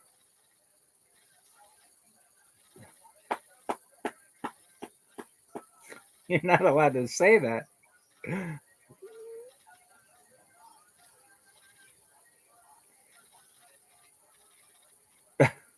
What? What? Where are you going, dog? What shul do you? To what shul do you belong? You probably belong to the ice skating rink.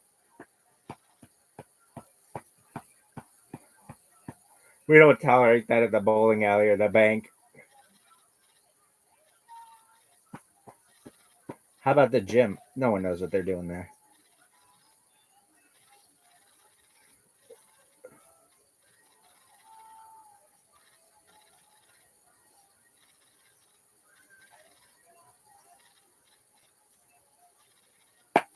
The guy with the boards. You can't hear what I'm hearing, but they could, we could put you there. It's the boards. Lurk 24. This is my boy.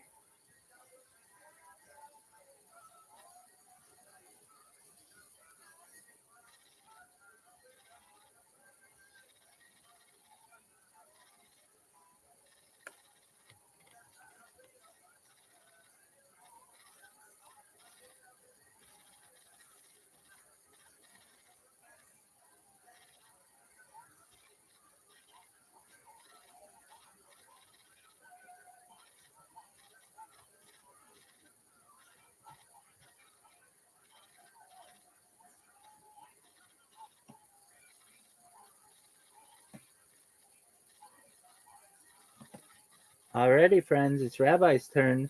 This is George Michael's Careless Whisper.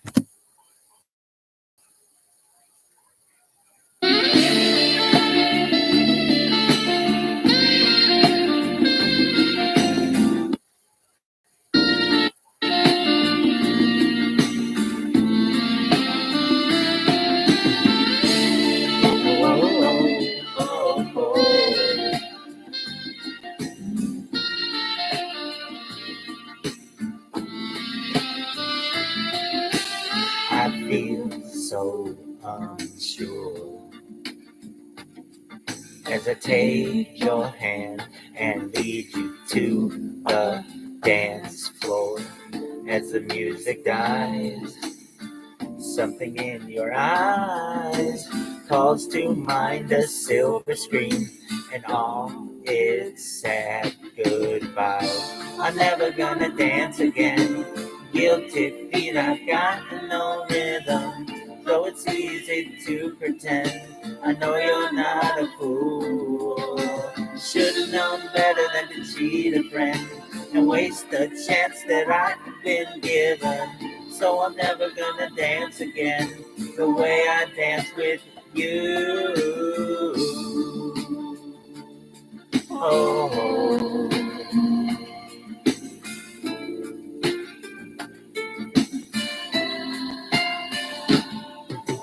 time can never mend the careless whispers of a good friend. To the heart and mind, ignorance is kind. There's no comfort in the truth. Pain is all you'll find. I'm never gonna dance again. Guilty feet, I got no rhythm. Though it's easy to pretend, I know you're not a fool. You should have known better than to cheat a friend and waste the chance that I've been given. So I'm never gonna dance again the way I dance with you. Oh,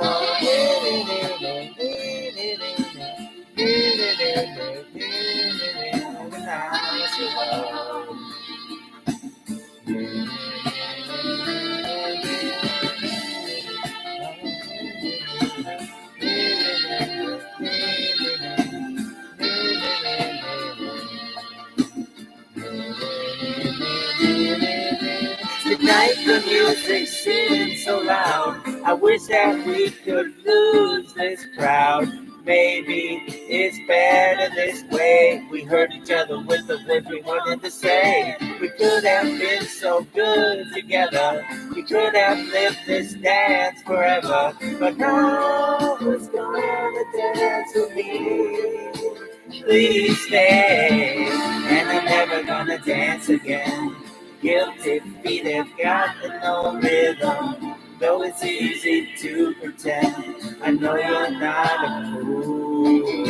Should've known better than to cheat a friend and waste the chance that I have been given. So I'm never gonna dance again the way I dance with you.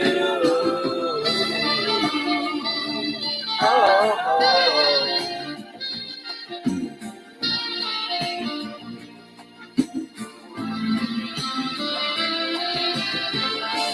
Now that you're gone, now that you're gone,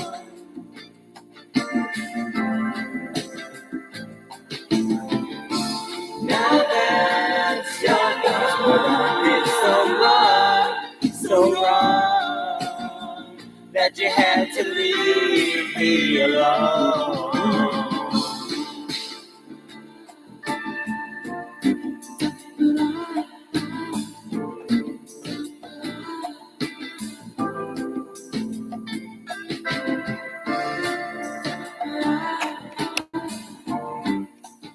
That was George Michael's Careless Whisper. Thank you for the opportunity to sing. The next person may go.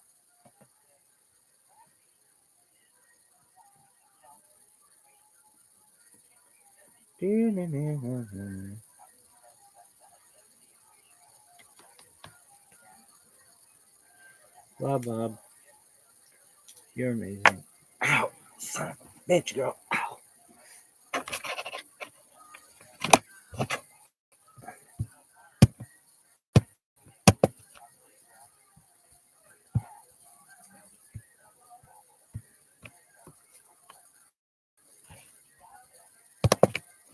Oh man,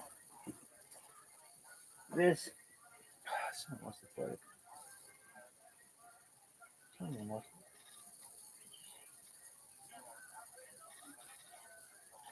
Some of the most pathetic movies I've ever seen.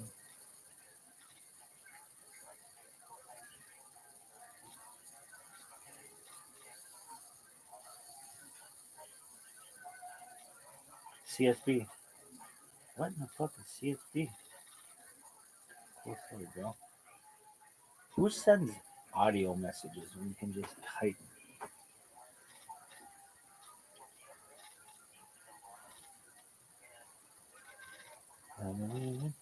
Oh, wait. Damn, girl.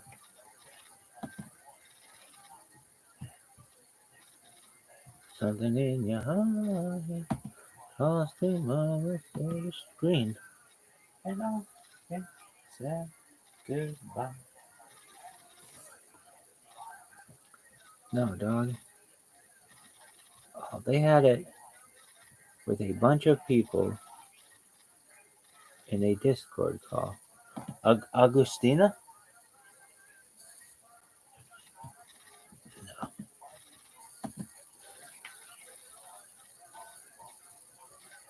My sound cracked. Are you done? No. Honestly, Lex Friedman, you're very boring to me now. I mean, actually, I fucking love your podcast, but yeah, shit, you baby.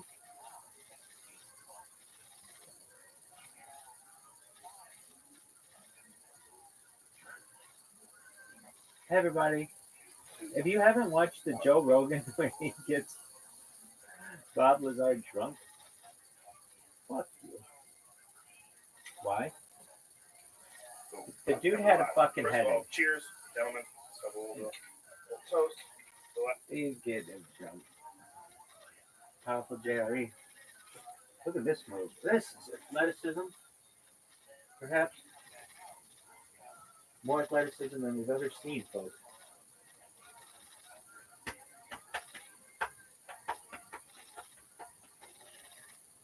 Hey! This motherfucker's been singing that song for years. I think I could set a record if the person who's listened to the song the absolute most in global history continuously. I've listened to this fucking song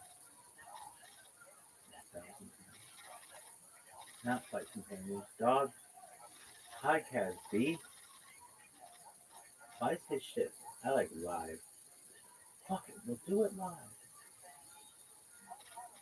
Quentin Tarantino. Derek, more plates, more dates. John McPhee. That guy sucked. Really? Yeah, I thought it was John McAfee. I don't like that guy. He's talking too much about war. And war's a terrible thing. And he's like, oh, yeah, I went home the week before the cuts it up. Well, dogs, I could tell you everything about it. Why don't you fucking interview me? Train by day, Joe Rogan podcast by night. All day. So we just watched this. What is this exact job? We watched this guy get assassinated. Just kind of. I've seen more people assassinated than killed over the last 2 years on Instagram than I ever have in my life. Oh yeah, dude, the Explore page now is disaster. It's just like me and Tom Segura have this thing and we send each other the most fucked up thing we find every day. Yeah. It's a brutal text thread. But because of it, now I'm locked into this algorithm. It's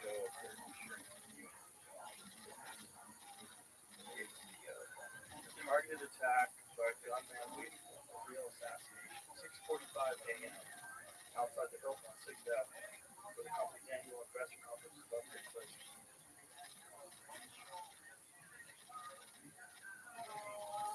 Dude, don't do that.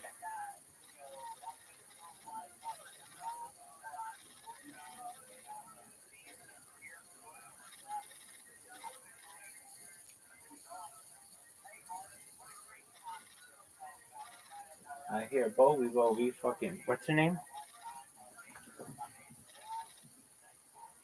Blob Blob. Shout out to Blob Blob. You're gonna be a fucking cartoon character someday. Or your own fucking thing. Shout out to Blob Blob.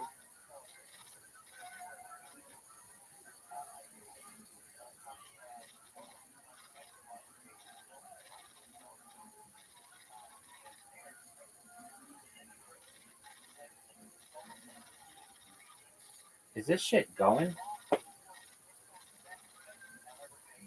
Yo, shout out to Blob Blob. Blob Blob, you're a very nice person. What in the fuck, Joe Rogan? Quit sucking dick, man. What the fuck happened here?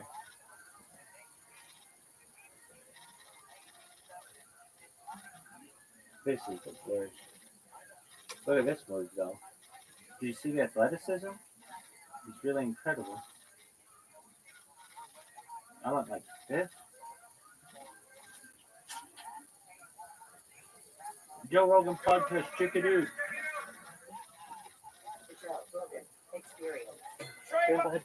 Joe Rogan podcast by me. Okay. Check it out. We just watched this. What is this exact job? We watched this guy get assassinated. Just kind of see more people assassinated than killed. Hey, you wanna fucking tell everybody about you and Tom Segura's fucking Oh yeah. creepy fucking text messages? Disaster. Look, it's just like me and Tom Segura have this thing where we send each other the most fucked up thing we find every day. Yeah. It's a brutal text thread. But because of it, now I'm locked into this algorithm.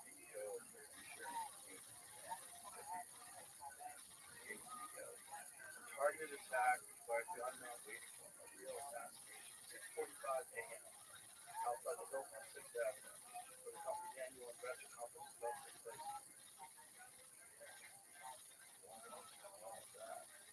Death is one little thing. Weird. Cool. I'm sure there's some real good theories floating around on X right now. Oh, for sure.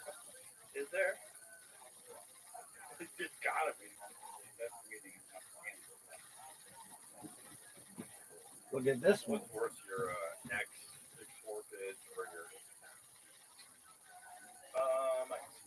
Not really. Yeah, I don't. I just follow. I mean, I follow a lot of people on both X and Instagram. I don't know if it's necessarily a good thing, but when someone says something interesting or they post something interesting on Instagram, I just immediately follow. Let's see if this is fun. But on the thing about Twitter or X is that like I don't interact enough to have a really fucked up algorithm.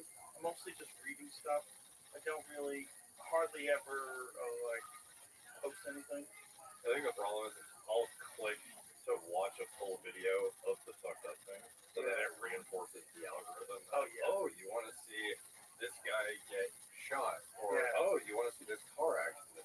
We'll give you more of it. So Oh, so yeah.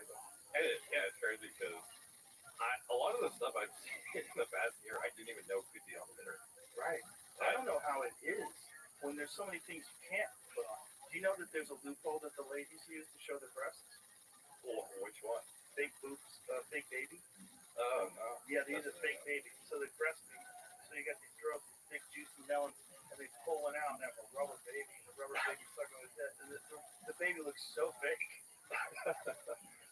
But they can get some like pretty realistic fake babies. Yeah. Like what was that movie with the sniper movie about Chris Kyle? What was that called? Remember there was a movie where he had a fake baby? It was like so obvious. It was like rubber baby, like holding on to the child. I'm pretty sure on Twitter you can just post nudity without Yes. like problems, right? You can post pornography. Yeah, but dude, the replies to a lot of tweets that are irrelevant to porn, it'll just be like, "That's cool," but if you see my pussy, it'll be like some chick promoting her OnlyFans. And that's so common now, and I just like the discourse is like half infested at this point. They had this one lady who was saying she made $40 million this year on OnlyFans. Oh yeah. 40 million. Sure, she's a virgin. Sure, she's a 23-year-old big titty virgin, the only one that exists in the whole world. See, that's an interesting